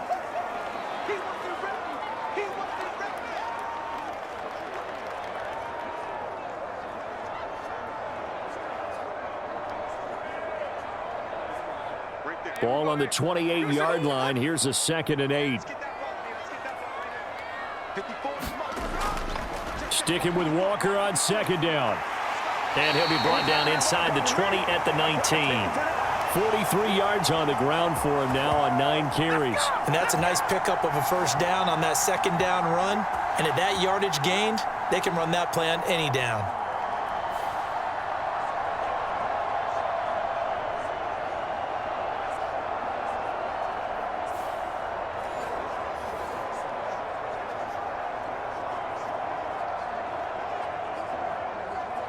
We couldn't ask for much more to this point in the 2nd half. A gorgeous day, 1-score game. 1st and 10 here. And that, nearly picked off. Well, it would have been a great time for their first interception of the game. Instead, it's 2nd down. I know in every game we do, we talk about momentum. That was a momentum play lost. And now there could be a letdown because they didn't get the interception. Yeah, you could almost hear the collective gasp on the sideline as he could not come up with that football. He'll be hit and taken down at the 21. T.J. Watt picks up his 2nd sack of the afternoon. And this dominant defensive performance continued on that play. This poor quarterback has not received the protection he needs and has had to pick himself up off the turf far too often.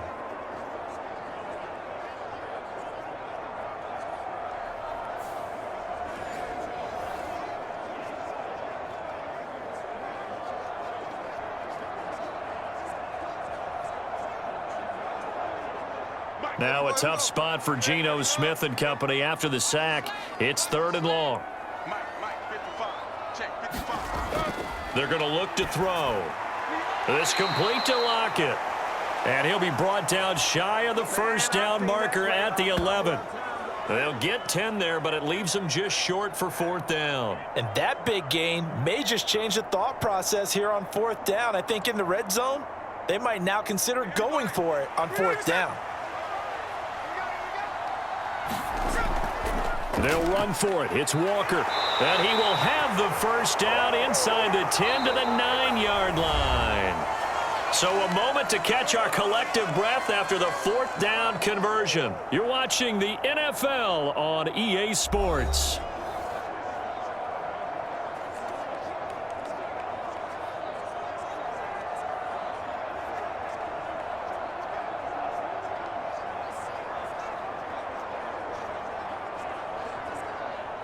Only way to get the lead here, of course, with a touchdown, and that's what they're gunning for on 1st and goal. Here's Walker. And he maneuvers his way down to the 3-yard line. A nice pickup of 6 there to get him closer to the end zone, and it'll be 2nd and goal. Hat tip to that offensive line. They're clearing some holes, even down here deep in the red zone. And that's a nice pickup on the ground on 1st and goal.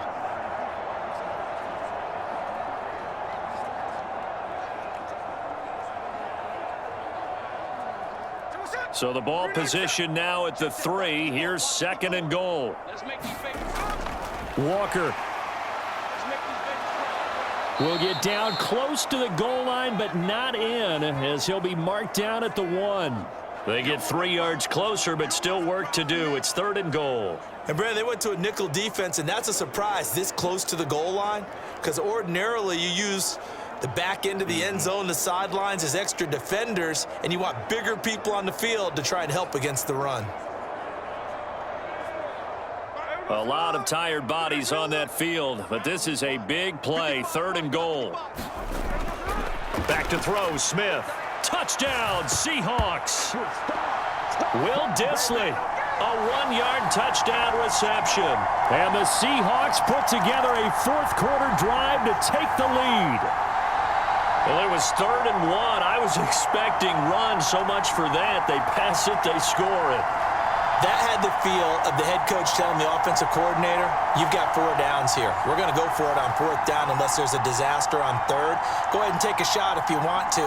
And he gratefully accepted the opportunity and did exactly that. If they didn't get it there, that had the feel that they would come back and try it on 4th down. Extra point up and through by Myers. And the lead is now 14-10.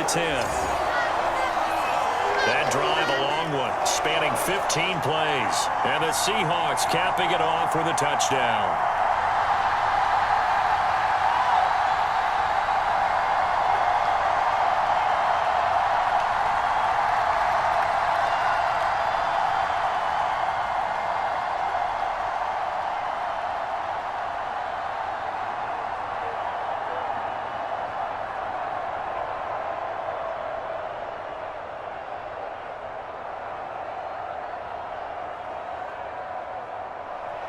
And after the touchdown, here's Myers to boot it away.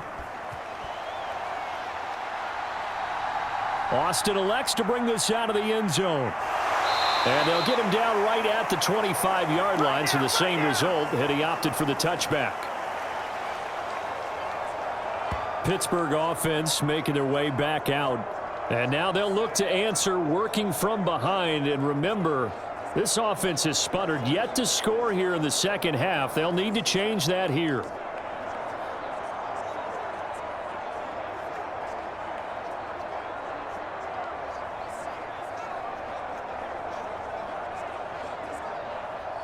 Pickett leads his Steelers up here with a fresh set of downs. At their own 25-yard line. Harris will start the drive out. And just no chance of turning the corner. He can only get back to the line of scrimmage. 2nd and 10 coming up. This run defense has been pretty stout all game long. Now you're here in the 4th quarter. Should rely more on the passing attack? I don't think you have any choice, and I don't think you have to dress it up at all either. Throughout the first 3 quarters, you're still trying to convince the defense that you may run the football. That's out the window right now. Protect, let your quarterback operate, and try and find some targets in the open field downfield. Now Pickett. Dancing to his left. Pickett lost it. And the Seahawks have picked it up.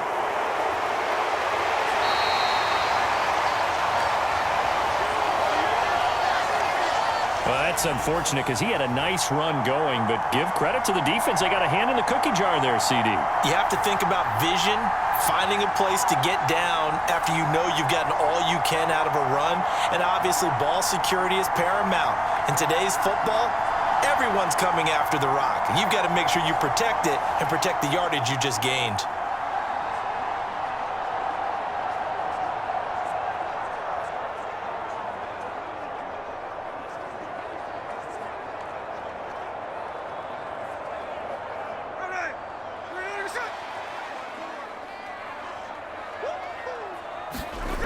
Following the fumble recovery, Smith. This is the tight end fan. And they'll get this down to the 10. It's a nice pickup of 12 yards, and it gives them a 1st and goal. Well, it may seem a little unorthodox to some people. Got the lead, 4th quarter, yet he's still firing away. I think he believes that's the best way to go ahead and win the game. Yeah, a lot of coaches say, let's just run the football, be conservative. He's sticking to his game plan. No, that is his game, and that's what they're going to ride. Now a throw to the end zone on 1st down, but it winds up incomplete. Well, he certainly thought he had a window to push that ball downfield, but as soon as he released the throw, the corner was there to slam that window shut.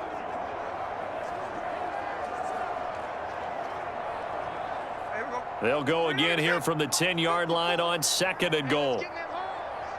Right there, 54, right there. Straight ahead, Walker. And nothing doing. He's immediately taken down at the line of scrimmage. No gain on the play there, and they're going to need to come up with something better here on 3rd and goal. Partner's been my experience that after 2 stops like that near the goal line, defenses only become bolder. They don't back off at all. I think they continue to bring pressure and force them to make a really big play against them. And the incompletion, then the run for no gain. Let's see now. That is caught at the 7-yard line. Able to hold him to just 2 yards, and now it's 4th and goal. Excellent job there defensively. Gave up the underneath to the tight end on 3rd down, and they made sure that they did their job. Got him on the ground and prevented him picking up a 1st down.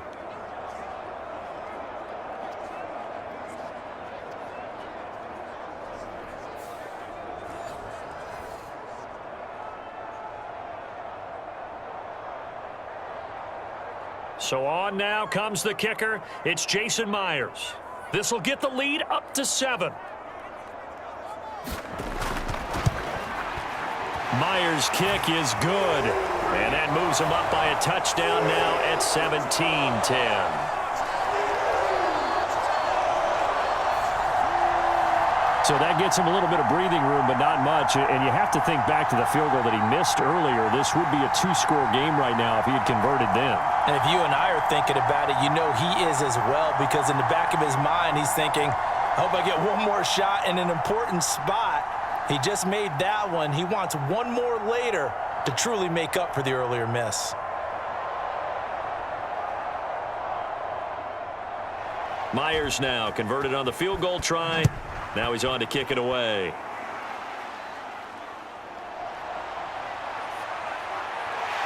And able to get this out to the 25.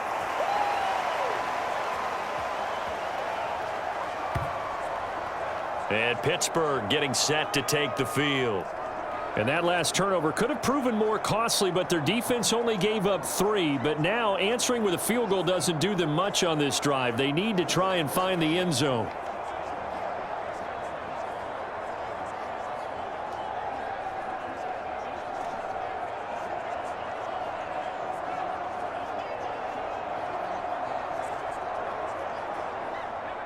Pickett leads the Steelers up here with a fresh set of downs.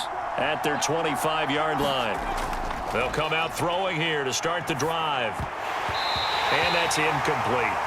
So another incompletion there. He's hitting on fewer than half his pass attempts in this one, and that is not a winning formula. Yeah, so let's make sure we give a little bit of credit to the defense here. They've given him a lot to think about, a lot of different looks, and he seems a little bit confused trying to complete passes. An incomplete pass leads to 2nd and 10 from the 25. Pickett, he'll look to throw it. And this one nearly intercepted. Boy, that would have been a great time for their first pick. But instead, it's 3rd down. This defense has passed its first 2 tests by forcing back-to-back incompletions. They know there's probably another throw coming on 3rd down. Let's see if they decide to force the issue by sending people on a blitz. And this offense on 3rd down today, they're at 50%, 4 for 8. This is 3rd and 10. And they'll send the tight end in motion. Throw left side, taken in by Washington. And he'll be stopped at the 27-yard line, well short of the 1st down marker. So the completion good for just 3. And it'll be 4th down. One thing I think that's safe to say defensively, the tackling's been really good. And because of that, it's been very, very hard for them to move the ball because you're not getting the benefits of run after catch. They're tackling them almost on the spot. That means you have to run extra plays, harder to move it. The Steelers send out their punter now as he's on here to punt it away.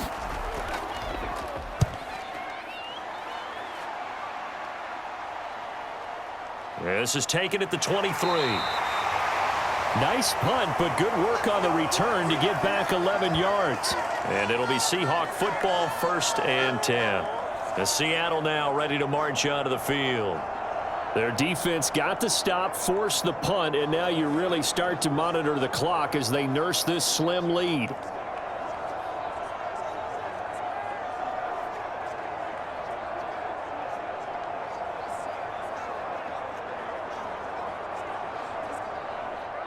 Now Smith and the Seahawks going to come up 1st and 10 at their 35-yard line. A run by Dallas to start the drive.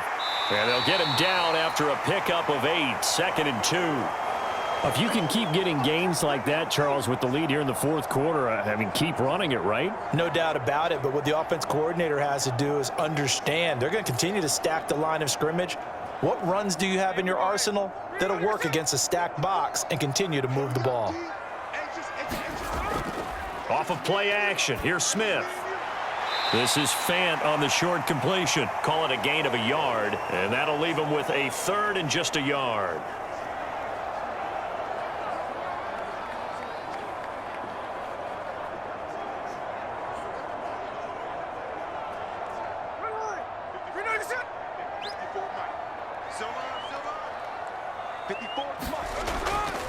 From the gun, it's Walker. And he's got the first down yardage there as he takes it just across midfield. 61 yards rushing for him in the ball game now on 14 carries. I'm guessing you'd say this is kind of the key here. Grind out some yardage, work on that clock, see if you can continue to tick it down. Definitely, you want to bleed things out at this point, right? Continue to possess the football, gain some yardage, and put the onus on the defense. Do they have to use timeouts? What are they going to do to stop you? You're taking charge.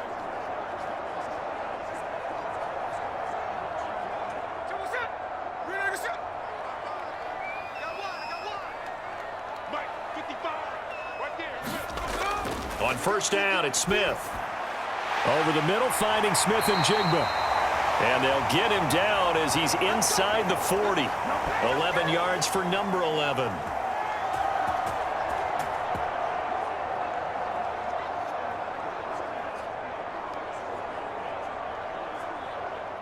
So here's a 1st and 10 at the 38.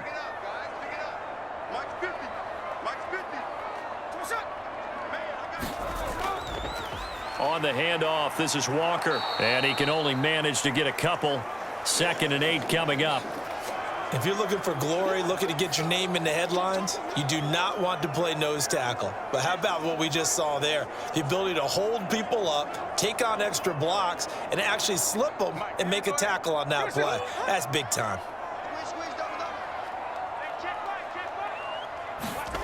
Here's Smith now on 2nd down. He finds Smith and Jigba. And this will be a gain of 5 as he gets it to the 30. Brandon, perfect defense in this situation would have meant that there was an incompletion. They would have picked it off. Okay, so they gave up the completion. But I really enjoyed watching how the defense stayed in sync, stayed in great communication. And as he dragged across each zone, you see him pointing, communicating. There he is, and they passed him off to each defender. Ended up making a nice play, even though it was complete. 3rd and 2, Smith. He's got his target. That's complete. And they're going to have themselves another 1st down as the tackle's made at the Steelers' 20-yard line. They picked up 5 yards last time. Now they double it and get 10 here. He's been the go-to guy. They needed a big play there on 3rd down. Went his way. It worked out. Doesn't matter whether they've scouted it or that they think he's going to get the ball. He has a knack for finding his way open and completing the connection.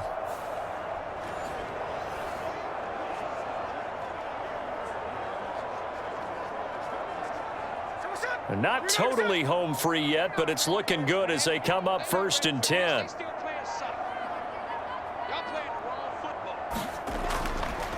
Now to the ground. Here's Walker. And all the way down inside the 5 to the 4. We've got a one-score game with inside of 2 minutes remaining. So it's Seahawk football as we march toward a conclusion. They've got it 1st and goal as they search for what could be a game-sealing touchdown. It's 1st and goal, and a late touchdown at this stage could officially salt this one away. They'll fake the jet sweep and go instead with Walker. And he'll get this one back to the 5-yard line, but no further than that. Whistles now and a timeout. So defensively, they burn it here with 1:51 left.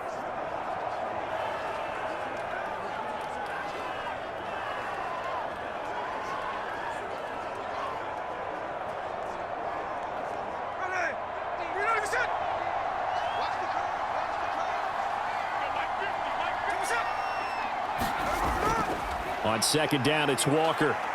And he's across the chalk into the end zone. Touchdown, Seahawks. Kenneth Walker, a 5-yard touchdown run. And the Seahawks have opened up a 2-touchdown lead here in this 4th quarter. Well, that was absolutely ideal for them, wasn't it? Trying to salt this game away. I think one of my kids just graduated in the amount of time they had the football. That was absolutely impressive. Everybody wants those salt away the game drives. What makes them successful? Well, when you're able to mix run pass, when you're able to control the football and stay ahead of the chains, I'm using every cliche I know, but that's how you get it done because you're not taking negative plays, and that way you're able to run what you want to run when you get a chance to call it. Myers connects on the PAT, and the lead now up to 14. A 10-play drive that time. And it was Kenneth Walker finishing things off with a touchdown run.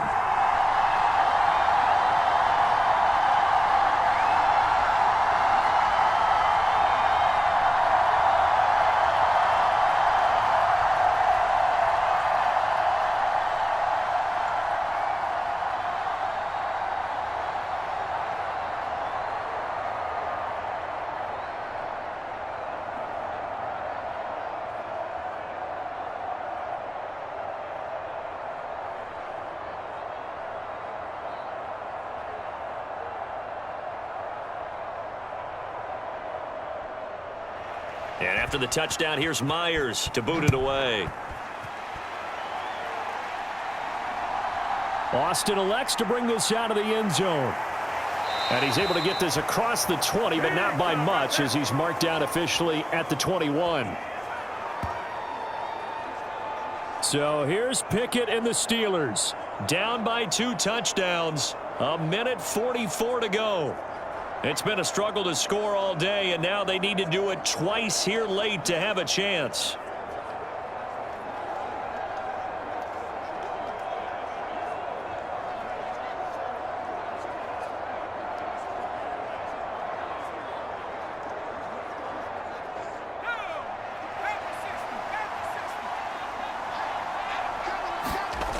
Pickett to throw. He's going to let it fly. And this is intercepted, and that should do it. Picked up by Trey Brown. And the Seahawks are going to take possession as they've got it at the 42-yard line. For this defense, CD, that's kind of the icing on the cake here as we get to the end of this one. And didn't you feel that they weren't just going into total prevent there? You know, they had the lead, and sometimes you fall back and you lose your aggressiveness. Not in this case. They were still making a play on the football, and look how that one turned out. They may have salted this one away. And the Seahawks get ready to trot out on the field. And a few kneel downs should come very close to finishing this one off, depending on whether or not we see any defensive timeouts. They still have 2, but using them would just be prolonging what's really already been decided.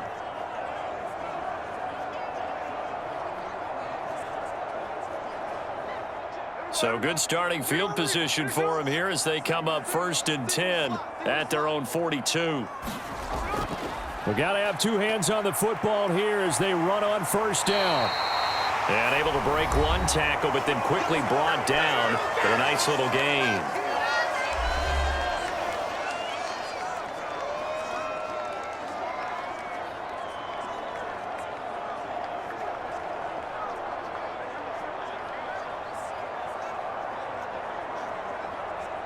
So they come up on 2nd down. If they can get another run like we just saw, would likely put an end to this thing.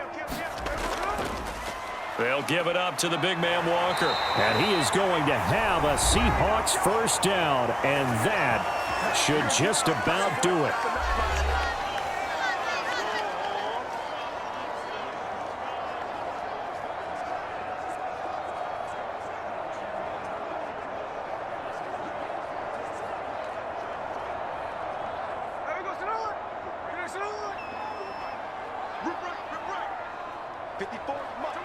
Game in hand, the offense takes the knee.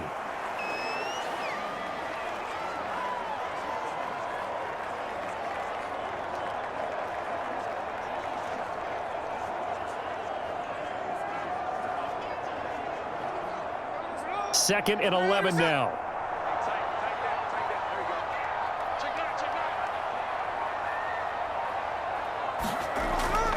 Out of the gun, Walker with it. And he's going to be met at the line of scrimmage and taken down. Maybe a gain of a yard that time, but yeah, from the spot, actually no gain. So 3rd and long. I guess the simple question, why not just take a knee there? I don't understand either why you would take any sort of a chance. We've seen it happen in the game of football. Doesn't matter whether you've watched high school, college, or the NFL. Some people get a little greedy, try to get that extra running play in, and it can backfire on them.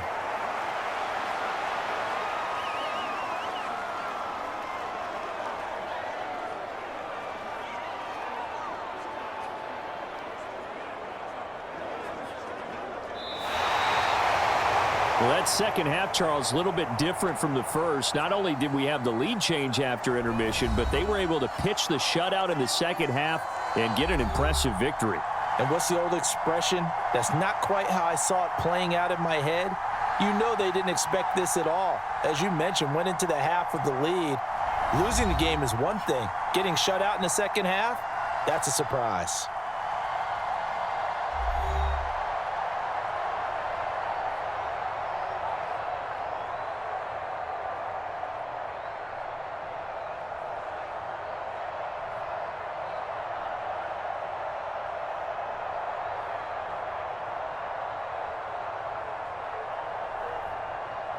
So that's a wrap for Charles Davis. I'm Brandon Gunn. And this has been a presentation of the NFL on EA Sports. For more, check us out at easports.com.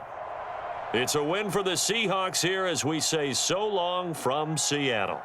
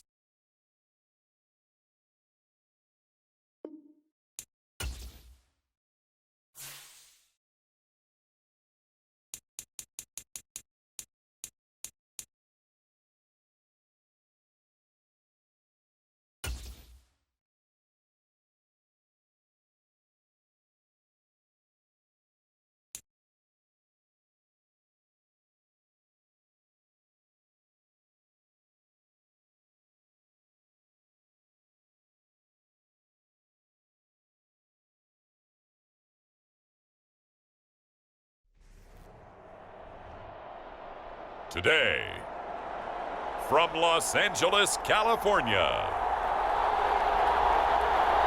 this is Madden Football on EA Sports.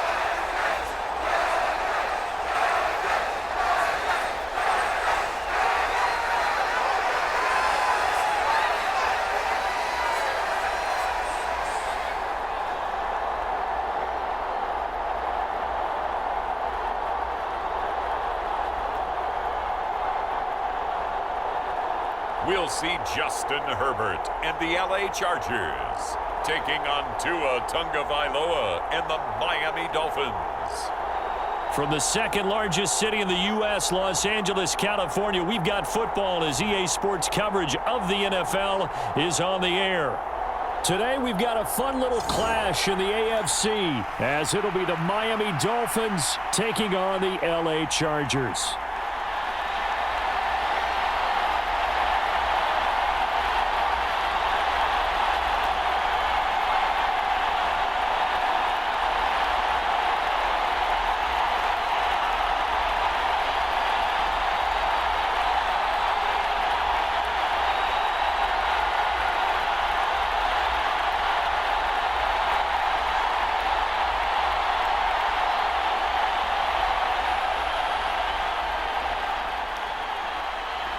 Now the kicker, that's Cameron Dicker, set to get us started. And we are underway in Southern California. Braxton Berrios now from his end zone. And ultimately, he stopped right where he would have been if he had simply gone down to a knee at the 25. Now Tua Tagovailoa gets set to lead this Dolphins offense for the first time. Injuries overshadowed a great season from Tua last season. He led a Miami passing game that was one of the best in the league, and even more importantly, took them to the postseason for the first time in 6 years. That jump they were looking for from him, it absolutely occurred.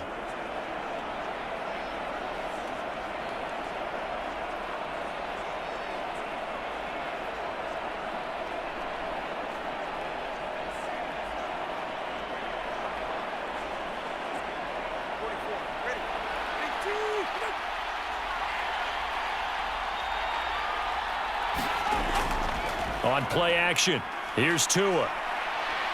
And the Chargers rush is going to get there. Down he goes. Credit the sack to Joey Bosa. Well, the very first thing they told us, Charles, was we need to apply pressure early, and I would call that early pressure a nice sack to start the game. And on the other sideline, I just have this image in my mind of the head coach on the headset with the offensive coordinator, asking him if that's exactly what he saw in his mind when he called that play. And if so, is it going to be like this all day? That's a tough one right there. The start less than ideal as they already face a 2nd and long. Now a play fake. Here's Tagovailoa. This one complete to his fullback out of the backfield. Call it a gain of 6 on the play, and they'll be facing a 3rd and 12. It's pretty easy to overlook the fullback when you're making your assignments defensively in the pass coverage game, but in this case, they made him pay for that oversight and picks up a nice gain. 3 and out, a real danger here on their opening drive as they come up on a 3rd and 12. Here's Tagovailoa to throw. And the throw there going to be incomplete. That was their first 3rd down try of the game, and clearly something was off in the execution of that play. Good news, they've got a whole game left to clean that up and start clicking on those key 3rd down throws.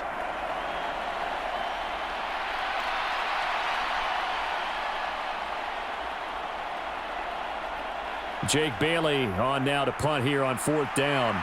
And the rookie Darius Davis deep for the Chargers.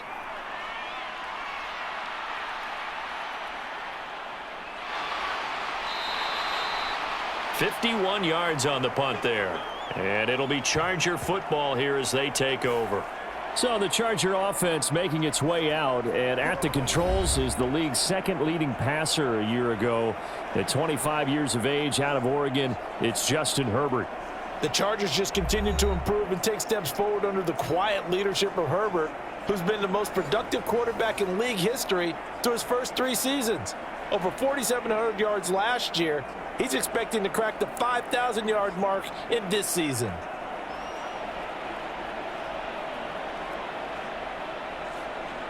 Herbert and the Chargers now with a 1st and 10. At their own 25-yard line.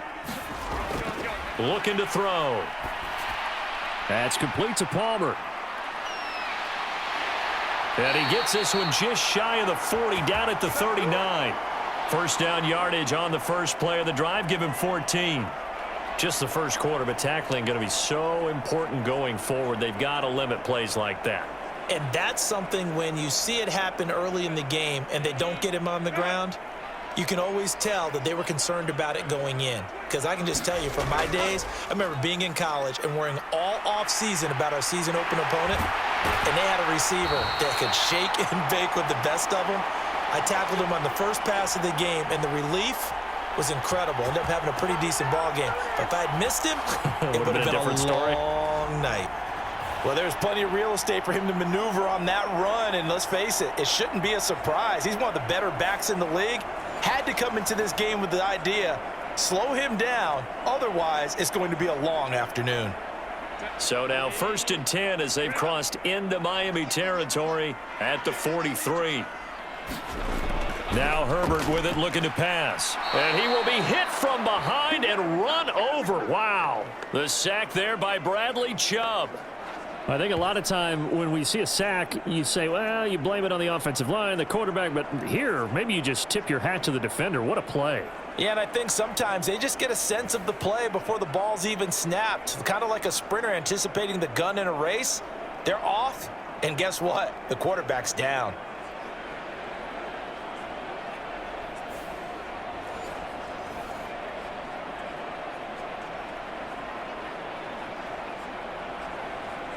So after the sack, they'll come up on a still manageable 2nd and 13.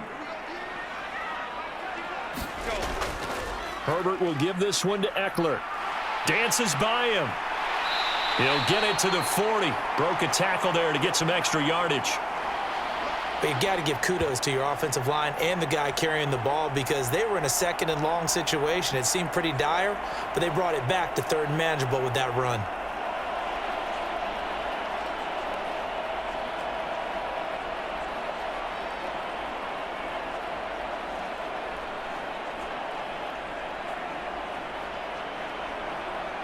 The line to gain is the 33 on 3rd down. Justin Herbert looking to pass. The Dolphins get there this time, and they bring him down. Jalen Phillips, the former first-rounder, getting in there for the sack.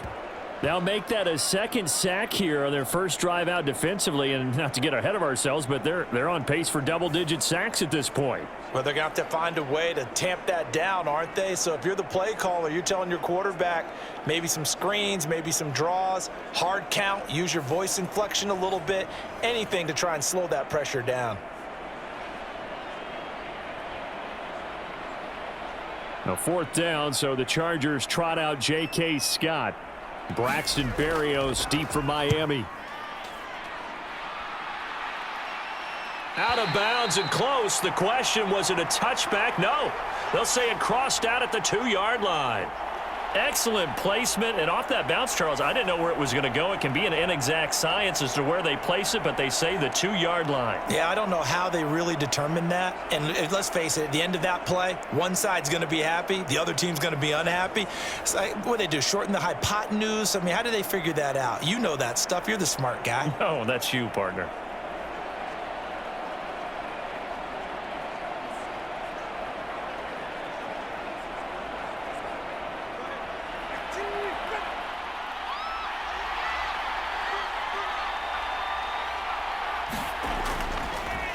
Now their 31-year-old running back, Raheem Mostert. And he's going to be taken down shy of the 5-yard line. Just a yard on the first down carry, so it's 2nd and 9. Well, not a game that you're going to go crazy about, but when you start at your own 2-yard line, any type of space is good for the offensive guys. Yeah, you just can't go backwards from here. They did it. Now we'll see if they can keep it on schedule here on 2nd down. 2nd down, here's Mostert again. And a good stiff arm there before he's brought down on a nice little gain. 6 yards on the pickup, and that'll lead here to a 3rd down. Playing against a 3-4 front is really challenging for offensive linemen because they can do so many different things. But when you're running the football, if you can handle the nose tackle up front, and then maybe a guard can slide up to the 2nd level and block a linebacker, that's when you have success running the football. And he's taken down, but not before reaching the 20. A 10-yard pickup, and it's enough for a Dolphins first down. That's a very nice game there. A confidence-building run. Love the execution up front, and the way he pressed the hole, absolutely perfect.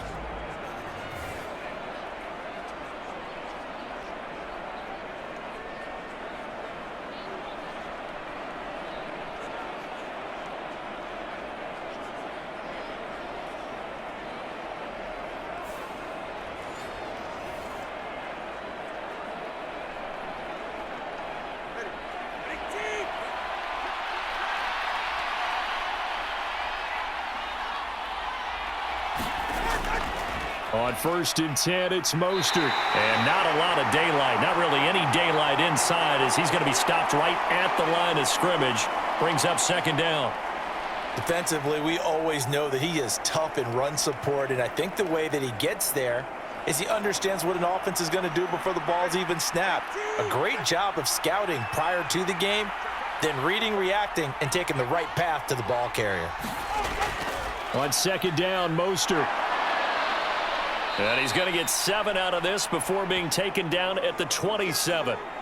Well, there's an example of patience being rewarded.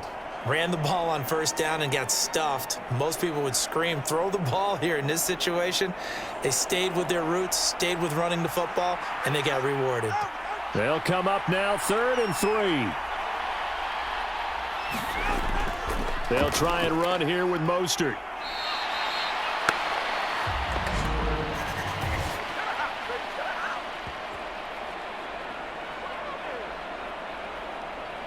So instead of giving them another 3rd down, they'll decline it, brings up 4. Now, that's smart football right there. You don't even have to really spend a lot of time considering it. Just know that you're probably going to get the ball back. Good job declining that penalty. And here's Jake Bailey now.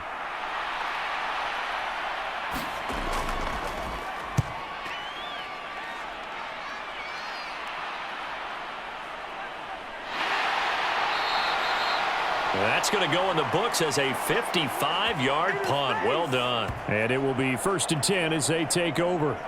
The Chargers get set to go here for their second drive. Defense got the better of them last series, forcing a punt. See if they make a few changes in the game plan here and try to get points out of this drive. 1st and 10.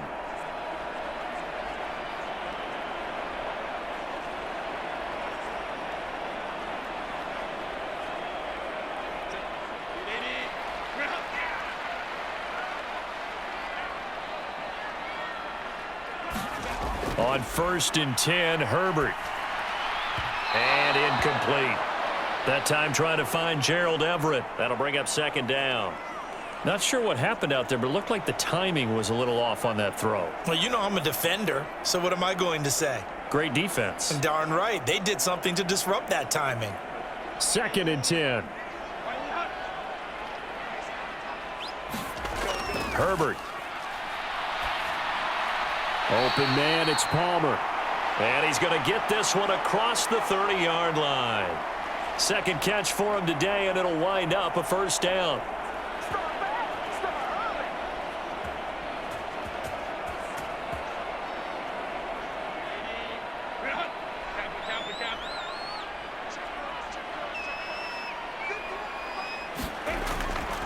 They'll try the right side with Eckler, and he stopped immediately there. No gain on the play there, 2nd down. I would think as a play call, you want to look for some quick hitters to your tight end. Any type of a route to replace where that linebacker was. Because when you saw the speed with which he reacted and stuffed that play, maybe use that speed against him in the future. Now it's Herbert.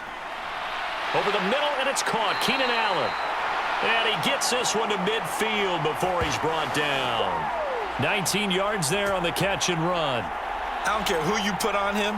He's going to be a handful in one-on-one throws. Yeah, right now, you're right. They're in man-to-man. Maybe need some safety help. I would say that'd be a good idea. Double team him somehow. I'm going to have to make someone else beat me rather than let him shred my defense.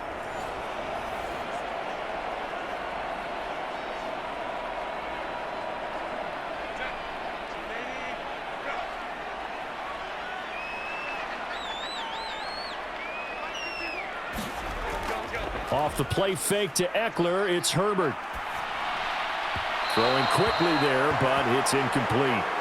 Gerald Everett is tight end, the intended receiver. And it's 2nd down.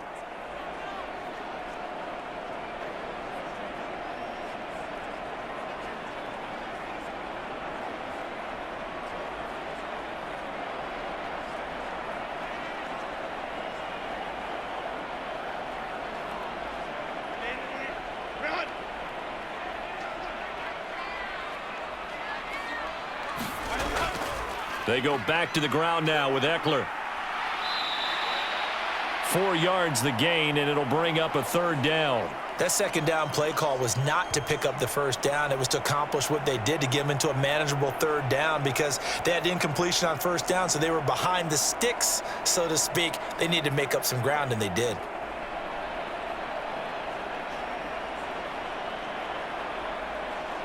Seventh play of the drive upcoming here on 3rd and 6. Herbert now. That's taken in by Palmer. And he'll be taken down, but he does have first down yardage. 7 yards there, good enough to move the sticks. This offense is starting to get into rhythm. A nice quick throw there on target, able to pick up another first down.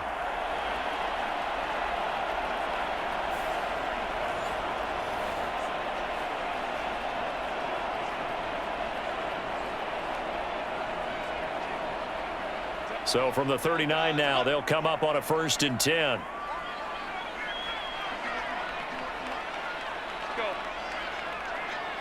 They'll motion the tight end across the formation. Running on first down, Eckler. And running room scarce here. He's going to be stopped in his tracks at the line of scrimmage. Call it no gain on the play, and it'll be 2nd down. Nice job there defensively to clamp down because really they've been on their heels this drive. Agreed, and they really needed that one for confidence, just to feel a little bit better. But I don't know if I would be daunted by them stopping me on one run. This drive has gone pretty well. I could come right back at them. And he will possibly get back to the line of scrimmage. That's it. On the other hand, it will definitely take us to the end of the first quarter of play. No score after 1 on EA Sports.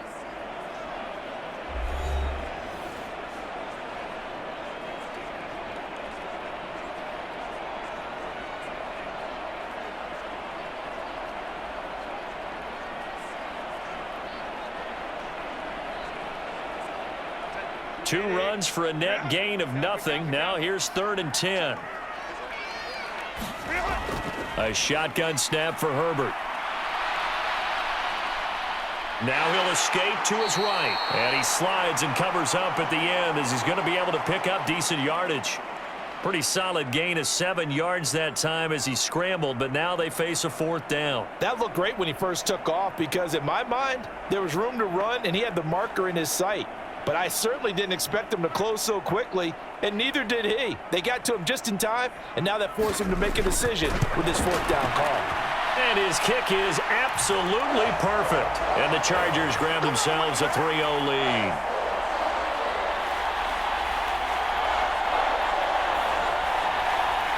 So still no touchdowns in the first half, but we do have some action on the scoreboard with the field goal. So maybe now the mentality changes in this game because anytime you can get to the red zone, and if you don't come away with 6 points, you feel like it's a disappointment. In a game like this one, being able to kick field goals means you're right there, and then you're just looking for that big break to take you over the top.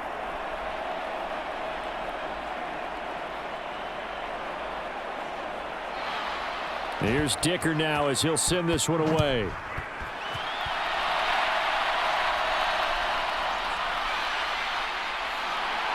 And a decent return out to the 27-yard line.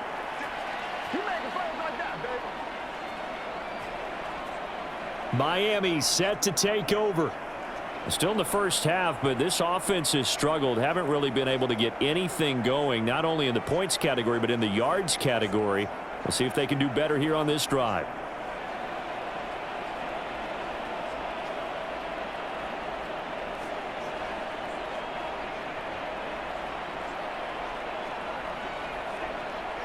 Tagovailoa and the Dolphins come up 1st and 10 at their own 27. They'll bring a receiver in motion left. Now they're going to give it to him on the jet sweep. A very tough run, but for a short gain out near the 32. It's a pickup of 4, and it'll bring up 2nd down. Well, they gave up a few yards there, but all in all, I think it's a pretty nice job defensively against the jet sweep. If they don't slow him up, he might take it to the house, so they'll take that play every time on the defensive side of the ball. 2nd down and 6 now.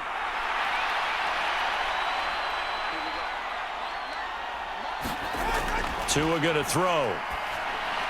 This one complete to Jalen Waddle. And he slips up past the 45 before being tackled. Waddle's first catch, good for a 1st down.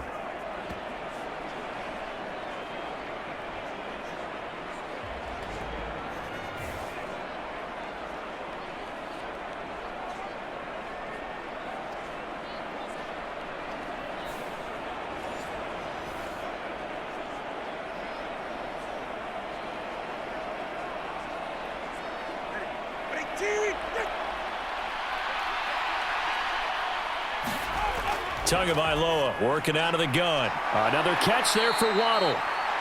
And he is going to lose yardage here. That one unable to develop, never got going. A loss of a couple, and it's second down. Heck of a play there to get to him quickly and get him down for a loss. I think they did a really nice job getting ready for this game, scouting, watching film, and understanding defensively what the play design was.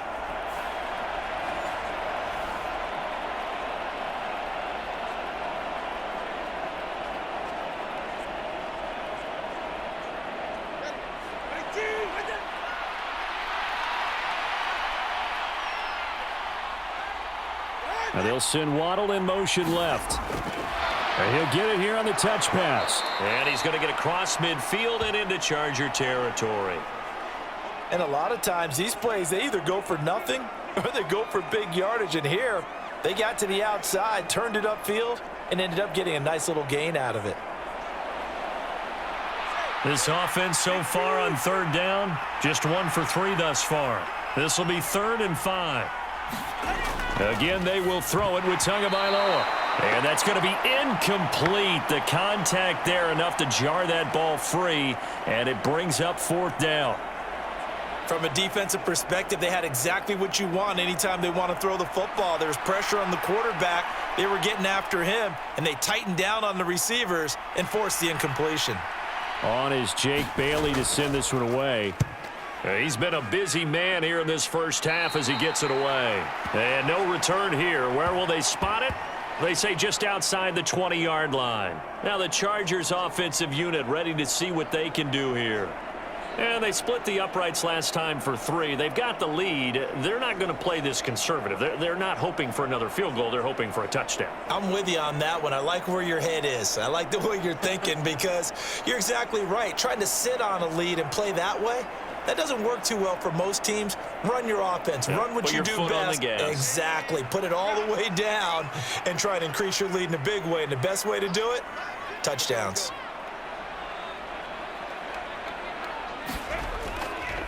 They started on the ground with Eckler. And he'll take it forward for about 5 up to the 28-yard line. Oh, that was a thing of beauty right there. Look at how quick those blockers fired off the line once the ball was snapped. That was an O-line on a mission, all in sync, and the defense is lucky that play only picked up 5 yards. From the 28, it's 2nd and 5. Back to throw here, Herbert. And the Dolphins rush gets home. Down he goes.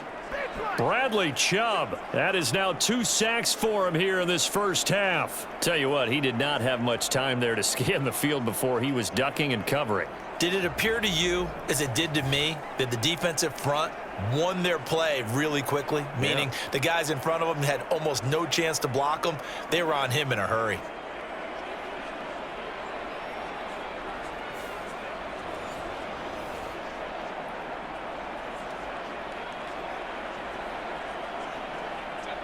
Third down and 13.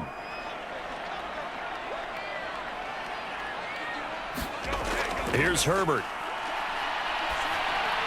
That's complete to Austin Eckler, the running back. And he's not going to sniff the first down here. He stopped at the 25. 5 yards, not enough, and it'll be 4th down. How about that strategy there, Brandon? 3rd down. They just said, we've got faith in our tacklers. We'll give you the short stuff, and just decided to protect the sticks. So every time I hear fans telling me tackling's not a part of the game anymore, plays like that, I can clip and save and show them you have to tackle well if you want to be a good defense.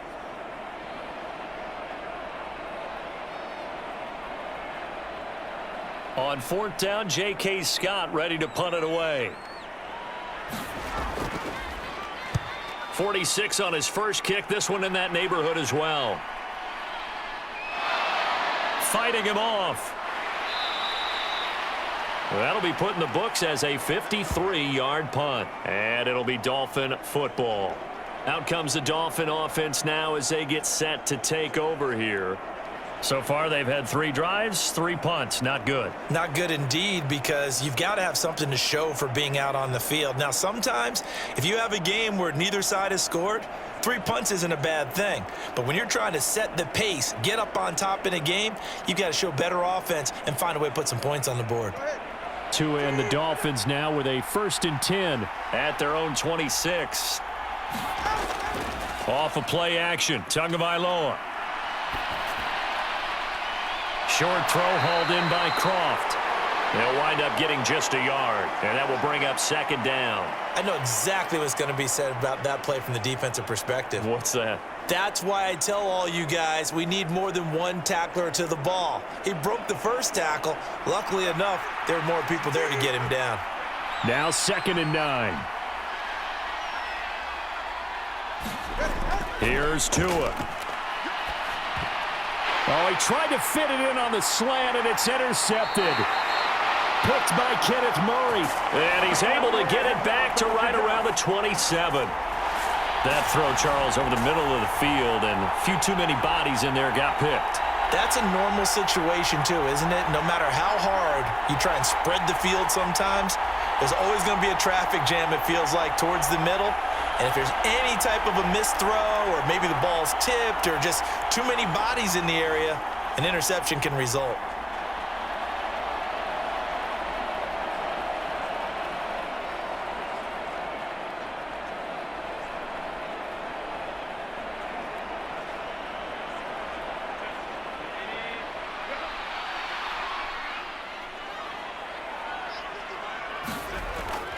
Up the middle with Eckler. He's able to get 6. A nice pickup down to the 21. First play of the drive, let's give credit all around. Excellent blocking, but the guy carrying the ball, he was the finisher. A really nice run.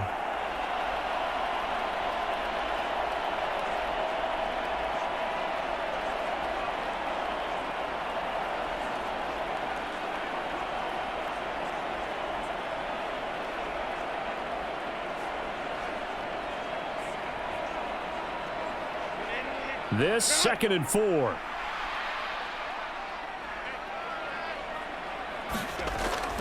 It's Eckler again. And he'll be taken down at the 20 after a gain of just 1. But when you go from 2nd and 4 to 3rd and 3, that just tells you who won that battle on the last play, huh? Yeah, first round went to the offense, second round the defense.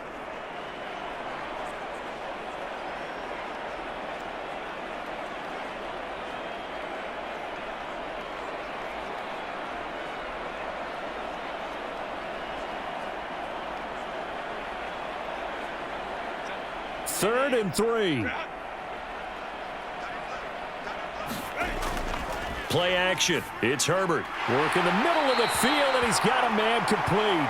And he is going to have the Chargers first down as they're able to get the 3rd down conversion. Would it be safe to say that as precise as routes are supposed to be run in the NFL, maybe they're not quite as precise in college ball? That's accurate, yeah. And I think we saw a college route in the NFL there. Just find the soft spot, find the dead zone, and find the first down. And that's what he just did.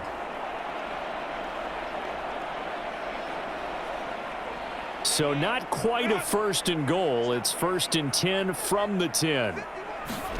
Here's Herbert.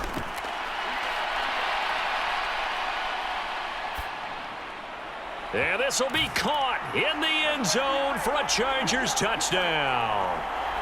Josh Palmer from 10 yards out. And the Chargers are able to add on to that lead. Well, on that connection, it looked like they maybe had some pre-play communication. Maybe one of them noticed an area that was open in the defense to get the pass to. When you put the time in, sometimes you have that great silent communication that you just noticed right there, because the best quarterback-receiver combos in the NFL, they know how to make those adjustments at the line of scrimmage when they see something pre-play, and they got it done there. And for the extra point, Cameron Dicker.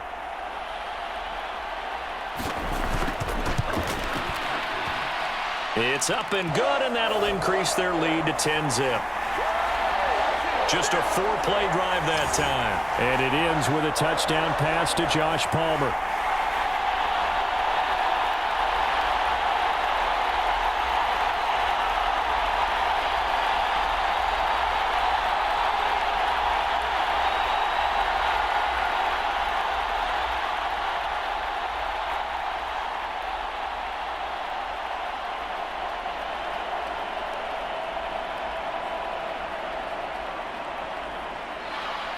Now after the Dicker field goal, he's back out ready to send it away. Berrios now from his end zone. And ultimately cannot get this out to the 25-yard line as he's dropped at the 23. The Dolphins offense now working their way back onto the field. And we'll see if they can bounce back from that last drive, in particular if they can bounce back at the quarterback position, Charles, after throwing their first interception of the ball game. Yeah, and some guys, you know they're going to want to try and get a big play right away and take control back. Others, they're going to want to look to hit a couple shorter passes and get a little momentum back that way. But for the defense, that goal's not changing a bit. They want another pick. You're exactly right about that. In fact, you got to watch them a little bit because in coverage, they may cut down their gaps a little bit, maybe their splits a little bit in order to try and get to the ball even faster. No gain on the play. It'll be second down. No gain on that run, and while this team is down, they're not out of it by any stretch of the imagination. Maybe you just have to think about different style of running in order to get this guy going.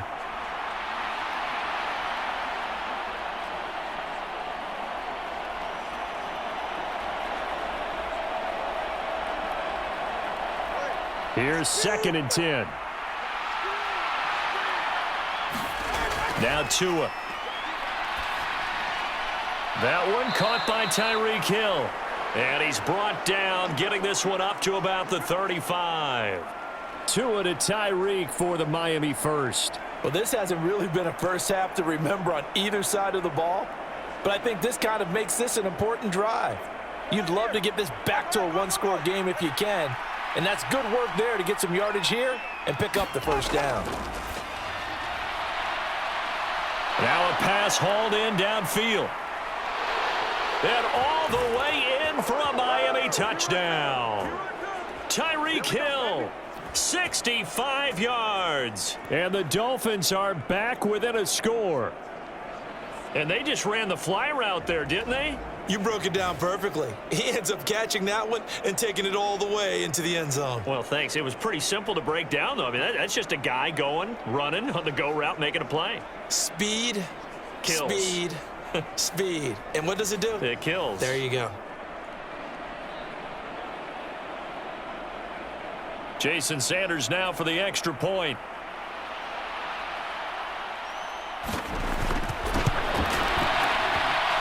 And they're back within a field goal. It's 10-7 now. So they only needed 3 plays on that drive. And it ends with a touchdown pass to Tyreek Hill.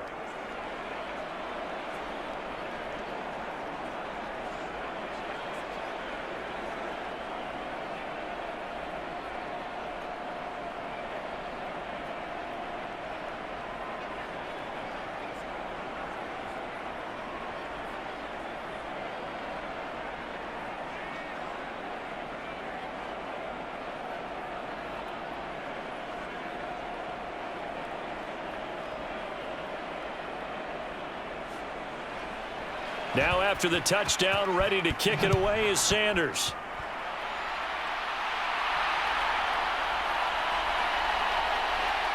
And he returns this to the 22.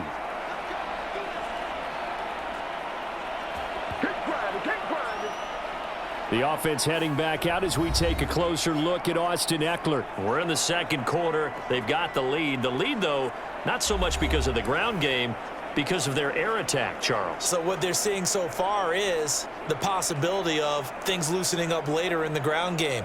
Through the air first, maybe they have to start respecting that even more as the game goes on, and then there will be running lanes to find later. Yeah, try to get him more involved here on this drive, maybe. Herbert going to lead up the Chargers here, 1st and 10. At their own 22. He'll set up to throw from the gun. Right side, he has Johnston. Second quarter action, 1:56 remaining.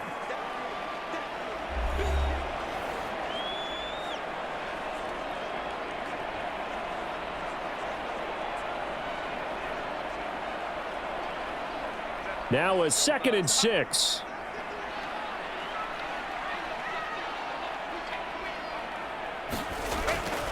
Looking to throw. Herbert. And to the right side here, it's Allen. And he's taken down, but able to slip across the 35. Herbert with a connection to Allen for a Charger first down. And now at this point in the first half, you've got to realize as an offense, you're not going to get it all back in one fell swoop. This is going to be about sustained drives and making sure you finish with points. And that's a good throw there for a first down. And that's caught inside the 35. And he takes this one down almost all the way to the 30. Give him 32 on the play. Well, partner, I'm not sure how this drive's going to end, but how about the way they flip field position there? A nice attacking play. They picked up a heck of a chunk of yardage.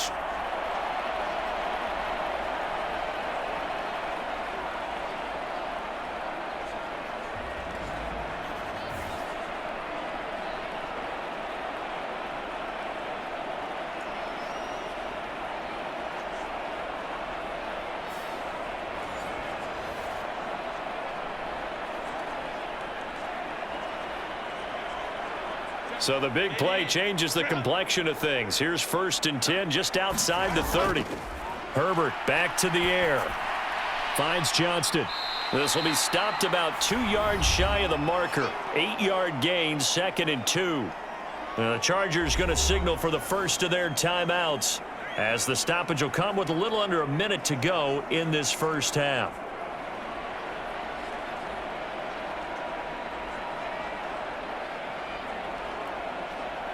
Now a 2nd and 2.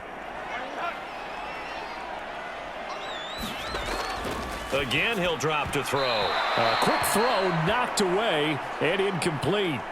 That's not the first time they've gone his way on this drive, and they were obviously keyed into him because they were there to help break that pass up.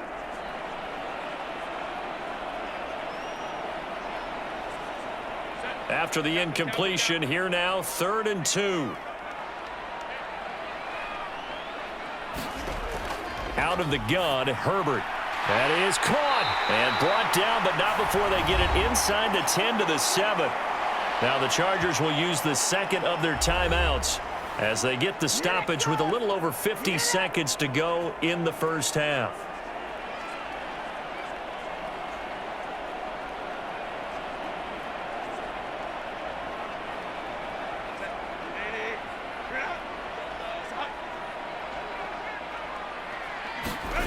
Back to throw again.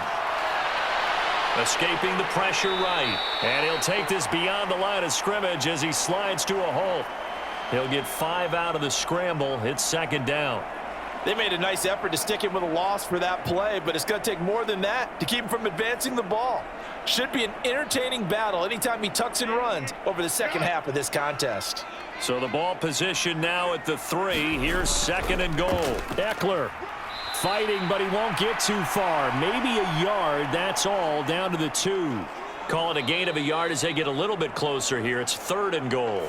Now a timeout called for by the offense as they stop it with 16 seconds to go in half number 1.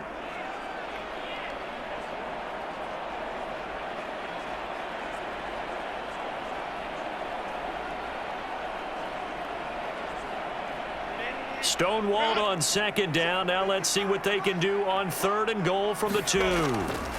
Back to throw. Herbert. He's got his man. It's caught. Touchdown, Chargers. Gerald Everett as the first half is winding down. And the Chargers will extend their lead here just before halftime. And this drive, Charles, very well timed as they score with very little time remaining in this first half.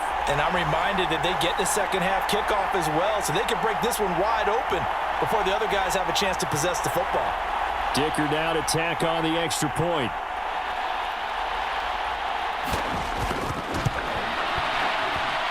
It's good to make it 17-7.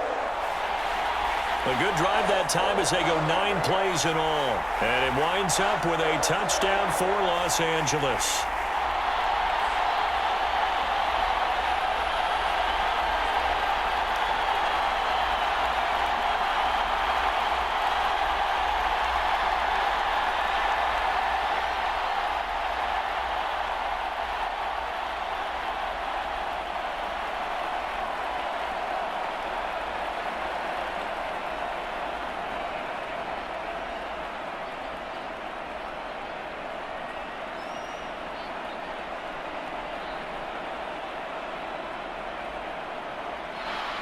So not much time to speak of remaining in this first half as the kick's away.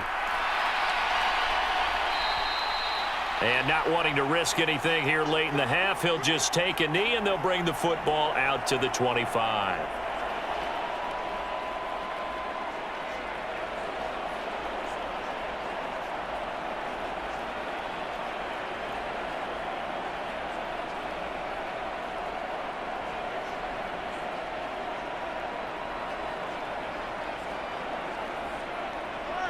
The Dolphins at the line ready for their next drive. And with time quickly fading here in the second quarter, not sure how aggressively, offensively they want to play this. I think we'll find out just how much they trust their guys in this situation if they decide to take a shot. Just a yard on the pickup there, and it'll bring up a 2nd and 9. So we reach halftime here in a 10-point game. As we'll send you back over to Orlando with our EA Sports Halftime Report, here's Jonathan Coachman. Okay, Brandon, thanks very much, and welcome in everyone to our downtown Orlando studios in this EA Sports Halftime Report. We're accustomed to seeing strong quarterback play. We got that in the first half from Justin Herbert. He came on after a slow start to fire 2 second-quarter touchdown passes and give his guys the lead at the intermission. Okay, Coach, thanks as always to you and the gang in Orlando as we welcome everyone back in for quarter number 3.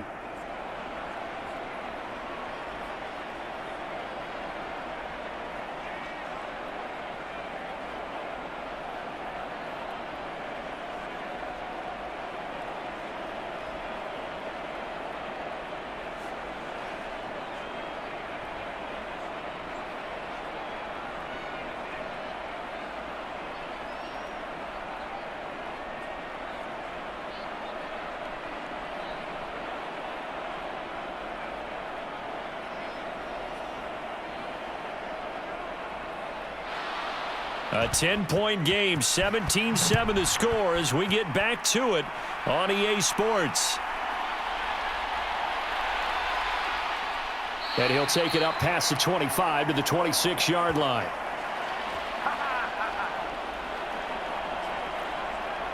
Out comes the Chargers as they'll go on offense now to start this third quarter. And they've got the lead. CD, what do you think the message was at halftime? I don't think the message was too drastic, I think, at the half, or that they need to change things too much. I do think the offensive line could play a little bit better, and I think they'll try and help them out more. They'll probably keep a tight end in a few more times and maybe add a running back to the formation to pick up those pass rushers because they probably allowed a few too many sacks for comfort in the first half. Herbert off of play action.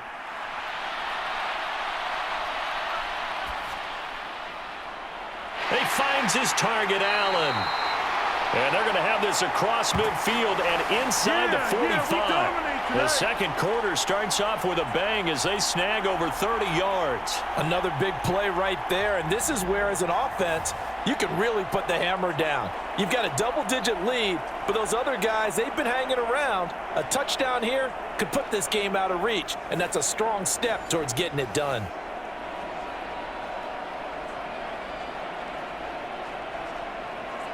So the big play gets him across midfield now for 1st and 10.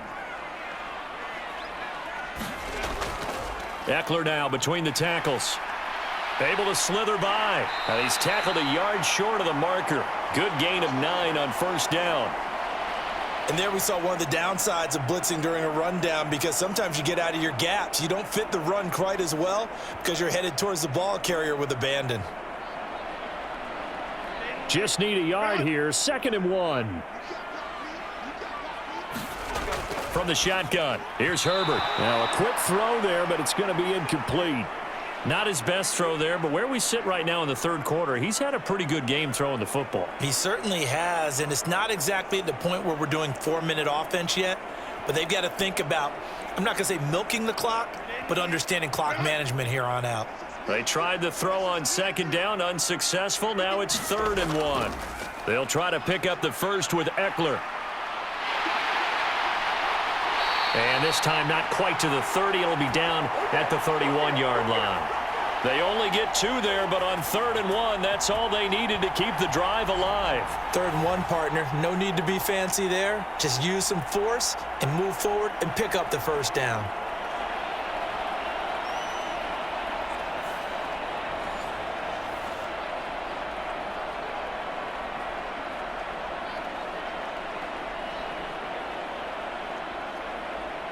Line of scrimmage, the 31 now on 1st and 10. Once more, here's Eckler. And he is going to lose yardage here. Bradley Chubb came in and got him. And they have just not been able to block him at all throughout this game. Seems like every other play, he's doing something in the backfield. Already got 2 sacks, and now here's a tackle behind the line.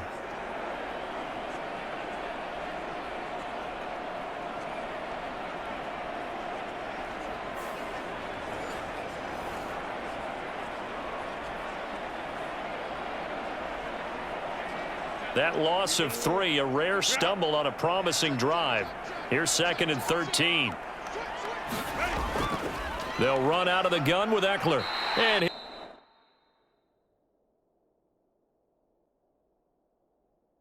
go down at the 28.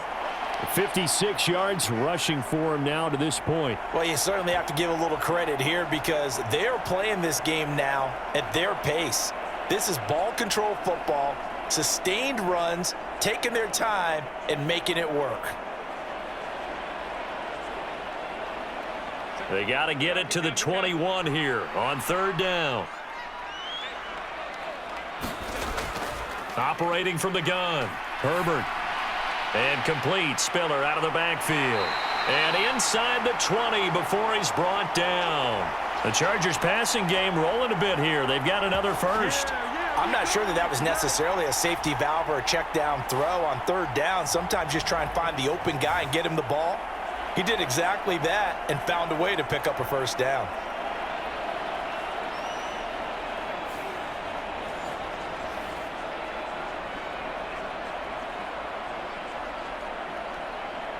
So here's a 1st and 10 now down inside the 20.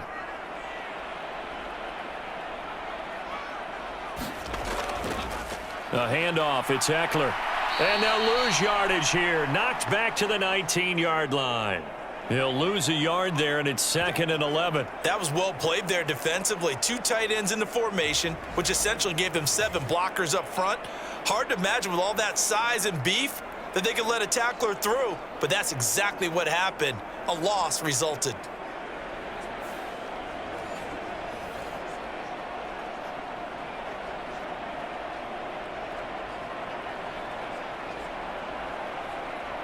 So after the loss of a yard, they'll look to push forward here on 2nd down and 11. On the give, this is Eckler. And good downhill running. He's got 6 yards down to the 13. On a 2nd and long, it's really nice to see an offense that has enough confidence to run the football in that situation. I think that goes back to their practice and game planning. They've seen things that they've seen on tape and in previous games that led them to believe that even in a long-distance situation, they can still run the football and gain enough yardage to put themselves in a good spot on 3rd down. And the Chargers are going to have 1st and goal as they try to finish off this drive with 6 points. 3rd and 4 is always a tough call. Maybe a little too long to run for it, but not too long to hit him on the quick slant. And that was well executed. Found the window and zipped it right in there.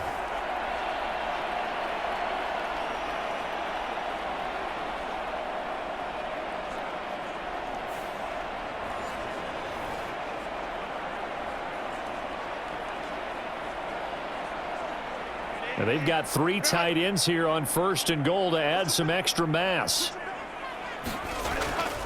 Kelly is not going to advance very far. He'll be stopped right at the line of scrimmage. They'll say no gain on the play, and it'll be 2nd and goal. And now defensively, you have to look at this like the game's on the line. It's just the 3rd quarter, but another touchdown given up here could really spell an end to their chances. So they need to toughen up and keep them out of the end zone. On 2nd down, Eckler. Give him right around 4 on the carry. We'll see if they want to keep pounding here on 3rd and goal. When you look at the geography we're staring at, this part of the field, don't you always think of big backs carrying the football, bruisers trying to pound it in? Instead, we're looking at a little more of a scat back type, and he's trying to make it happen. Yeah, they went with the elusive, slippery guy. Couldn't get in there, though. On 3rd and goal, they're going to run the option. And he is into the end zone. Touchdown, Los Angeles. Justin Herbert. It's a 1-yard touchdown run. And the Chargers take the opening kickoff of the 3rd quarter and drive right down the field to extend their lead. Well, I'd have to say that for him, that was an all-encompassing drive because it was his arm that got his team down to that point, but his legs that finished the deal. Give him credit for making it happen.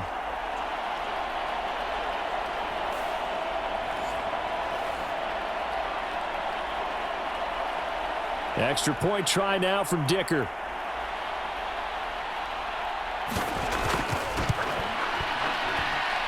And that'll make this a 3-score game as the lead moves to 17. So that one a 13-play drive in total. And it ends with the Chargers getting into the end zone.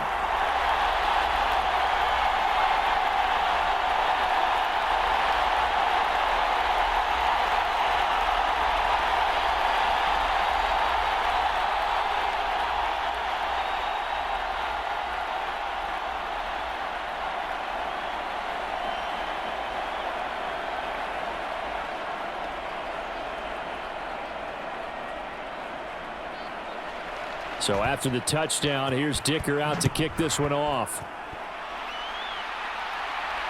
Taking it about the 1. And up to about the 26-yard line, just across the 25. So here are the Dolphins now. They get ready for their first possession of the second half. And their halftime hole now even deeper, and they need a big drive here just to answer the first touchdown of the second half scored against them. They were down at the half.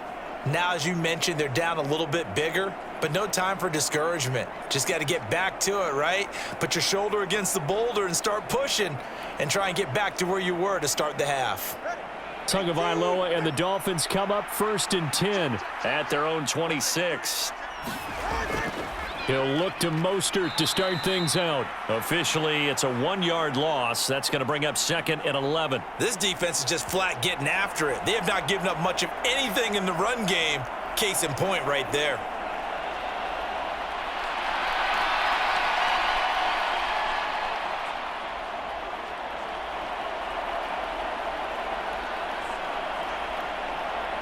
After the loss to start out, here's 2nd and 11. Throwing now is Tagovailoa. And his throw's going to be incomplete. Another attempt, another incompletion, and when I look at the scoreboard and where we are in this game, it comes to mind that they have to start getting the ball in the hands of their playmakers. Throw it to the guys that maybe can take a short pass and turn it into a long gain or make people miss downfield. They've got to have points, and the guys who can put the ball in the end zone, they're the ones that need to touch the ball. Throwing is Tagovailoa on 3rd down here. And he gets this one just shy of the 40. They'll mark him down at the 39.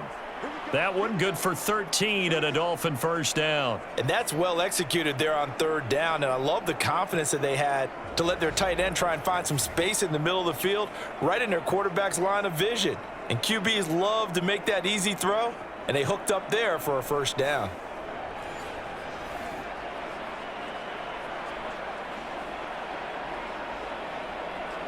So from the 39 now, they'll come up on a 1st and 10. Up the middle they go with Mostert. That's a good acceleration there as he's across midfield to the 48-yard line.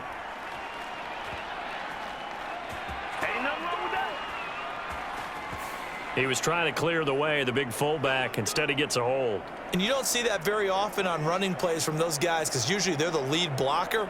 Normally, when he gets caught, it's in a passing situation.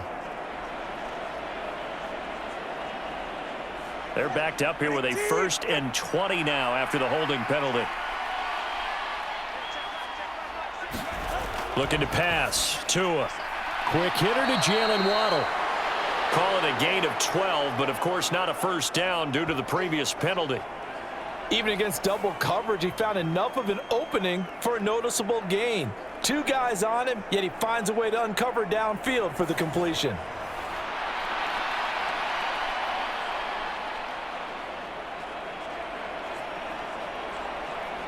This is 2nd and 8.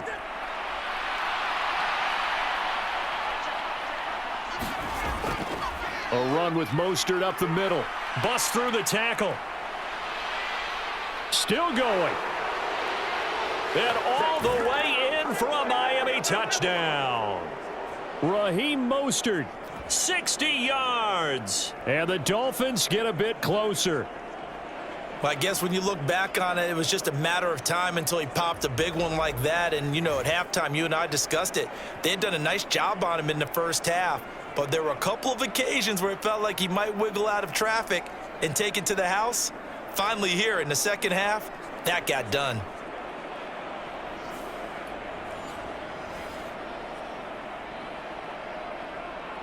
Sanders now to add the extra point.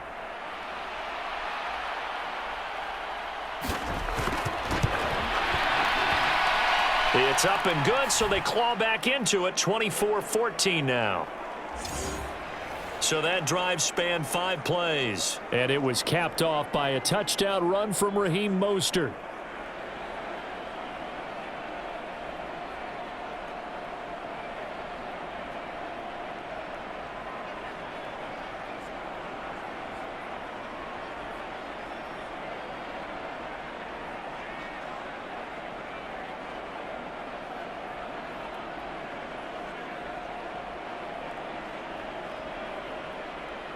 Now after the touchdown, ready to kick it away is Sanders.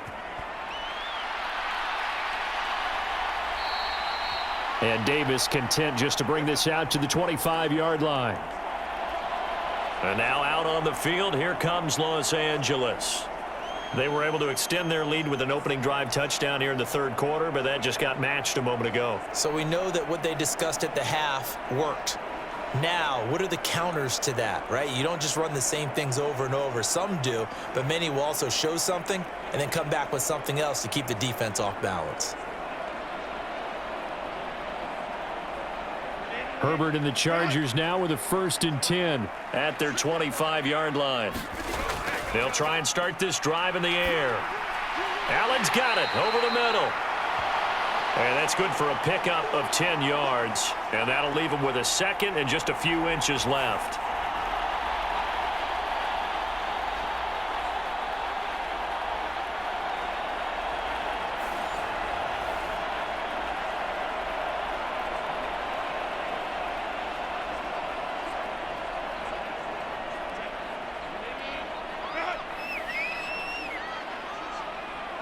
Allen, the man in motion left. He'll get it here on the jet sweep. And that's going to be good for a Chargers first down as he's got this up to the 40-yard line. Well, we've seen running backs in today's NFL get involved in the passing game. Maybe it's about time more receivers like that get involved in the running game. And that is something we are seeing more and more in this league, no question about it. That wasn't the biggest of gains, but it was enough to get them a first down. And it continues to test the defense. They have to think on every play about who might end up with the ball. That one tipped, and it's incomplete. But good hands there defensively. It's 2nd down. Yes, sir. How about an attaboy there on first down? Got his hand in and knocked it away. Third quarter now from SoFi Stadium. Here's a 2nd and 10. Looking to throw. Herbert on the screen. This is Eckler. And they get to him after a gain of 6 to the 46. And that doesn't have to gain big yardage to be an impactful play, because if you can get those pass rushers second-guessing themselves that they might get hit with a screen, maybe you can wind up slowing them down just a step. And if you do that, that's a win for that play.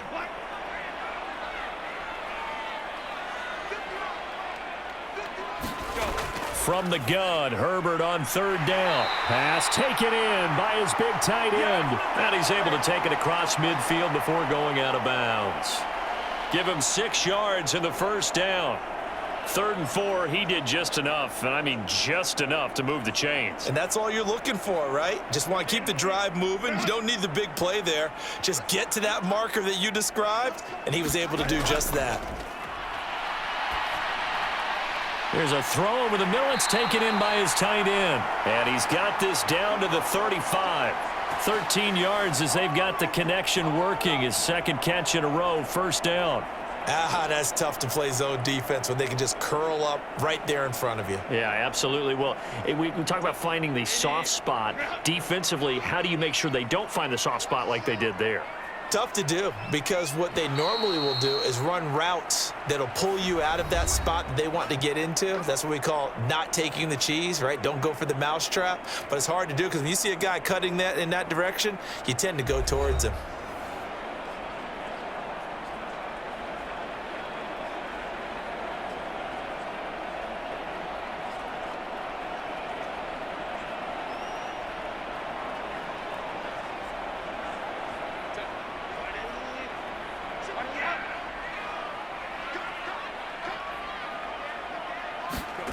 On 1st down, it's Herbert. He gets it to Johnston. And he'll get this one down to about the 20-yard line. 15 more there, and they're on a roll. It's another 1st down. The passing game continues to be their friend. Even with a stable lead here in the 4th, Charles, they're going back to that well. Yeah, with their overall philosophy, you know that they trust their quarterback. He's been able to throw it well. If they continue to throw these safe passes, who can blame them?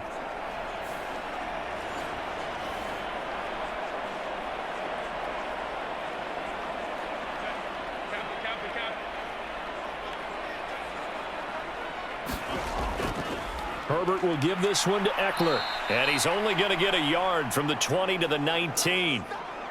That was a really nice play, be able to stack that one up. When they get back in the huddle, he's got to tell his guys up front, great job. They kept people off of him, allowed him to run free and make the hit on the runner. Filled the gap nicely, kept him to just a 1-yard gain. 2nd and 9. Now Herbert with it, looking to pass. And he'll find Everett there, complete. Call it a gain of 3 on the play. And now 3rd down and 6 to go.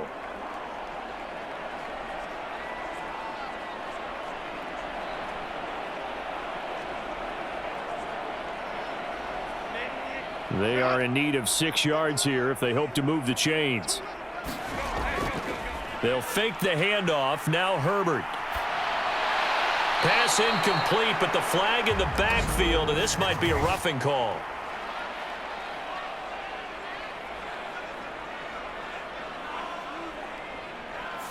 They're down here in the 4th, and that personal foul penalty is not going to help. No, in these types of situations, players will tell you that's extra intensity. From where we sit, it's actually frustration, not a good play. So a critical mistake, roughing the passer. Now it's 1st and goal. Here is Eckler. And he's able to get it down to the 2-yard line. 72 yards rushing for him now in the ball game. That's good hard running right there on 1st and goal. That gets them down to the 2 and puts a lot more pressure on that defense. From the 2 now, 2nd and goal. Eckler again. And he takes it in for a Charger touchdown. Austin Eckler taking it in from 2 yards out. And the Chargers are an extra point away from making this a 3-score game. But just power football there down near the goal line. Give it to him. He's able to push his way across. Yeah, they went heavy there. Sometimes you have those big offensive linemen come in, have to report like they're eligible. But all they're doing is getting a good stance, blocking, and getting their runner across the goal line.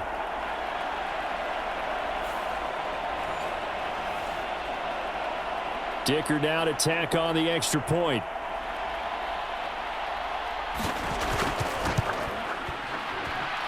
And that'll make this a 3-score game as the lead moves to 17. A pretty long drive that time. 11 plays all told. And it's Austin Eckler who finishes things off with a touchdown run.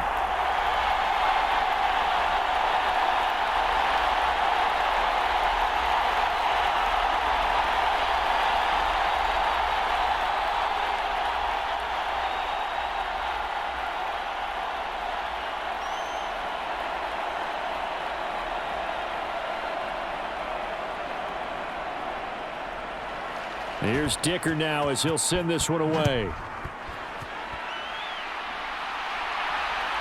Berrios going to bring this out of the end zone. And they'll start this drive just across the 30. Pretty nice work on the return. Out comes the Miami offensive unit now. They get set to take over. As this offense comes back out here, Charles, they're trailing in this ball game. And they've been on the sideline for a while. They did score their last time out, but they just had to watch that long, sustained drive. So we'll see if they can shake the rust off. Yeah, and that's always a question that you have when you have to come off the bench after having sat there for a long time. Are you ready to go? Are you loosened up? But even more so, are you mentally alert and ready to put your best product out there? On the ground, it's Mostert to start the drive. And he'll maneuver his way forward for about 4. 2nd and 6. Well, you don't turn your nose up at a gain of 4, do you? They'll take that on first down. Playbook's got to be pretty well open on 2nd and 6.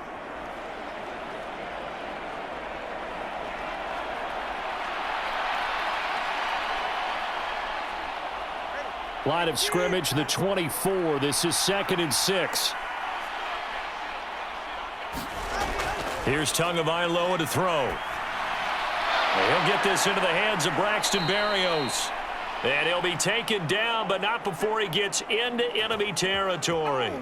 17 yards on the play as they try to eat into this 17-point deficit. You cannot write these guys off just yet, not with a quarterback like that under center. You mean it actually crossed your mind with him running the team that you could actually maybe write this game off? Not yet. Not a chance. Not with him. We've seen it too many times.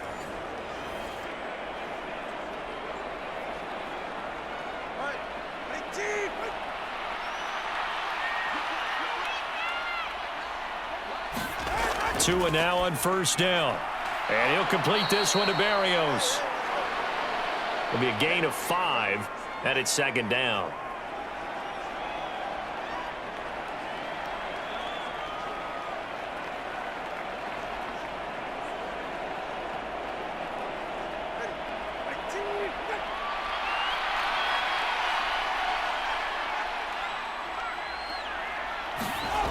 Tua sets up to pass it. Short pass tip, but caught anyway. 5 yards on first down, but now just a 1-yard pickup there on 2nd. Hey, during the course of any game, you'll see tip passes, but how often do we actually see the running back come up and end up making the play? Well, shifty fella getting in there and grabbing it. Yeah, you know, they always talk about how running backs have a nose for the end zone. They have a nose for the ball, too. They want it in their hands at all times. Going to the air, Tagovailoa. And he's going to be sacked. They sack him back right at the midfield stripe. And now that brings up 4th down there, a loss of 6 yards on the sack. Well, partner, you and I will be headed to the airport, but after this game, when it's interview time, someone's going to ask this quarterback what hurt worse, the interceptions or the sacks. His whole day, it's been rough. Barring a miraculous comeback, this offense isn't going to win this game, but he's probably going to say what hurt most is the loss.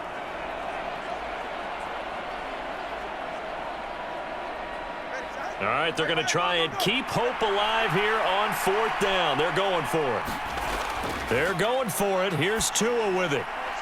Able to find the open man. That's complete. And he will have a Dolphins first down. And it is a big letdown there defensively. They somehow allowed to convert on 4th and long. We always talk about big-time players make big-time plays in big-time moments. I think that 4th down qualified. That was a heck of a throw. So the 4th down conversion has him inside the 40 now, 1st and 10. From the gun, it's Tua. Over the middle, he gets it to Berrios. And he'll be brought down on the 30-yard line after a gain of 6. Nothing fancy on first down, but a very consistent type of a play. Hit that slant. A lot of people call it an extension of the running game, and it can be if that pass is completed, because you hit a guy on the run like that, he often can go for big yardage. Sets him up nicely for 2nd down, staying ahead of schedule. On 2nd down, Mostert. And he'll go down here right around the 23-yard line. 96 yards rushing now from Mostert as he picks up a first down. But they're getting ready to go to work now in prime real estate after that last run. Found his spot and picked up nice yardage, didn't he? And now he's got him knocking on the door of the red zone.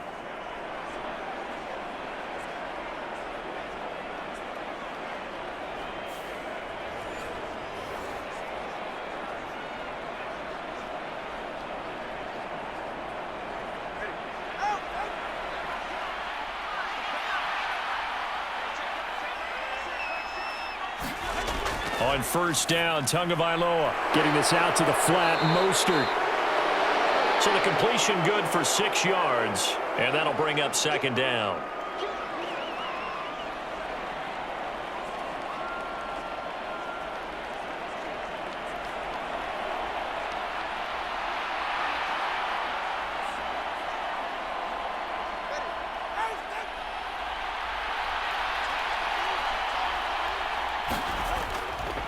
On the handoff, this is Mostert. Just a gain of a yard there, and now it'll be third down. Sometimes you're aligned perfectly and the play comes to you, and sometimes you got to cover some ground to go make the play, as we just saw there. We saw a great example of perseverance right there on that play. Got to be careful. They might want to throw one over his head as this game progresses. The offense on third down, they've converted just 2 for 6 thus far. This time it's 3rd and 3. They'll try and run here with Mostert. And he will have the first down before he's tackled at the 12. They're able to convert with a gain of 4. Well, someone's been having a good game so far, and you know something? A lot of it's been power running. They decided to turn him loose again on third down, didn't they? They did indeed. He delivered the tough yards.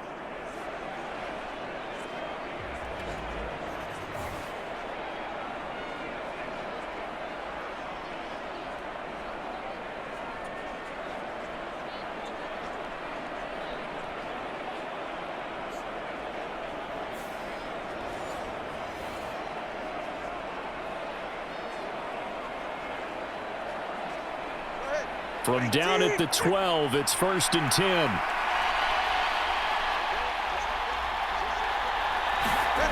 Tua going to throw. And they'll get this on the screen to Mostert. And he's able to work it here to the 8-yard line. They'll get 4 there out of the screen, and it's second down. The key to any screen play is all in the deception, and that means everyone on the offensive side of the ball. But someone gave it up because that one wasn't very well concealed. And the defense able to rally to him and hold him for just a short gain. 2 minutes left to play in this football game here on EA Sports. So the Dolphins have it as we welcome you back in. And let's see what they've come up with offensively after having time to talk it over. Facing a 2nd and 6 from the 8.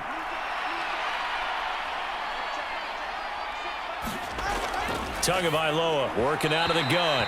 A quick throw there is incomplete.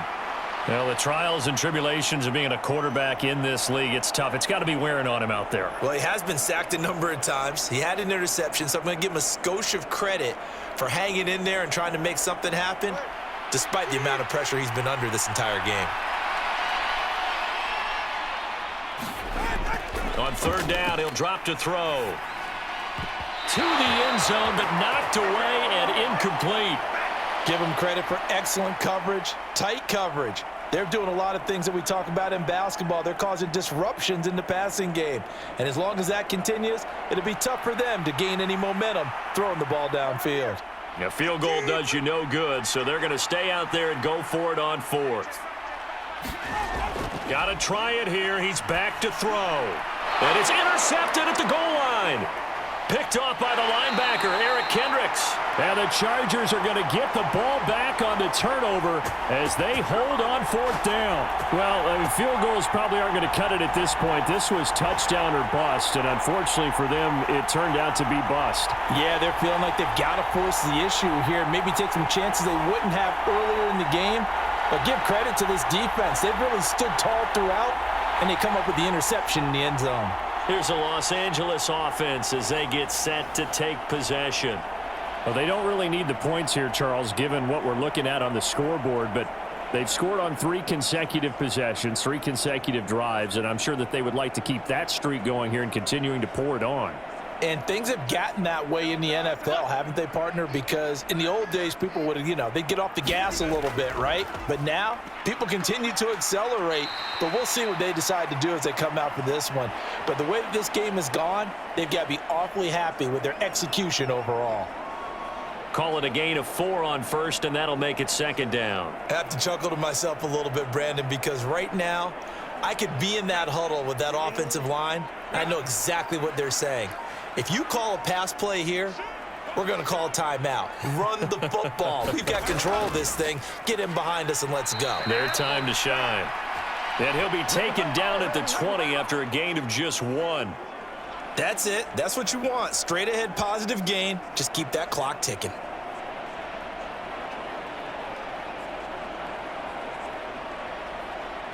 Third and 4.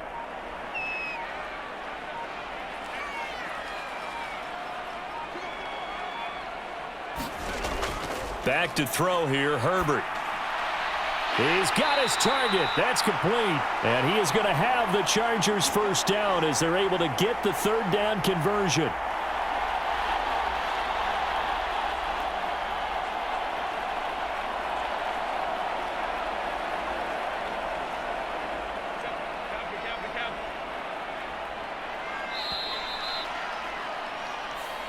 So this one's over. It's in the win column for the LA Chargers. And we talked so much about the turnover battle determining who wins and who loses. This game, no exception. They didn't turn the ball over at all, and they go on to victory. They look like a smooth operation in this one, didn't they? Because you look at every facet of the game, they handled their business. Offense took care of the football, converted it into points. Defense took the ball away, gave it back to the offense. Special teams, right there with them. That's the type of game a coach is going to really love and value. And when they show the film, they have to be careful not to give out too many kudos and kill their motivation going forward.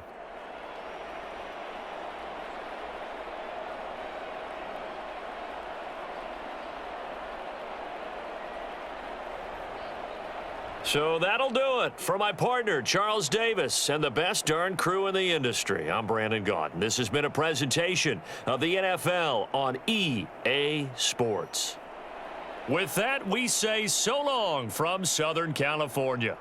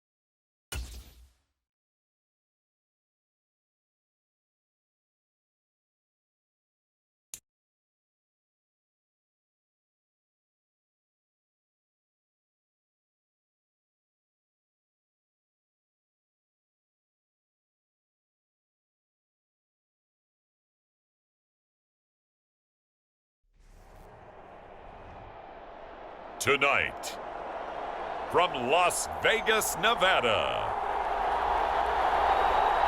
it's Super Bowl Sunday.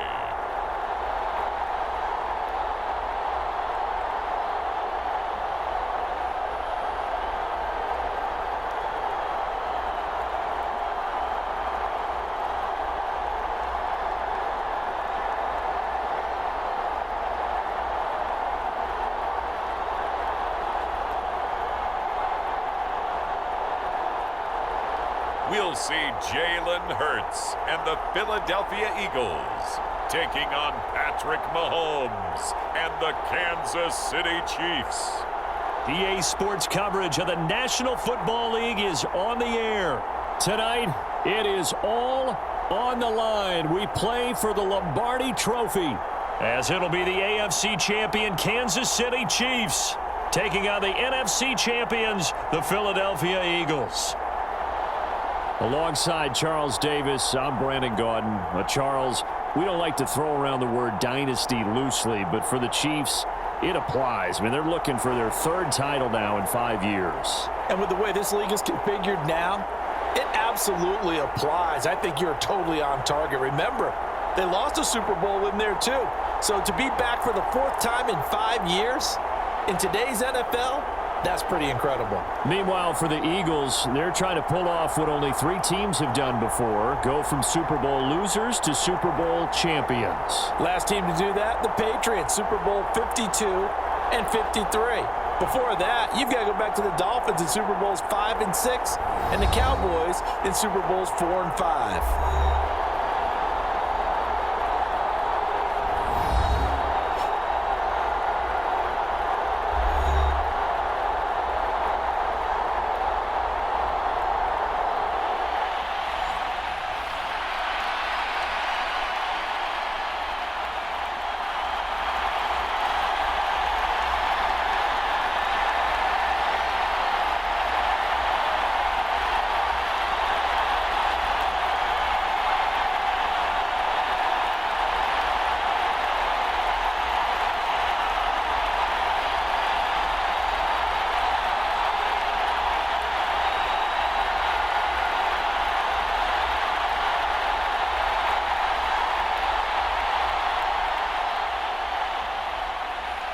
And off we go from Las Vegas.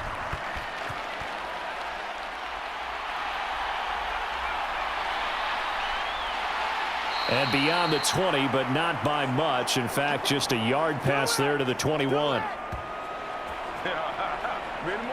So here come the Eagles, the defending NFC champs, led out by a man who was the runner-up to Patrick Mahomes at MVP balloting a season ago. Of course, that's Jalen Hurts. As we begin the Super Bowl, we are looking at one of the game's most important players. And whether he's the centerpiece of the offense or taking a backseat to his teammates, offenses always look to the quarterback to be a leader in moments like this. He's got to be that calm, composed pillar out there who stays level-headed and keeps everyone focused on the task at hand.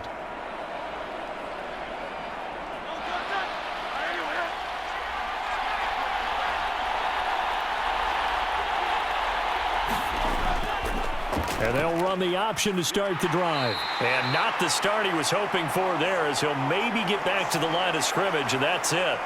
Call it no gain on the game's first play. And it's 2nd down now.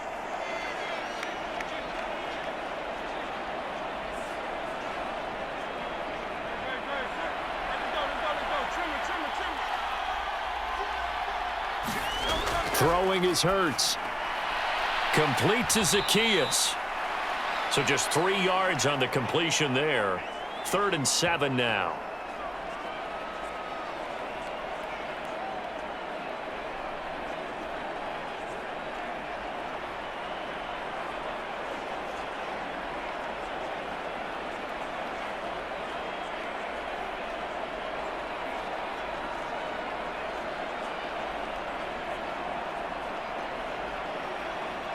So 7 yards from the first down here as they come up to the line of scrimmage. Throwing from the gun, it's Hurts. He's going to get that to Swift underneath. Well, this is going to depend on the spot, but it's not a very generous one. He looks to be about a yard or so short.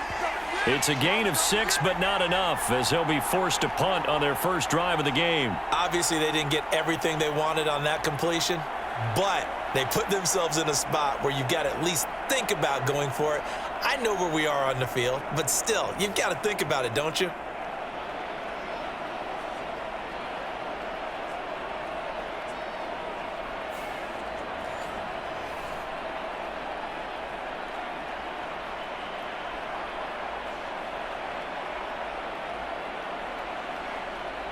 On 4th down, punt coming from Braden Mann. Kadarius Toney deep for KC.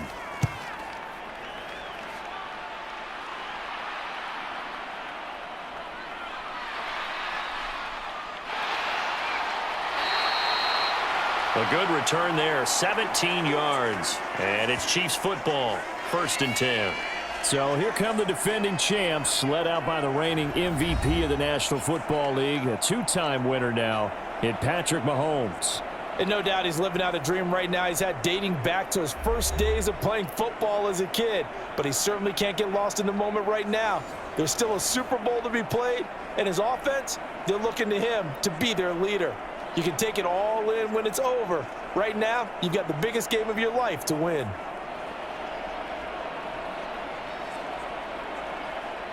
The Chiefs in good position to start out as they come up 1st and 10 at their 36-yard line.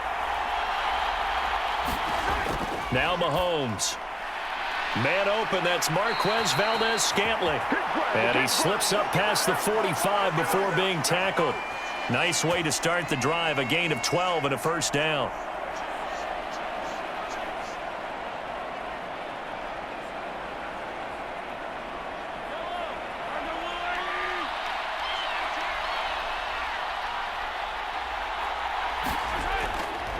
They go play fake. Mahomes.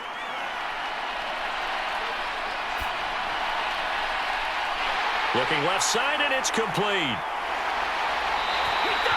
A big play there for KC. 45 yards.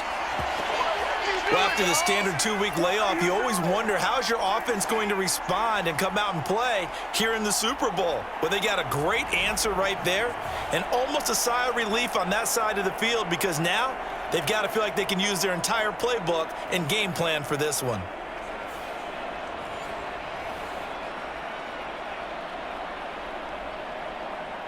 A chance for the first score of this Super Bowl. Here's 1st and goal.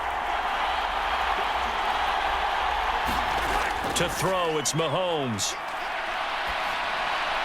That's to the right sideline, and it falls incomplete. And I could see the officials kind of looking at each other down there, silently wondering, does this meet the level of grounding? Fortunately, he did have a receiver in the area, but I have seen less obvious throwaways called as penalties. Nothing on first down, so the ball remains at the 8-yard line, 2nd and goal. Mahomes to throw once more. And he will take it on in for a Chiefs touchdown. Patrick Mahomes, an 8-yard touchdown run. And the Chiefs are on the board first here in this Super Bowl. And that's the way to find pay dirt, Patrick Mahomes. Hey, you remember some of the scrambles in the playoffs last year while he's playing on a bad wheel? Oftentimes he's maneuvering just to find a way to throw the football. But last season, 4 touchdowns on the ground, a career high, continuing to develop as a runner, and often finding the end zone these days. Harrison Butker is on for the extra point.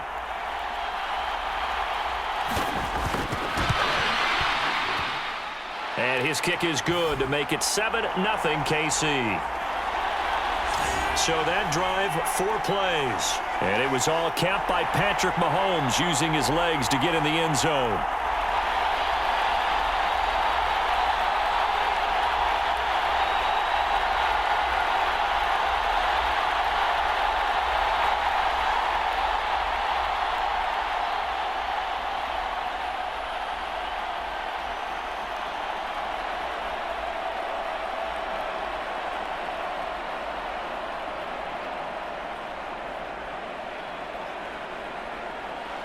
Now after the touchdown, here's Butker on to kick it away. Taken at the goal line. And he'll go down as this drive will start at the 25-yard line. Philadelphia getting set to take the field. They trail early on in this Super Bowl as they come up 1st and 10.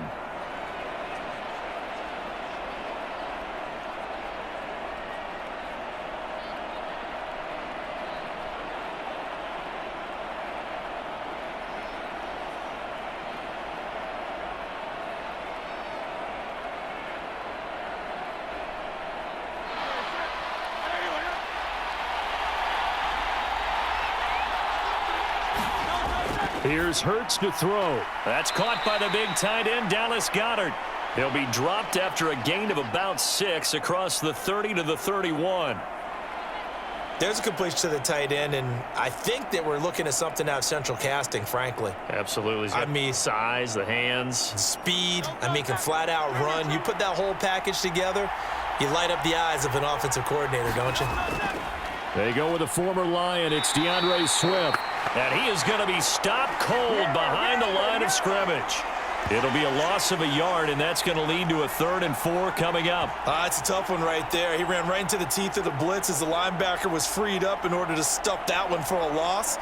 I think quarterbacks got to see that, got to find a way to audible into something a little more advantageous.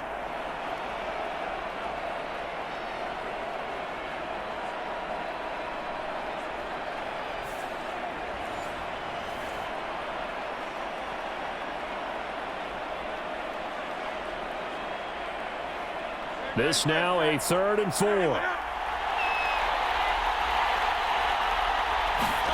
Hurts sets up to throw it. And he can't get rid of it. He's taken down.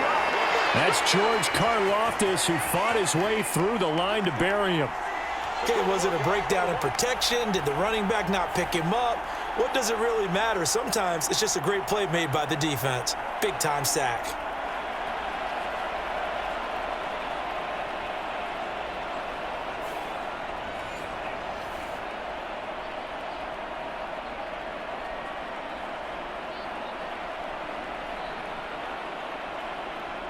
Here's Braden Mann now, as he'll kick it away for the 2nd time.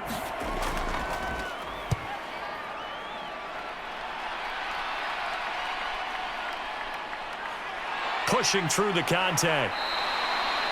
So possession goes over here on the punt. And they will take over 1st and 10. Kansas City taking the field for their 2nd drive. They've got a 7-0 lead in the football as well as they start out 1st and 10.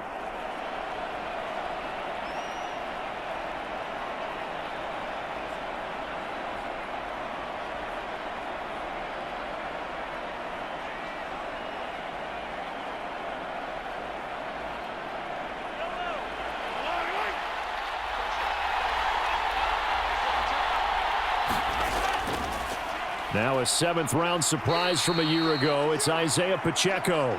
2 yards on the carry there. It'll be 2nd down. Well, they always talk about playing great team defense, and that was an excellent example right there. Everyone on assignment, no one in the wrong spot, everyone filling their gaps.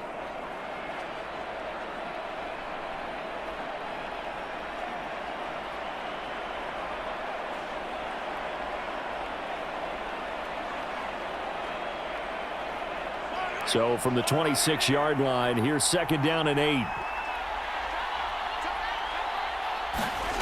Mahomes going to throw. Got an open man. It's Valdez-Scantling.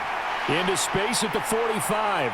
Down the right sideline. Valdez-Scantling. And all the way in for a Kansas City touchdown. Marquez Valdez-Scantling. 74 yards. And the Chiefs will add to their 1st quarter lead here in this Super Bowl. Another impressive drive, so they're 2 for 2, 2 touchdowns. Charles, a great start to this ball game for them. And one of the words that's really worked its way into our lexicon is stacking. They've stacked momentum each time out, and not only on offense. Between those touchdowns, defense held, forced a punt to get the ball back, and they've played awfully well in this one. Both sides playing at optimum level.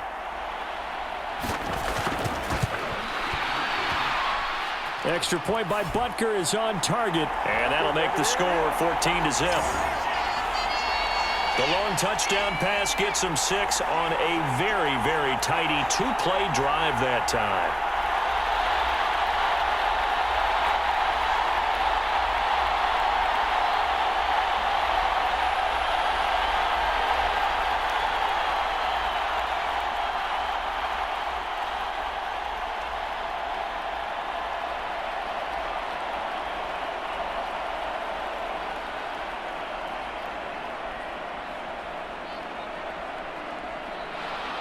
Now after the touchdown, here's Butker on to kick it away.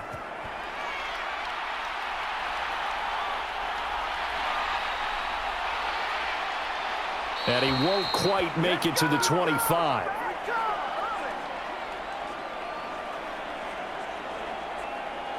The Eagles just about set to go to work on offense.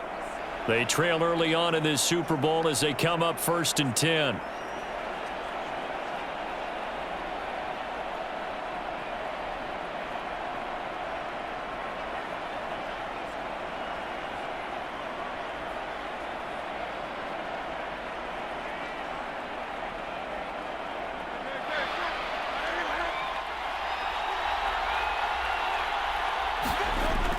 On the ground, it's Swift to start the drive.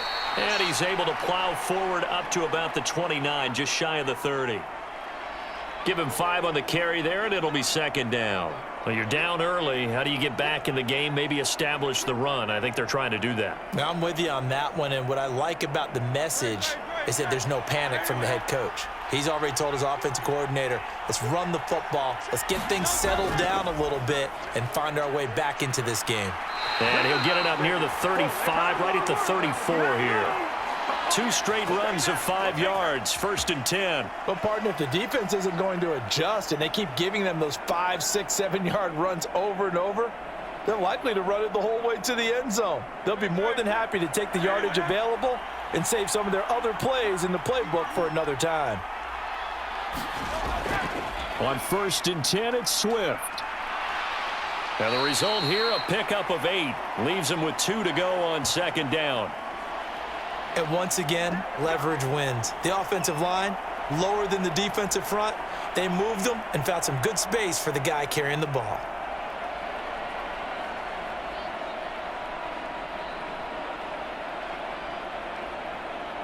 From the 41, here's 2nd and a couple. Off the play fake, here's Hurts. And on the left sideline, he caught it, but out of bounds, according to the head linesman. Incomplete, so the ball a little late getting there, and it's 3rd down. It certainly didn't appear that that's where he wanted to go with the ball initially, so he tried to get something out of it by dumping it off to his running back unsuccessfully. After the incompletion, here now, 3rd and 2. Hurts. Work in the middle of the field, and he's got a man complete. And he is going to have an Eagles 1st down as they're able to get the 3rd down conversion. You can almost hear the sigh of relief coming from their sideline and from their point on the field because this has been a tough start for them thus far. A much-needed 1st down there. They needed something good to happen. Plays like that will continue to help them dig out of this hole.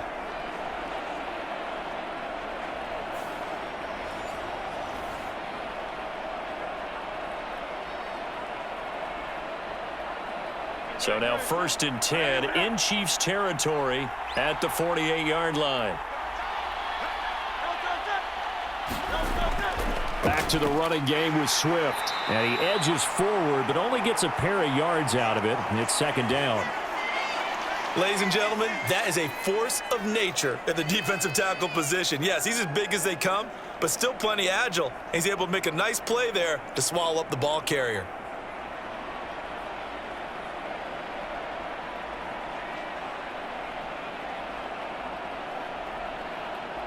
From the 46, here's the 2nd and 8. They'll look to throw here. Oh, and Hurts is going to be hit and taken down to the ground. Tershawn Wharton busting through to get him for a loss of 6. Well, if the goal is to get back into this game, the offense is certainly moving in the wrong direction. This is certainly a case where one team needs big splash plays right now, but unfortunately, it's the other team that's getting them.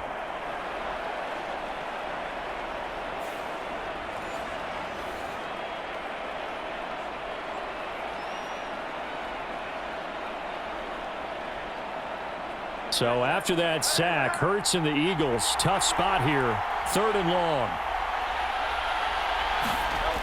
They're going to look to throw. Zacchaeus here hauling it in. And they'll get this across midfield, but not nearly close to a 1st down as he stopped at the 48. And just 3 yards on the catch there. He couldn't get away. And that's going to bring up a 4th down. Well, we hear so often how tackling has become almost a lost art in the NFL game. But it's so important to tackle well on these receivers, especially in a play like this one. 3rd down, they gave him the underneath stuff. You got to go up and make the tackle right away. Out now is the punter, Braden Mann. And he's getting a workout here in this 1st quarter as he gets it away. Hey, good job, baby, good job. And the Chiefs now getting set to go. It has been about as perfect of a start to this game as these guys could have asked for, Charles. They've scored on their first 2 drives. They still haven't given anything up on the other side of the ball, so they can already make this a 3-score game here if they can come away with points on this drive. Yeah, they're almost pushing them to the brink, aren't they, partner? Almost to the point now where it's a loss of words for me, which I know would excite all of our viewers, but you're just not supposed to see that type of dominance so quickly in a game like this. Everything they've done has been working so far. Offense, defense, you name it, it's going well for them. Pressure comes, and down he goes. The Eagles get there for the sack. Jalen Carter able to drop him for a loss of 4 from his defensive tackle spot. That's a step in the right direction defensively here because you're facing this sizable deficit. They're going to need more plays like that. A good sack, though. Good effort there. And what you're hoping is, as you said, a step in the right direction, and that means it's something to build on. So you get the first one, and hopefully that can ignite them, and now they can make a few more plays and get back into this game. So after the sack, here's 2nd and 14.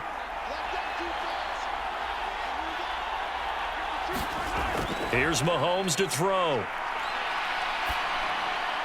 That ball is caught. Marquez Valdez-Scantling. And they get him down, but not before he takes it across the 40-yard line.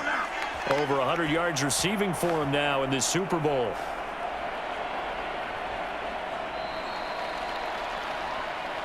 That brings us to the end of one in Super Bowl 58. Much more to come from Las Vegas after this. It's the Chiefs on top early. The NFL on EA Sports continues right after this message.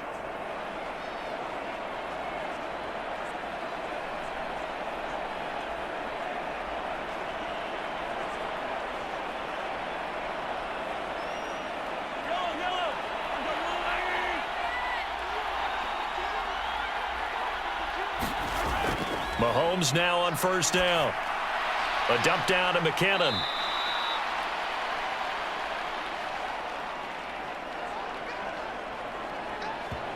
Well, offensively, that's the mismatch that you want. You want to force a linebacker to try and cover your back out of the backfield, out in some open space. But linebackers nowadays, they run like backs, and they take a lot of pride in covering. What a nice play he made there in the open field. Here's a 2nd and 8.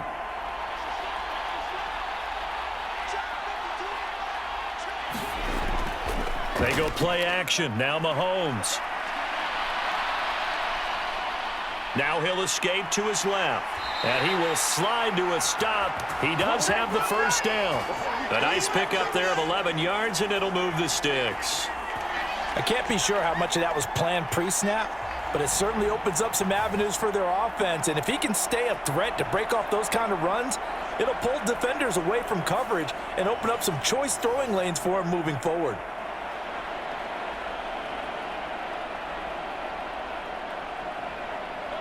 So from Philadelphia territory now, here's a 1st and 10 at the 46.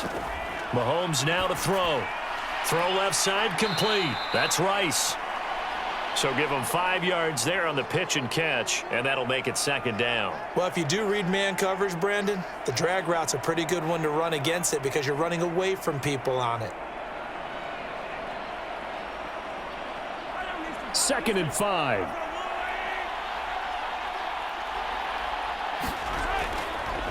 A man who re-signed with the Chiefs back in May. Here's Jerick McKinnon. And he is met at the line of scrimmage, and he goes down right there. They'll say no gain on the play there, and now it'll be 3rd down. This defense could use a few more plays like that right now. It certainly could, but think about it from an offense's perspective right now. They've got a lead, but they don't want to throttle down too much and stall themselves. Still want to move at a nice pace.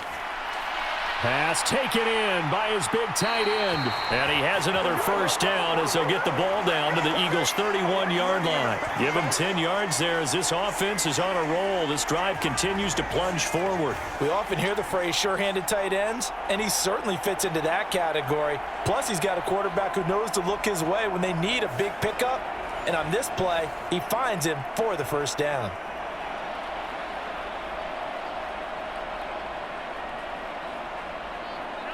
Line of scrimmage, the 31 now on 1st and 10.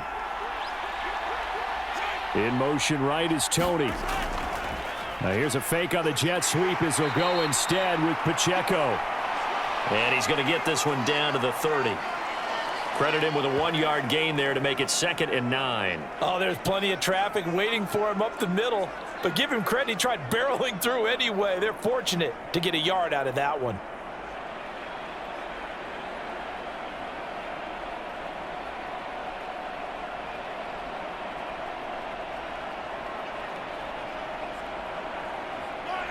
Ball on the 30 now. Here's a 2nd down and 9.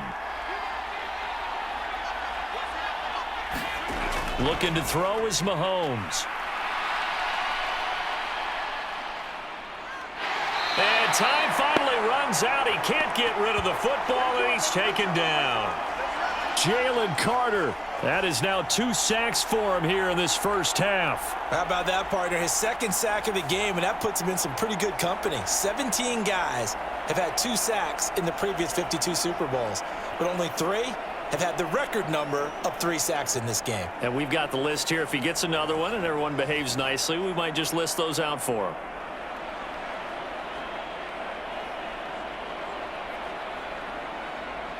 After the sack, things get a little tougher here. 3rd and long for Mahomes and the Chiefs.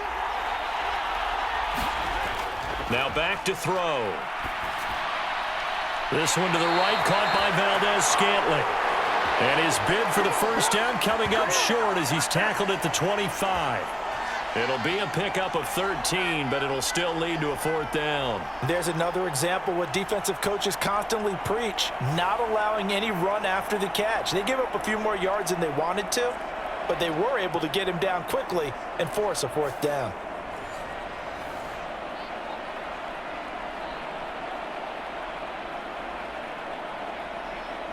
So on 4th down, Mahomes off, Harrison Butker on for the Chiefs field goal.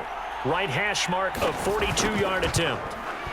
Butker's kick here is good, and that will extend their lead even further.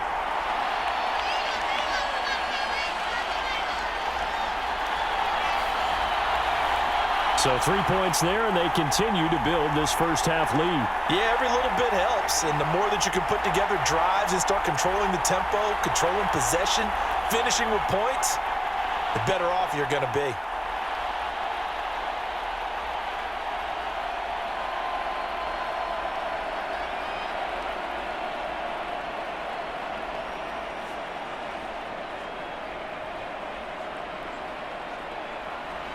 After the field goal, here's Butker to kick it away.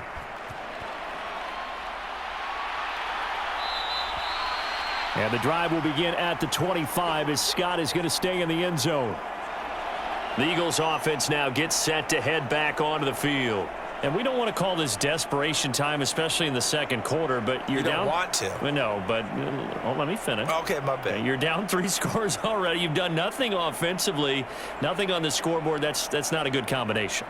I think you just called it desperation time. I think you did. But let's face it, you mentioned this to me in a break earlier in the game. The energy level hasn't been there right from the start. We've noticed that. They've got to find a way to get on their toes and start punching instead of retreating, to use a boxing analogy. And they get him down, but not before he takes it across the 40-yard line. This drive starting off on the right foot, 18 yards. Well, these guys have definitely been outplayed in the first half, but I like their countenance. I like the way that they haven't panicked out there, the way they're carrying themselves. They're starting to move the ball, and what you have to do, maintain your poise and start to put together some drives.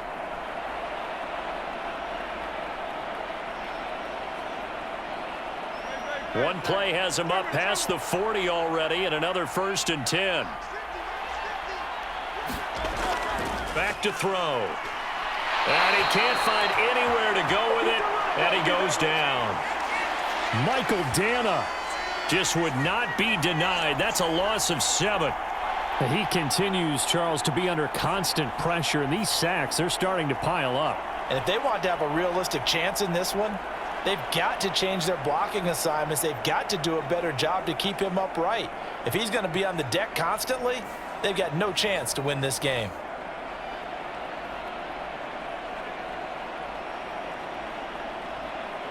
Sacks, a growing theme in this first half. This is 2nd and long.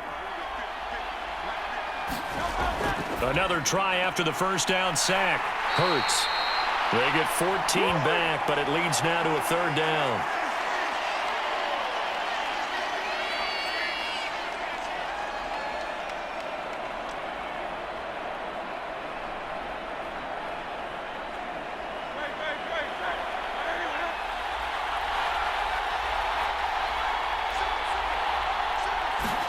From the midfield stripe, they'll look to throw. That is caught. And he's able to take it across midfield before going out of bounds. It'll be a pickup of 4, good enough to earn him yet another first down. Oftentimes we think of those tough yards as grinding yards that a running back has to pick up. How about the tight end there picking up the first down in that situation? That's what he's there for, right? Big fella, get it to him, let him fight off some people and pick up the necessary yardage. This offense finding its legs now. Here's another 1st and 10. They'll drop to throw. He delivers another to Goddard, complete. And that's good for a gain of 6, and it'll be 2nd down. They really love to get him into one-on-one opportunities, and this is one way, work him out of the slot and create a mismatch. Who's going to cover him? Corner, safety, linebacker? He's got a way to beat all of those positions. They'll come up on a 2nd and 4 now from the 40-yard line. Here's a toss play right to Swift. And he may have given those 6 yards right back as they're going to get to him well behind the line. Give him a loss of 6 yards, and it brings up 3rd down. Defensively, he has been a presence in their backfield in the first half. Had a sack earlier, and now he comes up with a big tackle for a loss.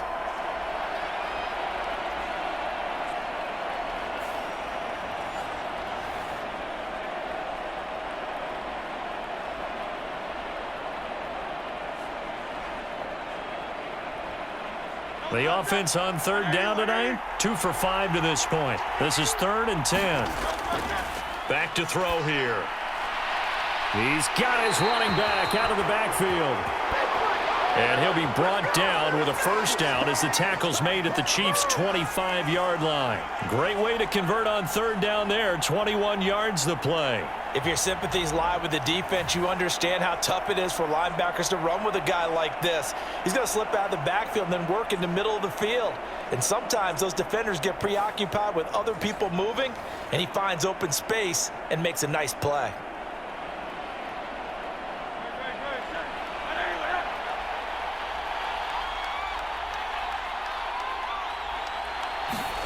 On 1st down, Hurts.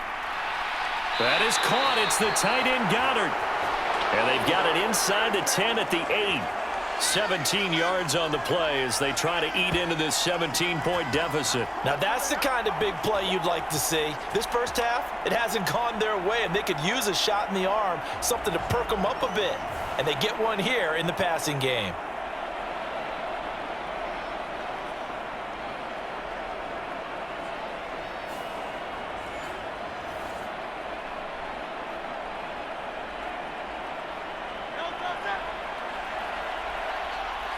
Two minutes on the clock in the 2nd quarter of this Super Bowl.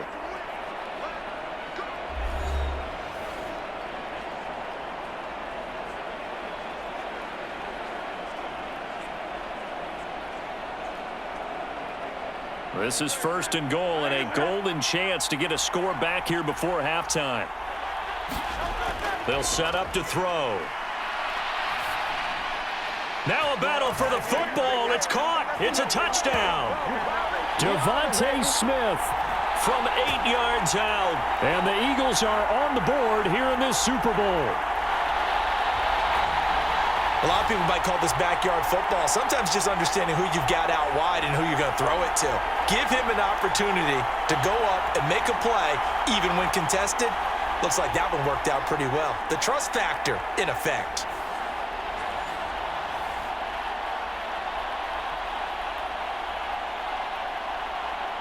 On for the extra point, Jake Elliott.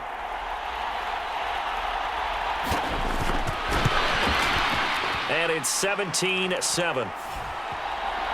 So that drive consumes 9 plays all told. And it was finished off by a touchdown from Devontae Smith.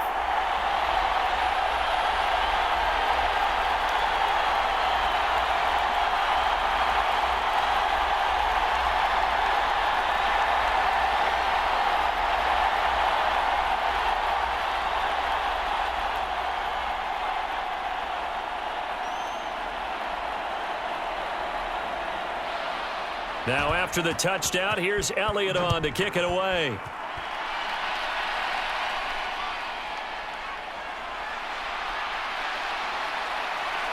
And it's a pretty good return here as he'll get this up to the 29.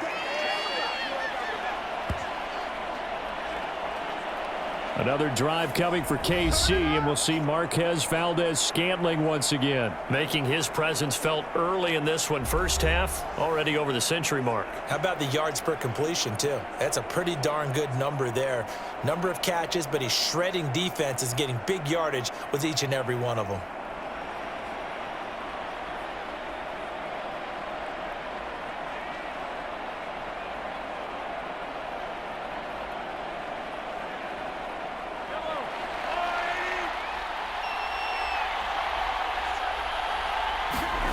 On first down, Mahomes.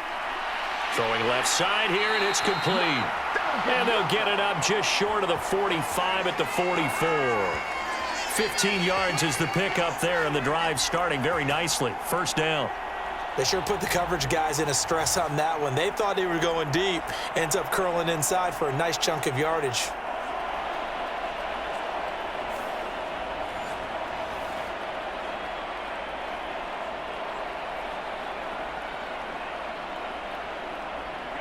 Took just one play to move all the way to the 44 as they try again on first down.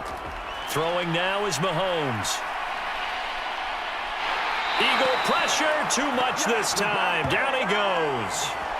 Jalen Carter bringing the pressure yet again. That's his third sack here tonight. And that's his third sack, and that ties a Super Bowl record. Makes me think of my old college teammate, Reggie White. He had 3 with the Green Bay Packers in Super Bowl 31. Darnell Dockett of Arizona, Super Bowl 43. And Coney Ealy, 3 sacks for the Panthers against Denver in Super Bowl 50. All those sacks, they've only been an official record since Super Bowl 17. I know it's believed that L.C. Greenwood unofficially had 4 way back in Super Bowl 10. Wearing those golden high tops as well. Throwing on second and long. Mahomes. He's got a man. Complete. And all the way in for a Kansas City touchdown. Kadarius Toney. 68 yards. And the Chiefs continue to look good here in the first half of this Super Bowl. That's a pretty quick response to that last touchdown drive, and it seemed like they may be giving up momentum. Well, not so fast. No, not at all, because they end up pushing the lead up once again, and you're exactly right. Thought momentum might have been shifting. Instead, they grabbed old Mo, didn't let him get to the opposite sideline. Butker now to add the extra point.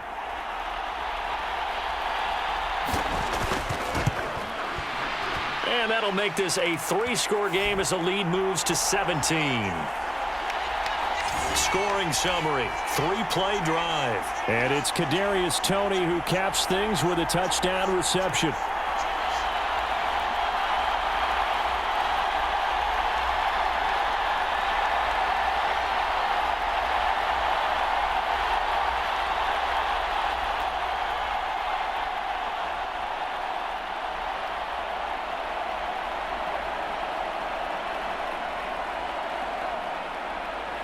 Now after the touchdown, here's Butker on to kick it away.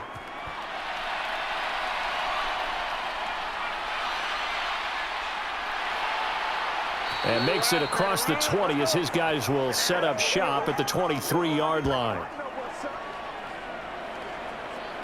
And the Eagles going to get one final possession in this first half. And with a 3-score deficit staring them in the face, they might have to press the issue here and try to get points out of this drive. –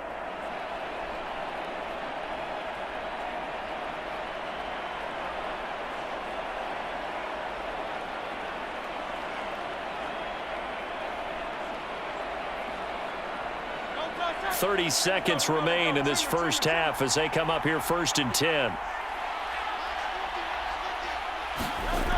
They'll come out throwing here to start the drive. They'll try and set up the screen to Swift. No gain on the screen there at 2nd down. So nothing there on the screen that time. That means all that great acting they tried on offense went for naught, didn't it? Because you have to try and influence them. Make them think that you're doing something else. Make them think that they can get to the passer by letting them by and then setting up the screen and getting downfield. Didn't happen at all. Give a lot of credit to the defense for not tumbling to that one.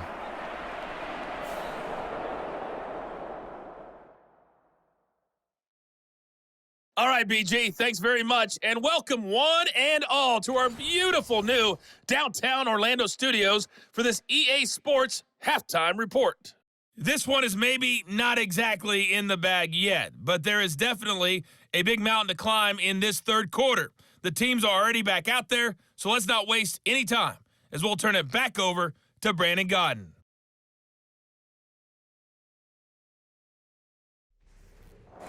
All right, Coach, thank you, and we welcome everyone back for quarter number 3.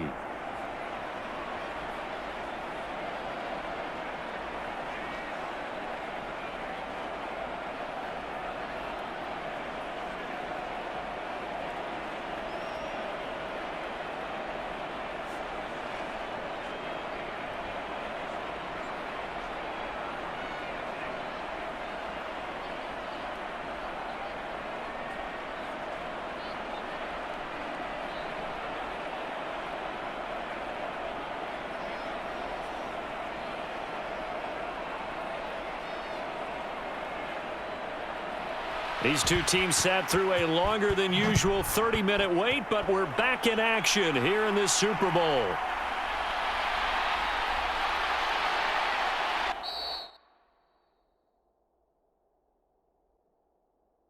And they'll start this drive just across the 30. Pretty nice work on the return.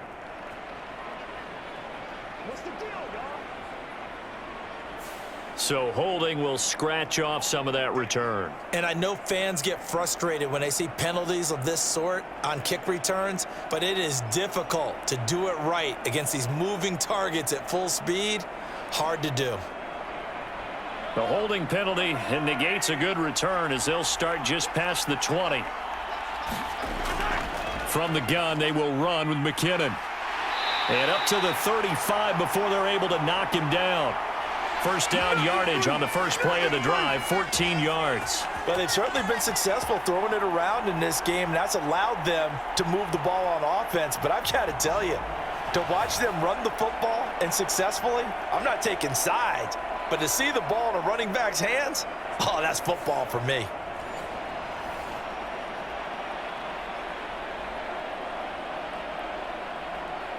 Ball up to the 35 now as they come up on 1st and 10.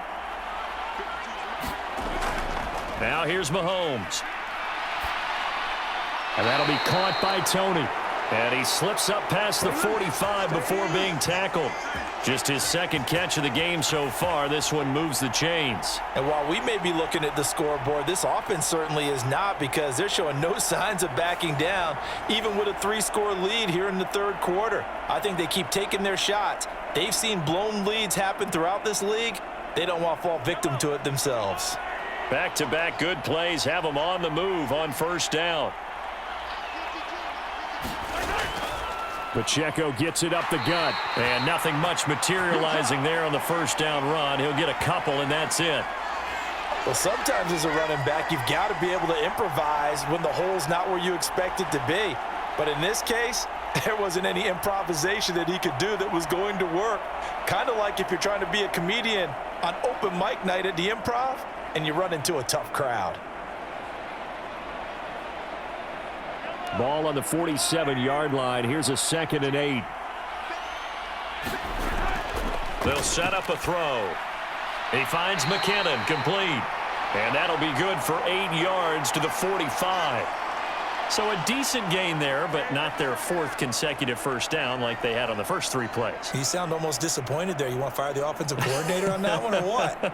They'd gotten into a rhythm. I thought they were just going to keep going. Well, almost a win for the defense, but if that's your win, you're not doing very well right now.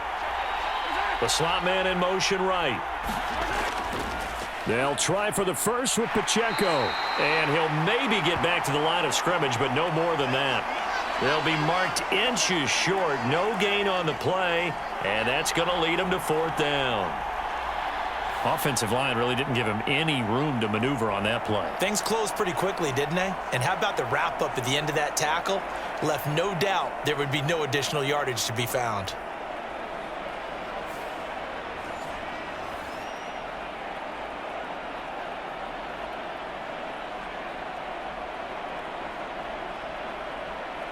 Here's the Chiefs punter now, as he should be able to pin him back deep here with his first punt. And this will depend on the spot as it sails out of bounds, and they'll say it sailed out at the 10-yard line.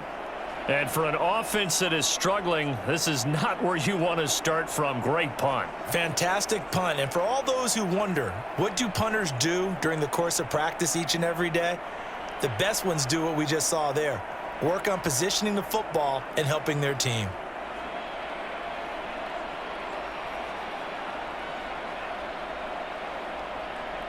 And they'll come out with a 3 tight end look on the first play of the drive.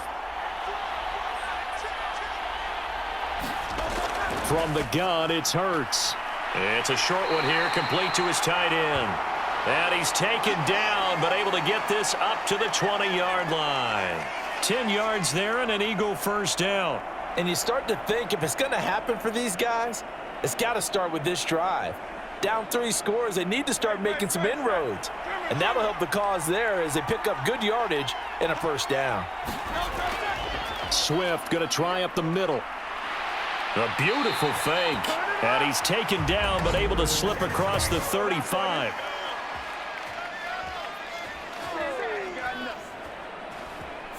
The offense knew it. They were already starting to walk back as that one is accepted.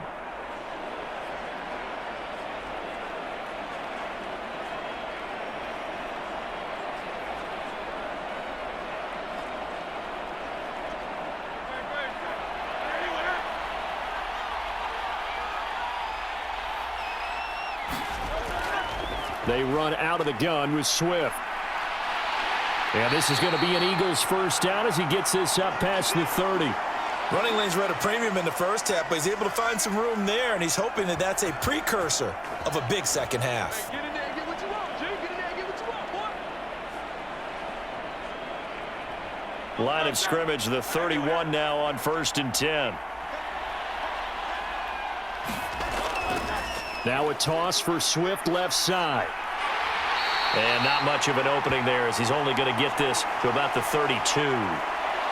Just a yard on the first down carry, so it's 2nd and 9. He continues to struggle to find a crease to break off a big one and might need to just put that aside and just try and ram his way forward and get what he can. Now 2nd and 9. Looking to throw.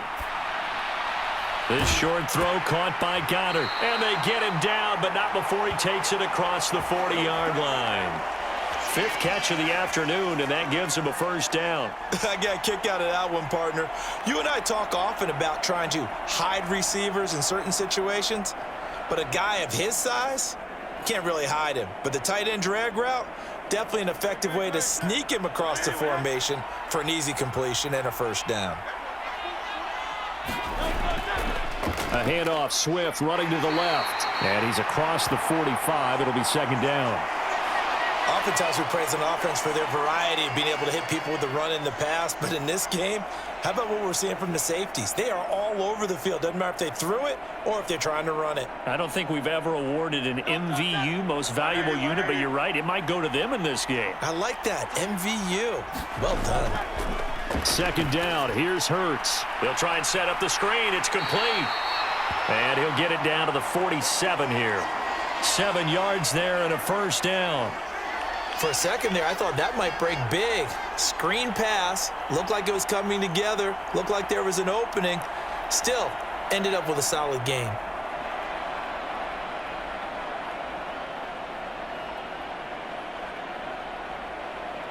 So now 1st and 10 in Chiefs territory at the 47. On the option to give to Swift here. And he works his way forward to pick up 4 yards there. 2nd down. They just keep trying, but so far, finding no room for him to run. None whatsoever. In fact, you run the numbers. He's under 3 yards a carry at the moment. Now a 2nd and 6.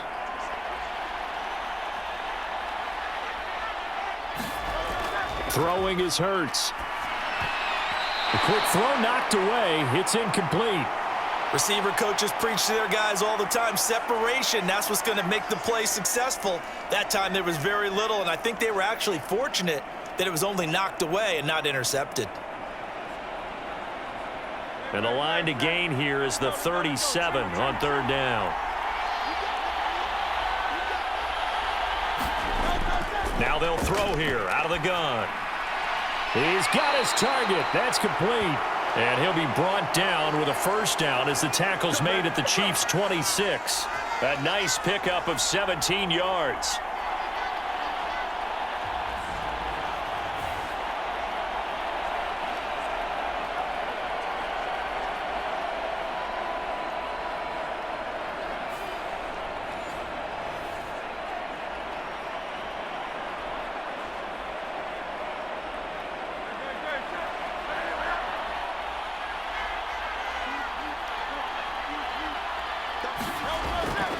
On the option to give to Swift here. He'll work his way up the middle for a gain of about 4. 2nd down.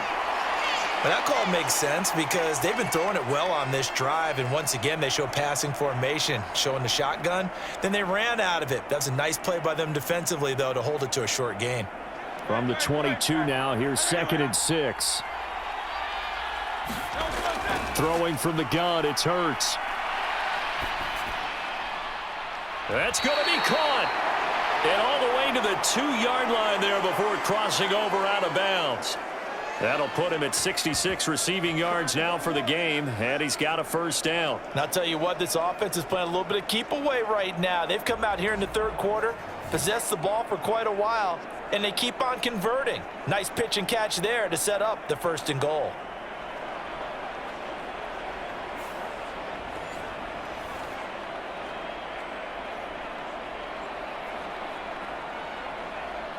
First and goal, and they got to be thinking a chance to get right back into this football game. Swift. And they'll bring him down after just a short pickup. It's a gain of a yard, and it'll set up 2nd and goal. This is a critical sequence here for this offense. Things really haven't gone their way so far. This could be their chance to get back into it, but they've got to find a way to punch this ball in.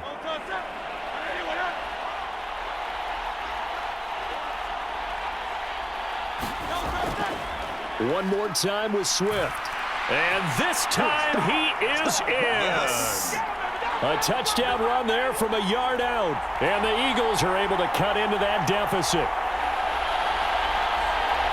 It finishes off the drive with a touchdown run, Charles. Remember, he also had a catch on this drive as well. And that's what running backs want to be in today's NFL, a complete back. 3 down, stay on the field, run it, and catch it. And he gets it done.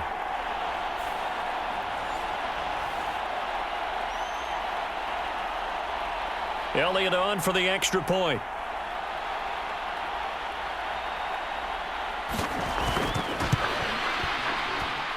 It's up and good, so they claw back into it, 24-14 now.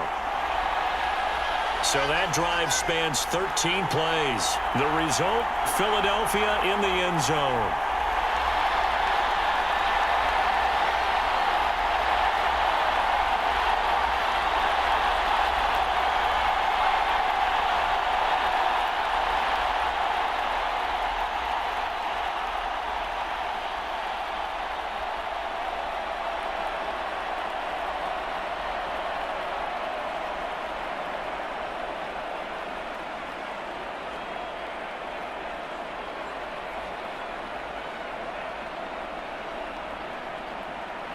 Now after the touchdown, here's Elliott on to kick it away.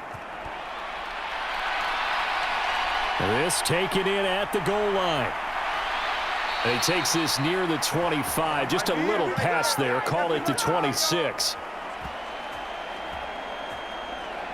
And Kansas City's offense now set and ready to go. This now a 10-point game, so things tightening a little bit after that last score.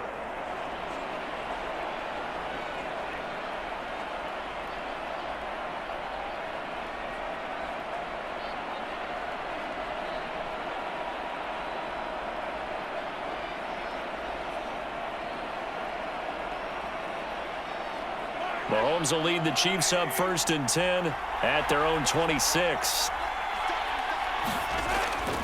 They'll start the drive here with Pacheco. The tackle that time by Zach Cunningham. Brandon, 5 yards on that run. Let's get back to the huddle and make sure if you're back, you spend time with your offensive line and give them credit. Hard to move those 300-plus pounders at the line of scrimmage, and they did for a significant chunk of yardage. Here's a 2nd and 5. Play action. Now it's Mahomes. And this pass caught by Gray. So the completion good for just 3. And that's going to bring up 3rd and 2.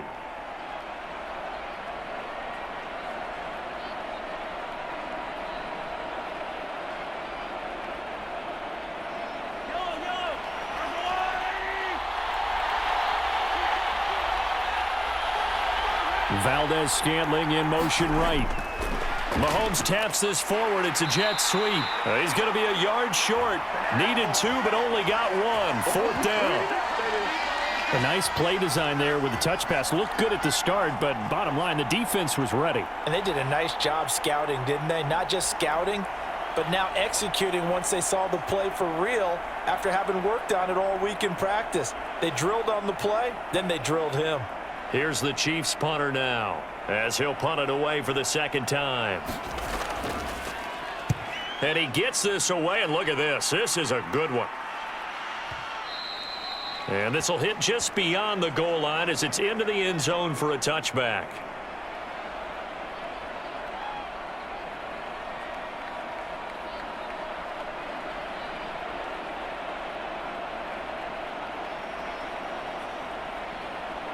The Eagles offense set to begin their next drive. Well, certainly they'd rather have the scenario they had last time out, Charles. Remember, they had the short field.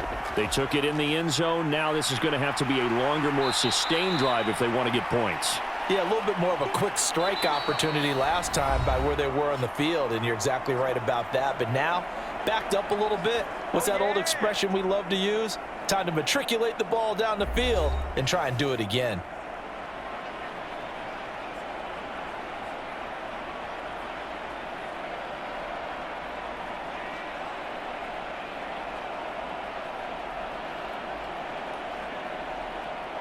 Operating from the 27 now. Here's 2nd and 3.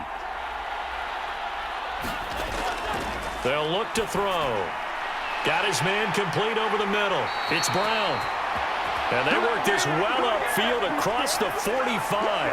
A gain there of 21 yards.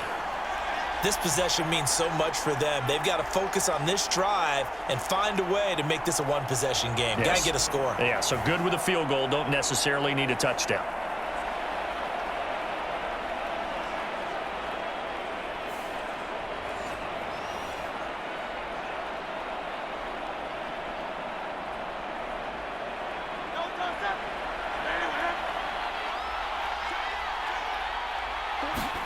They'll throw on 1st down with Hurts. Out to the left there and complete to the tight end Goddard.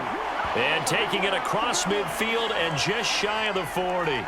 11 more on that one and another 1st down. Well, every drive from here out is definitely crucial and critical. They know that they need to get at least 3 here to get it back to a one-score game. But I can't imagine that in their huddle that they're thinking at all about getting a field goal. They want to get into the end zone and then try and get the ball back again. So now 1st and 10 in Chiefs territory at the 42-yard line. Hurts going to keep it on the draw. And some good tackling there as he stopped up at about the 41. Only a yard on the keeper, and it'll be 2nd down.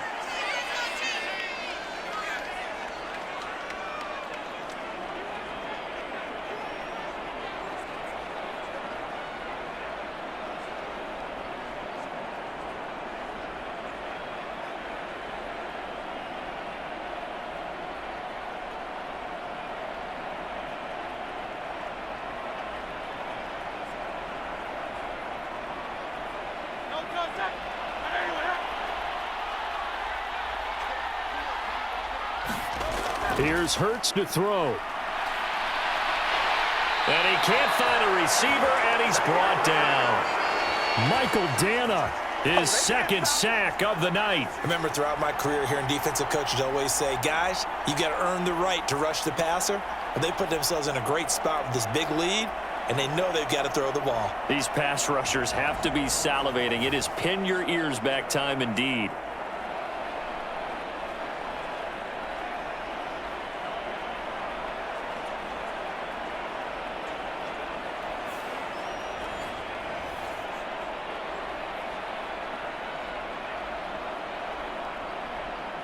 So after that sack, Hurts and the Eagles, tough spot here, 3rd and long.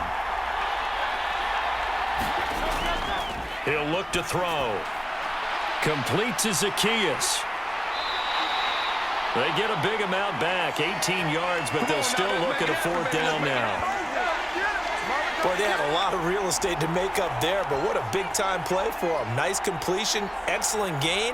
Now they're in 4th and manageable. Just a little short, though, with that marker.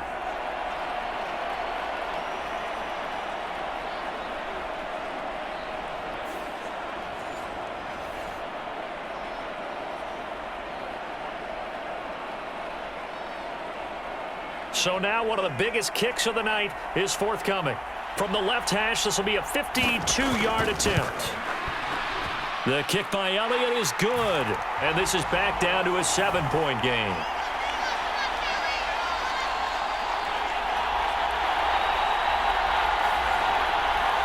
So they hadn't called on him at all until this point, but he comes through here and buries one from long range.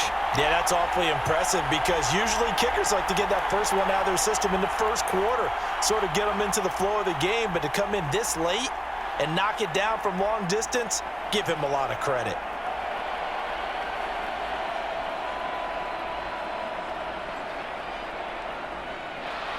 After the field goal, here's Elliott to kick it away. McCole Hardman to return it from his end zone. And tackled at the 21-yard line, so a net negative there of 4 yards. KC's offense ready to take over. And the tension ratcheting up all around. A one-score game, 4th quarter of the Super Bowl. This is what you folks came for. Every play with the potential to win or lose a title as they look to drain some time off this clock.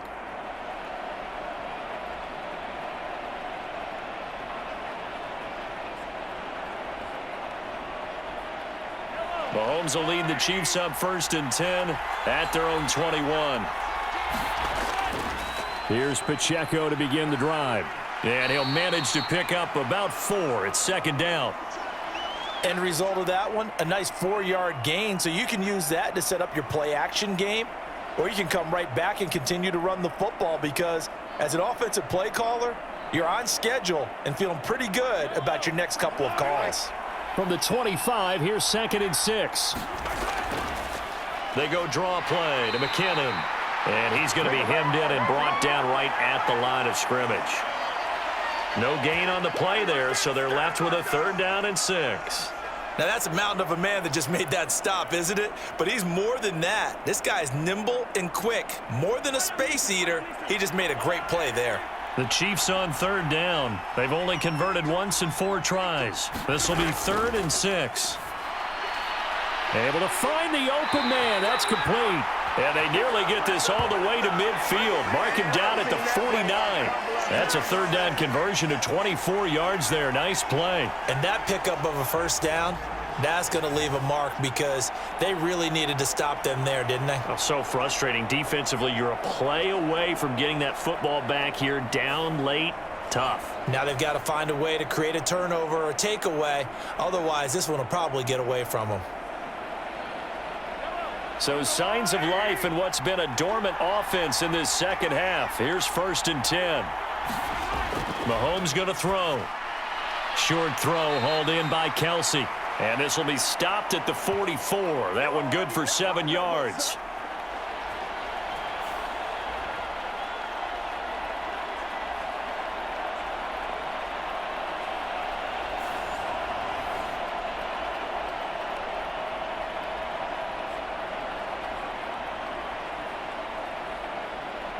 from the 44-yard line. Here's 2nd and 3.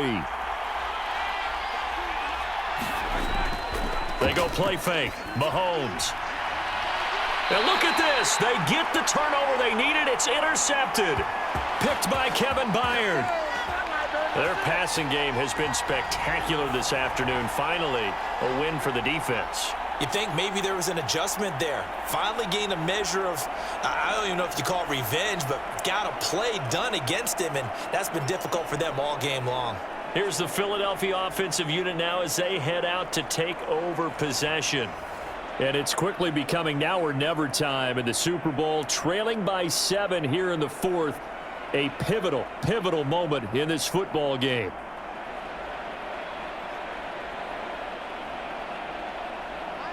Hurts and the Eagles come up here 1st and 10 at their own 23. They'll try and start this drive in the air. And that, nearly picked off. Well, it would have been a great time for their first interception of the game. Instead, it's 2nd down. I guess they're in a situation now, 4th quarter, where they're forced to take some chances, but I don't know that that was the type of a chance you want to take. And that one could very easily have been intercepted, and if it does get picked off, that could possibly seal this one. 2nd down, here's Jalen Hurts. And this throw incomplete. Well, the defender all over him that time, but it's going to lead to 3rd down. It's easy to see when we review this that the ball needs to come out quicker, because if you don't throw it right on the break, you bring a crowd of people into the equation. And that's why it got knocked away there. So back-to-back incompletions, and that has them staring at a 3rd and 10. Hurts sets up to throw it. He's going to get that to Swift underneath. And he'll be brought down at the 28, and that is well short of first. 5 yards, not enough, and it'll be 4th down. We can make this one pretty simple. Locked up all of his progressions downfield, forced to get it to his running back.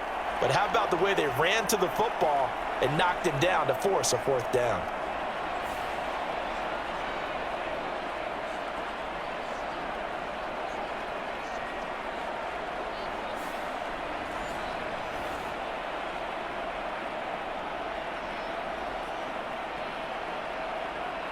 The Eagles send out their punter now, as he'll punt it away for the 4th time today.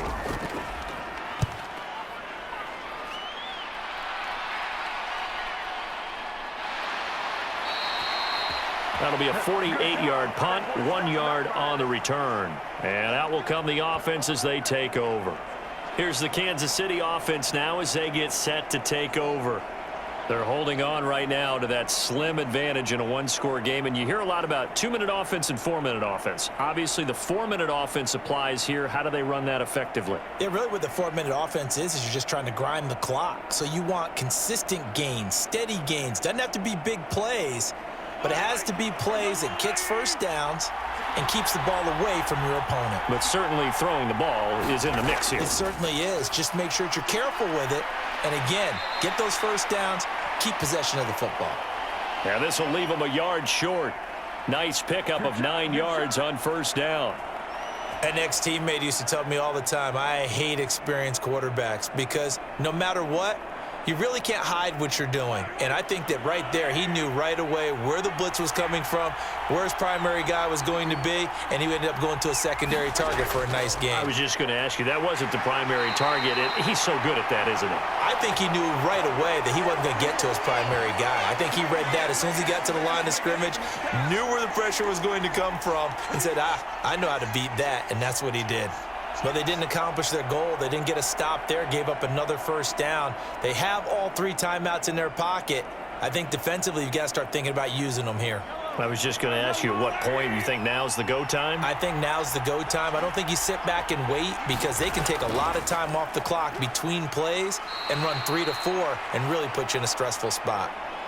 Yeah, give him 4 yards there. It'll be 2nd and 6. Now, the objective there, I mean, yes, the positive gain, that's nice, but work some clock. Yeah, you're exactly right, but the problem for them is still within a possession, so they can't just sit on it running the ball. They'll have to find a way to throw it effectively as well. Clock continuing to run. They'll probably wind this all the way before snapping it on 2nd down. On play action, it's Mahomes.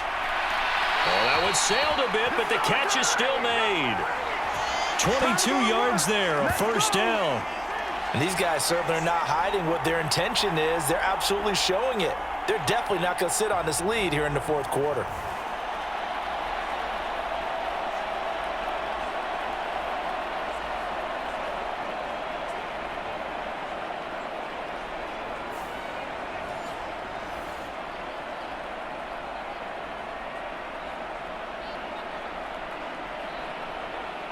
Not totally home free yet, but it's looking good as they come up 1st and 10.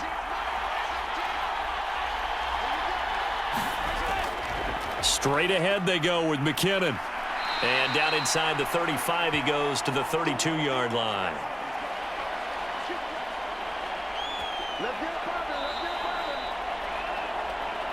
Fourth quarter, down to the final 2 minutes, and we've got a one-score game. So the Chiefs in possession of the ball as we welcome you back. They've got a second down now as they search for a way to get this one to the finish line. From the 32-yard line now, here's 2nd and 3. Headed straight, it's Pacheco. And he's able to get it down to the 25-yard line. And now right out of the 2-minute break, we'll get a timeout used defensively with 1:56 to go.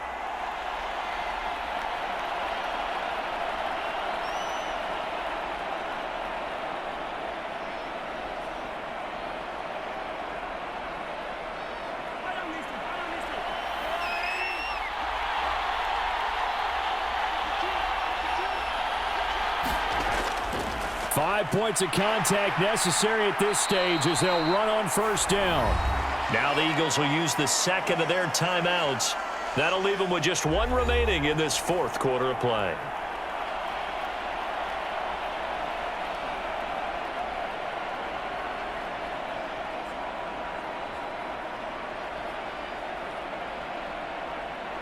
So they come up on second down. If they can get another run like we just saw, would likely put an end to this thing. A give right side for Pacheco. And he will have a Chiefs first down. And that's the one that should seal the victory.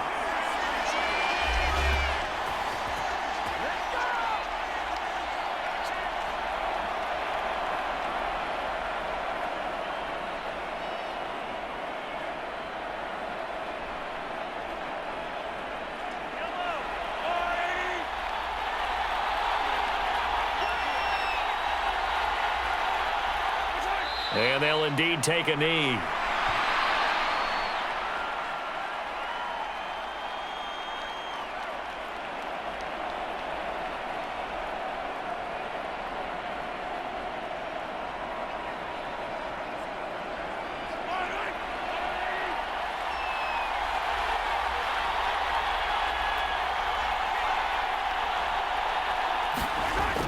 Second down, McKinnon. And he showed off the athletic juke. Good little gain there. Not a whole lot of real estate, but a nice carry. This defense needs a big play in the worst way because so far, they're not putting up much of a fight. If they don't get a stop here soon, this game could be over for them.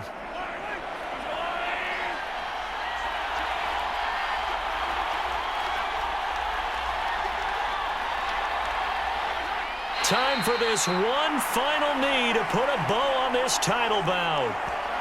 That is likely the final play of this game, and no better feeling, I would imagine, than taking a knee to wrap up the Super Bowl.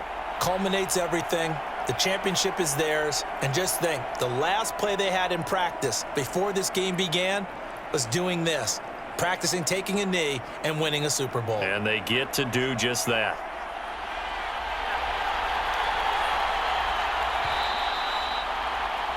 And the Kansas City Chiefs are the Super Bowl champions. And to the Super Bowl champions, they etch their name forever in NFL immortality. That's pretty phenomenal right there. It actually gave me chills just to hear you say that, because immortality forever and ever. When you look in the record books, you'll see this team, you'll see their picture that your name will be a part of it, that's got to be an incredible feeling because it's been a long journey to get there, and now they get a chance to enjoy it.